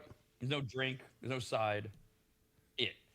At McDonald's, you can get the handheld items like sausage McMuffin, English McMuffin, the biscuits, the McGriddles, but that's it. You can't get orange juice.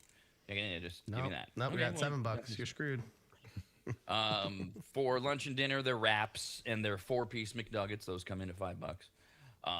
Cheeseburgers are $3.69. Hamburgers $3.49. Double hamburger $3.99. A lot of these I'm not mentioning because they go over $5 when you add in anything. You know, okay, you can't really highlight that the hot and spicy McChicken is $4.79. Most of us would round that off to $5.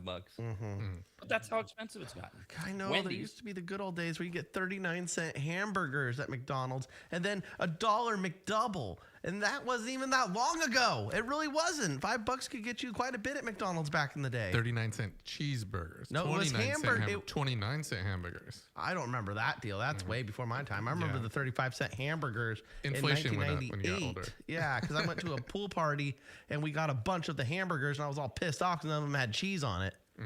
Yeah.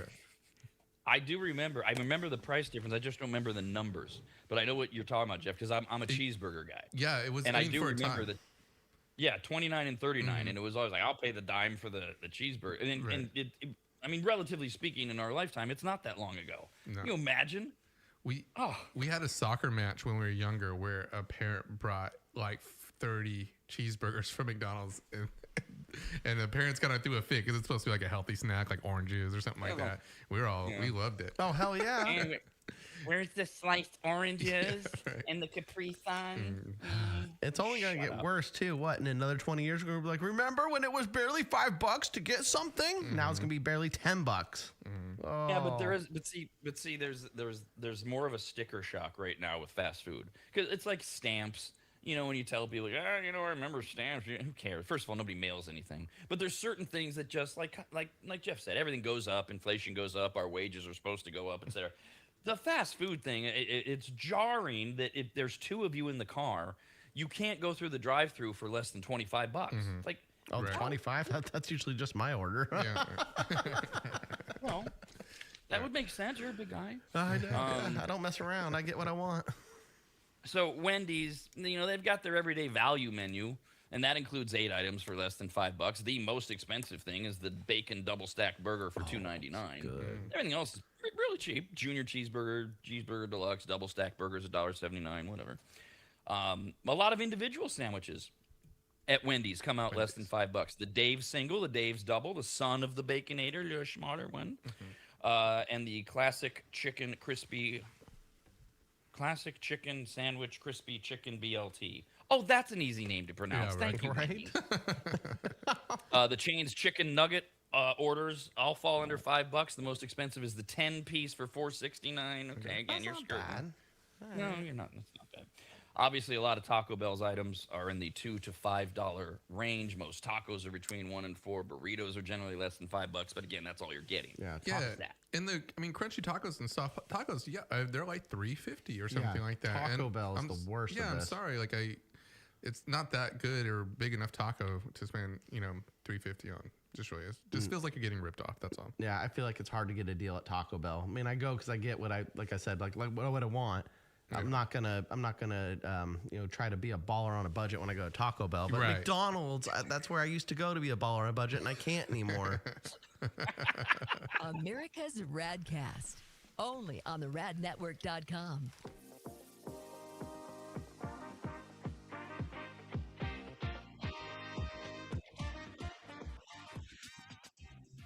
If you go to AdvantageSteam.com, which you should, at the top of the page, you'll see the Services tab. Click on it, and you'll see that Advantage Steam does carpet and upholstery cleaning. They protect fabric and fiber. They clean and seal tile and grout. They polish natural stone. They clean rugs, especially those really nice ones from foreign countries. And they treat urine damage. And not just urine, but vomit and feces. No. Yuck. I assume if you need that service, you either have children or pets or you live in a frat house. But either way, they'll take care of you. Of course, Advantage Steam also applies MicroSeal. And if you don't know what that is by now, then you just suck. Joel is the local small business owner of AdvantageSteam.com. He's a lifelong maggot, and he's treated, cleaned, protected, polished, and micro-sealed the homes of countless members of the RAD team over the years, various RAD studios, and of course, Williams Manor. And I hate admitting this, but he is a genuinely really great, nice guy. In fact, if you tell him I said that, you'll get 0% off all services. So go to AdvantageSteam.com. Click on Make an Appointment, enter in your available dates and any comments, like maybe type, Rob said you're a really great, nice guy. Please give me 0% off. And they will get you all set up. Just go to AdvantageSteam.com. That's AdvantageSteam.com.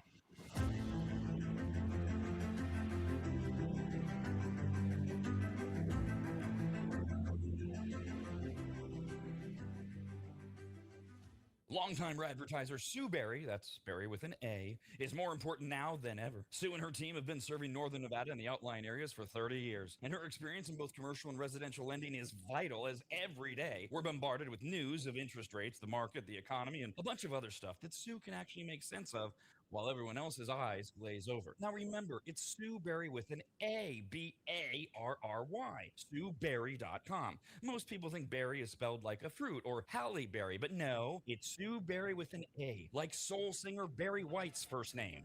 I've heard people say, Stop that. Sue is a broker versus a retail lender, which means she can shop over 150 different lenders to get you the very best rate possible. And on average, someone who uses a broker like Sue saves over $10,000 per loan, which includes refinancing. And if you have a rate at 6.5% or higher, call Sue for a free quote now on a refinance. Sue Berry and her incredible team from Barrett Financial can be found at SueBerry.com. That's Berry with an A. I've been working with Sue and recommending her to you for years. All you need to do is call her now so she can get you pre-approved.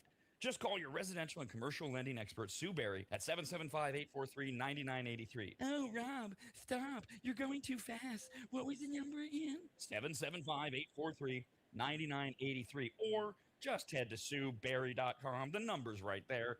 Berry is B-A-R-R-Y. Sue Berry with an A.com. That's Sue Berry, B-A-R-R-Y.com. SueBerry.com.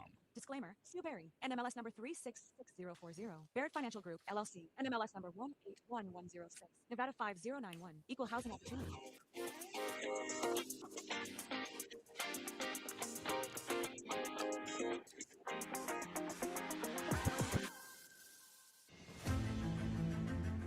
This is America's RAD Cast.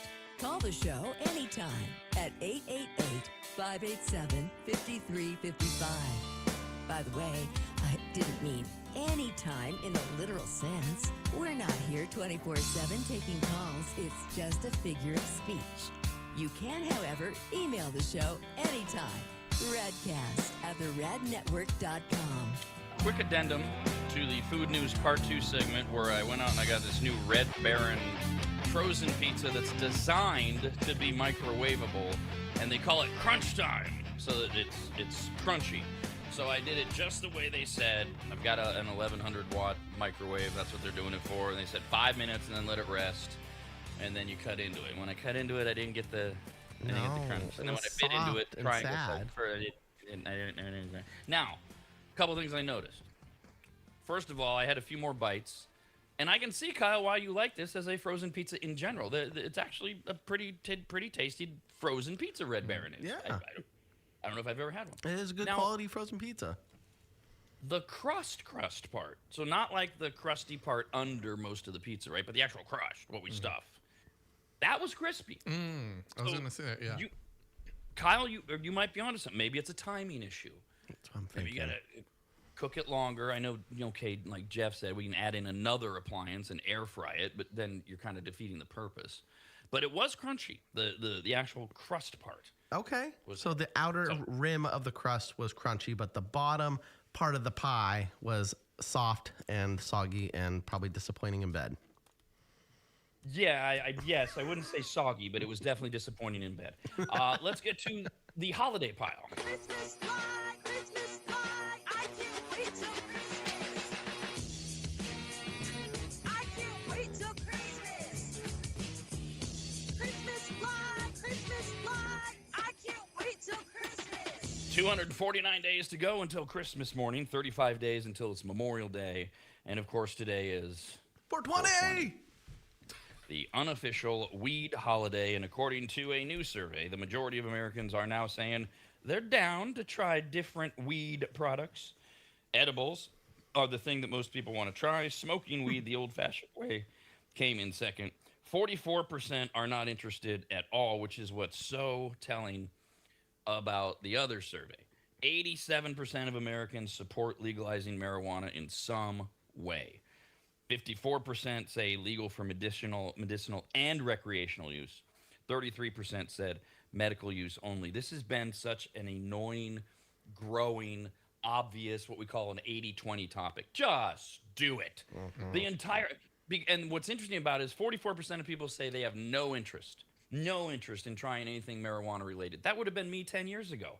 No interest, but legalize it, because why not? Now, I've dabbled, I've tried it, I've tried some of it. The only thing that does anything for me are those THC seltzers. Who cares? Whatever. Legalize it. When you have that many people, just stop. Stop with your whole, it's a gateway drug. You're all going to be doing meth in 3 years. No. No, you don't go from being happy, hungry, and sleepy to, I want to be tweaked out for 2 days. No. And a lot of people, I get this a lot, and it's starting to get a little annoying. All these people who, when the topic gets brought up, they're like, oh, I've had these gummies in my drawer for like a year. I haven't tried them yet. And blah, blah, blah. I'm like, yeah, just try. Just see what it is. Well, see and what it's here's like the for you. thing is, like, a lot of the elderly people. Don't be scared of it. That I've noticed, because, I talk to old elderly people. They come into the bar I work at. I cared for them for a while. They all say a similar thing. They all are interested in trying the edibles. They don't want to ruin their lungs because, breathing in everything else they've lived through isn't going to cause problems. But they all say the same thing. I want to try the edible. I'm like, well, the edible is going to kick you in the ass like 10 times harder. So just be careful. That's the tough thing is, like, when I tell people the same thing, that's the risky way to intro into cannabis, because it can be a little strong. It is 5 times more psychoactive. Yeah. So. Well, and all of it, right, just in general, all of it is more strong now than back before most of us were even born. I mean, it's just the potency of even if you're just smoking it, it's just so much stronger. And then, your delivery system matters as well. But when you go back 40 years, the numbers were the opposite. 81% of Americans 40 years ago said marijuana should be illegal, and only 16% said it should be legal. Now it's 87 say legalize it. So at least they've all grown up and come a ways to where they say, who cares? Just. I think the numbers are coming out now where, I don't think there's a lot to be afraid of. I don't think, a lot of the statistics that were out back then 20 years ago about what's going to happen, like you said, a gateway drug or people are going to abuse it too much. I don't really see that happening too much. I think the same amount of people are probably using it, maybe a little bit more. And the state of California is making, I don't know, $13 billion a year or something like that. Well, that's why it's ultimately going to be legal everywhere. Right. Money. And the federal government's trying to figure out, because it's illegal federally. This is why if you know somebody who runs a dispensary, they have cash everywhere kind of thing. They're just trying to figure out how do we get our piece. The other thing, too, is there are obvious things like the gateway drug thing. You're talking to an old person or someone educated by an old person when they go to the gateway drug. The other thing that has to be acknowledged, and I don't understand why this is such a big deal sometimes for the pro potheads, you have to acknowledge you're still putting something else in your system that is going to, by definition, alter your brain. Permanently? I don't know. Damage? I don't know. We're all going to do it. We all do it. Okay, we all have something. We're doing something to ourselves to escape reality. Caffeine is a drug. If you do too much of that, then, your heart's going to explode. It's just... Stop arguing with people who say, marijuana is safe. Well, compared to what? I mean, it's probably better for us than sugar, which is everywhere. That argument never works. It's just legalize it. Let people make their choices. If they make stupid choices, we punish them if it affects other people. Stop. I don't know what. And what is the story, Jeff? People that have gummies that have been in a drawer for a year, they got the courage to try them but never tried them? Maybe like someone's given them to them or something, like maybe you should try these, right? And, anytime the topic comes up, I get a lot of people going, oh, I've had these for a while now. I haven't tried them yet. And it's just like, what do you, if you're going to have them or if you're going to talk about them, you should probably at least try it. I've had gummies in my drawer for over a year. I mean, last Christmas, I think I got them. I got so many of them. They just sitting there. And that's the thing with the gummies. I know that the high is more intense, and I don't have time to do an all day high. If I smoke, it's gone and over within an hour or two. But you eat the gummies, that's lasting almost all day, if not, at least half your day. And then you're hella tired afterwards. So I can't. They're saved for special occasions. So that's why they sit there for me.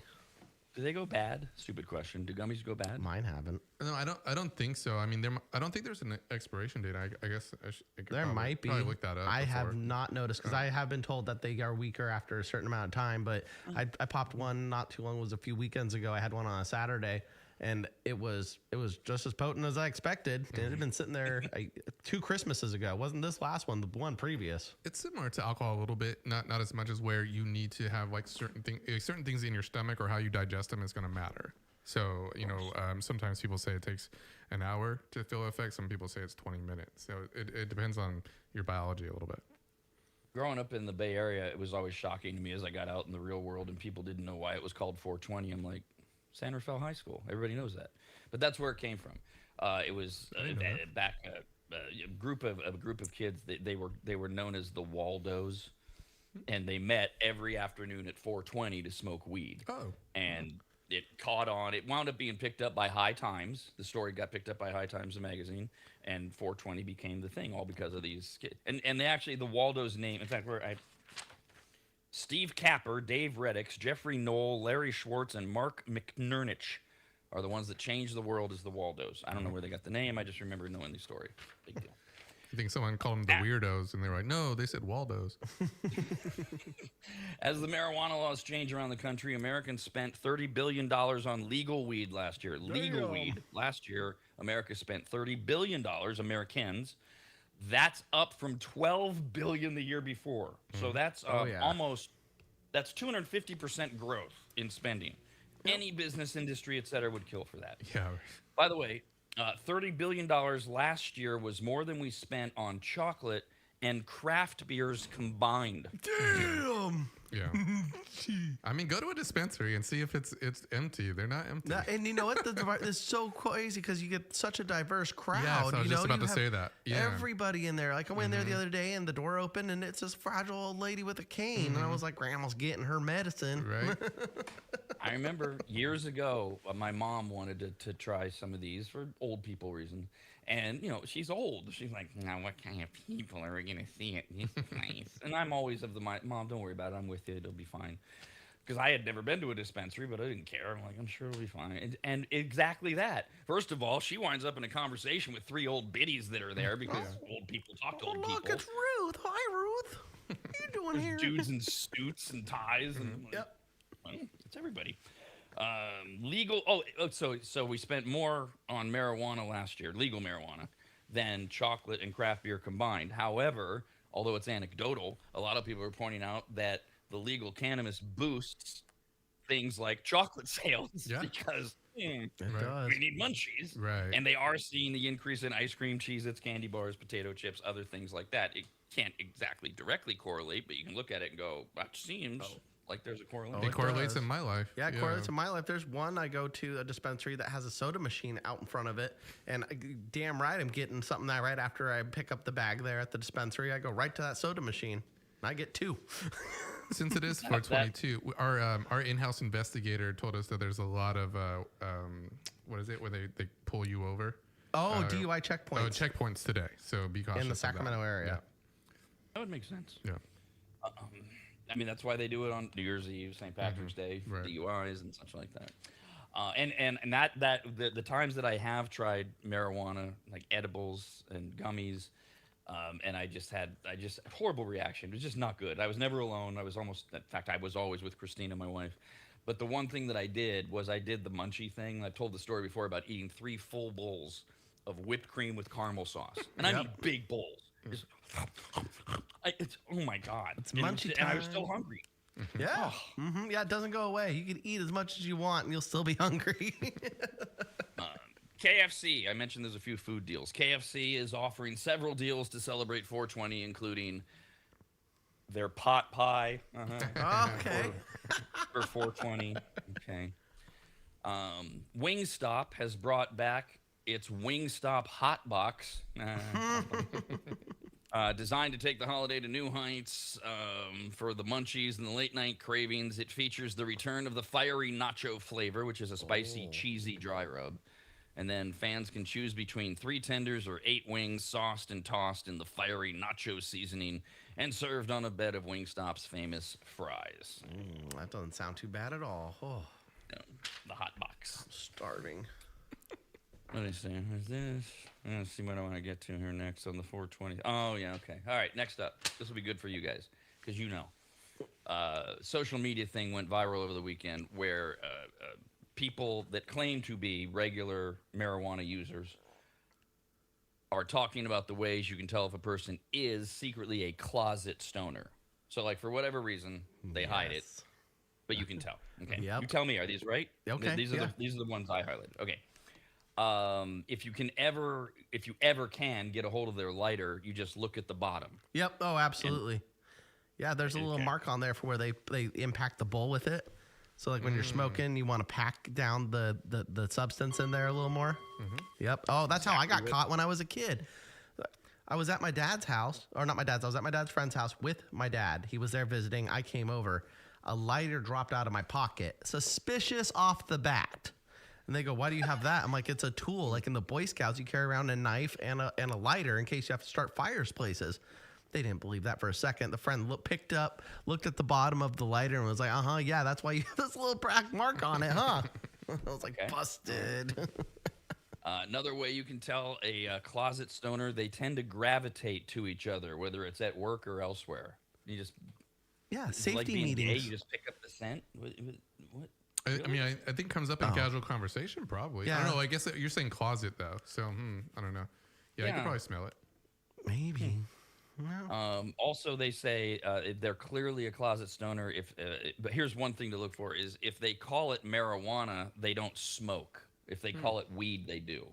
I don't know. So I'm a little different because I've never consumed anything before COVID, pretty much, before it came legalized. Never when I was young, never tried it.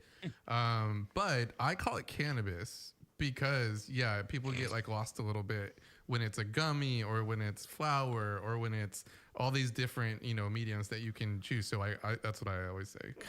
I use the slang terms. I always call it bud or dank or marijuanas just to be funny. Because I think if people say weed, they do think flower. Yeah, we call it flower a lot, too. Because you have to differentiate now because sometimes you don't want to hit a vape pen or take a gummy because sometimes those vape pens will knock your ass out all day. So you have to distinguish and be like, do you have flower? Yeah, right. Does anyone call it grass anymore? No.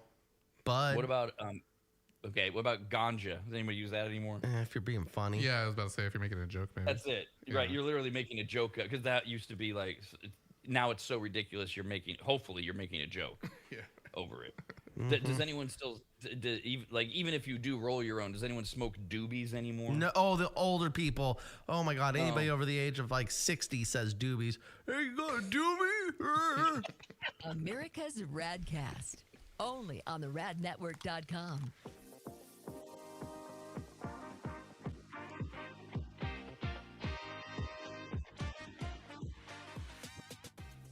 If you've never heard of microseal, let me tell you what it isn't. It is not a really small marine mammal. Get it? A microseal? Oh, fine. Just ask AI. AI describes microseal this way with a bunch of AI words. Microseal is a premium, eco-friendly, and biodegradable fabric protection spray that penetrates deep into fibers to provide permanent stain, soil, and sun fade resistance for rugs, furniture, and delicate fabrics. It uses nanotechno blah blah blah and blue blue blue blue blue. What AI is trying to say is that microseal is non-toxic, non-allergenic, safe for pets and children, and although AI doesn't say this, it should, you need to contact a longtime maggot Joel from AdvantageSteam.com right now to get him to apply microseal for you. You can even make appointments online at AdvantageSteam.com. We've had microseal for years at Williams Manor, and it treats a lot more than carpets. Microseal protects virtually all fibrous materials, including wool, cotton, silk, suede, leather, and synthetic fabrics. It protects upholstery, carpets, rugs, draperies, and clothing, including wedding dresses. And ladies, you're going to need what? 3 or 4 of those in your lifetime. And it protects against stains, moisture, and UV degradation without changing the texture. Also, if you're an interior designer, Joel has a special program just for you, and all you have to do is say the password, which is what? But there's no password, I guess. Never mind. Whoever you are, contact Joel at AdvantageSteam.com. And if you're an interior designer, tell him, I guess. I don't know. That's AdvantageSteam.com, where you'll learn more about microseal and everything else that Joel offers. At AdvantageSteam.com, that's AdvantageSteam.com, AdvantageSteam.com.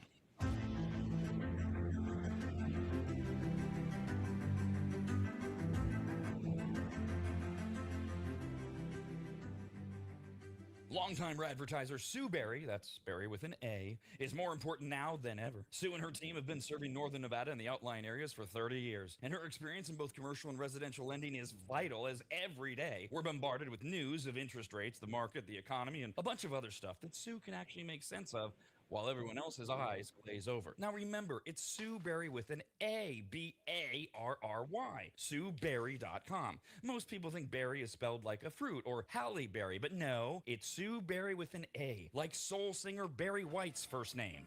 I've heard people say. Stop that. Sue is a broker versus a retail lender, which means she can shop over 150 different lenders to get you the very best rate possible. And on average, someone who uses a broker like Sue saves over $10,000 per loan, which includes refinancing. And if you have a rate at 6.5% or higher, call Sue for a free quote now on a refinance. Sue Berry and her incredible team from Barrett Financial can be found at SueBerry.com. That's Berry with an A. I've been working with Sue and recommending her to you for years. All you need to do is call her now so she can get you pre-approved. Just call your residential and commercial lending expert, Sue Berry, at 775-843-9983. Oh, Rob, stop. You're going too fast. What was the number again? 775-843-9983. Or just head to SueBerry.com. The number's right there. Berry is B-A-R-R-Y. Sue Berry with an A.com. That's Sue Berry, B-A-R-R-Y.com, SueBerry.com. Disclaimer, Sue Berry, NMLS number 366040. Barrett Financial Group, LLC, NMLS number 181106, Nevada 5091, Equal Housing Opportunity.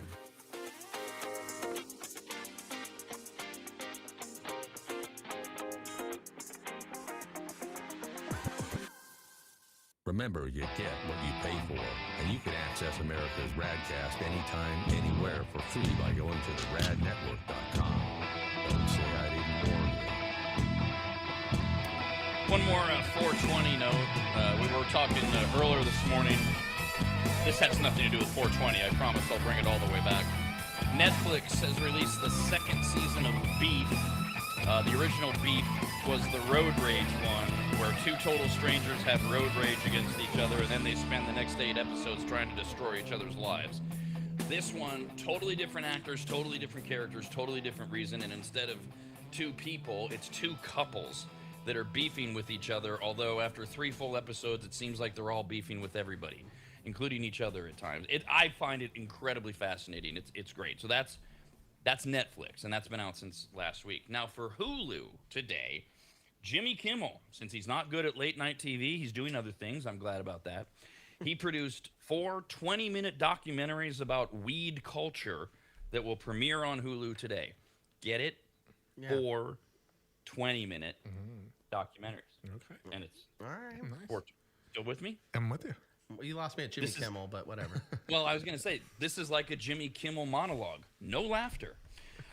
Here are the 4 the little mini documentaries that are on Hulu now. There's one called these actually sound somewhat interesting, a couple of them do. Highly Unlikely. It's about how Harold and Kumar Go to White Castle ended up on the big screen. Like, how do you get Hollywood to make that movie? Sort of thing. Well, it's a great film, too. And it's a classic. It holds up. It's part of that lore. Yeah. Now. I don't know, by the way, what Kimmel's involvement is other than producing. I don't know if he's narrating it. Yeah, I was going to say narrating. I don't know. Then there's High Times, which follows the history of High Times magazine and how its founders smuggled cannabis to pay for it. Oh, how ironic. Okay. That sounds good. I'd watch that. All right. The third of the 4 20-minute documentaries is called The Legend of Ganjasaurus Rex. Oh. All right. It's about that's a great name. Oh, I remember this. It's about the cult classic film that was made by pot growers as an act of protest against the war on drugs.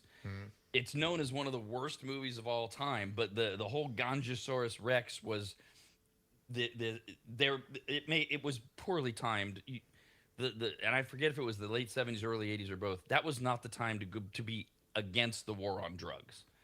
It's like being in favor of cancer right now. It's like maybe wait on the whole thing. So it didn't, and it was awful. It was like one of those movies you'd see in a classroom. Was there a high ceratops in there too? No. Okay. Remember. And then the last one is called Bon Voyage, about how the federal government set its sight on the paraphernalia industry with Operation Pipe Dreams. Oh, really? I don't know when that happened. Like the government has time for that. Was that why you can't go in a smoke shop and say I want to look at that bong? And they make you say, oh, it's a water pipe. Water pipe. Yeah, that's an interesting point. Is that why? Is that still true in California now that everything's legal? I don't know, but remember, because I haven't been in a smoke shop to purchase anything like that in a minute. But when I did, it was one that was in the Sacramento area, and I went in there, and I didn't think it was gonna be a problem at all because it was already pretty much legalized. It was like in the early stages, and the guy was very, very strict about me saying that. And I was like, oh, okay. I feel like the paraphernalia part is, I don't think it happens a lot in California. I'm sure not anymore, but I feel like it's in other states like Texas and other states that still have it illegal. And if you smoked everything that you have, but you still have whatever you have, like pipe or your whatever, they're still going to write you a ticket because they know that you have paraphernalia, which is pretty much the same, or not the same, but they get a ticket for it still. So I feel like there's a way. By the way, Texas, it's not fully illegal. Texas has a very weird marijuana law. Yeah, they actually have access to cannabis that's stronger than some of what is accessible in states like California and Oregon and such. For medicinal. Not that I used to have be with a person who had family in Texas who would occasionally ship out these chocolates that you can't get in California that were just loaded with really high amounts of THC. Not that ever happened. but I am aware that there are some disparities. I hear that still in like some dispensaries that sell for medicinal purposes, because people will come in with their medicinal card still, and I think they get a discount. It's like a lot cheaper than what we're paying commercially for it, and I do hear from them that it's stronger as well. These are like cancer patients and people like dealing with stuff like that. That get some of the strongest weed I ever had was I shared it with a girl who was recovering from cancer. She had a whole box set of these little joints rolled up, and she's like, no, I was like, it can't be potent the one I have. She's like, no, it is. Right.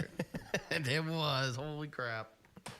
Have a great 420. We'll be back tomorrow. Okay, that does it. Screw you guys, I'm going home. Talking poo is where I draw the line. Go on and go home, you fat chicken. Bye, diddly eye. So long. God bless you. See ya, bye. Goodbye. Bye-bye, Homer. Take care. Adios. So long. Very well. Yar. Bon voyage. Toodle-oo. Shalom.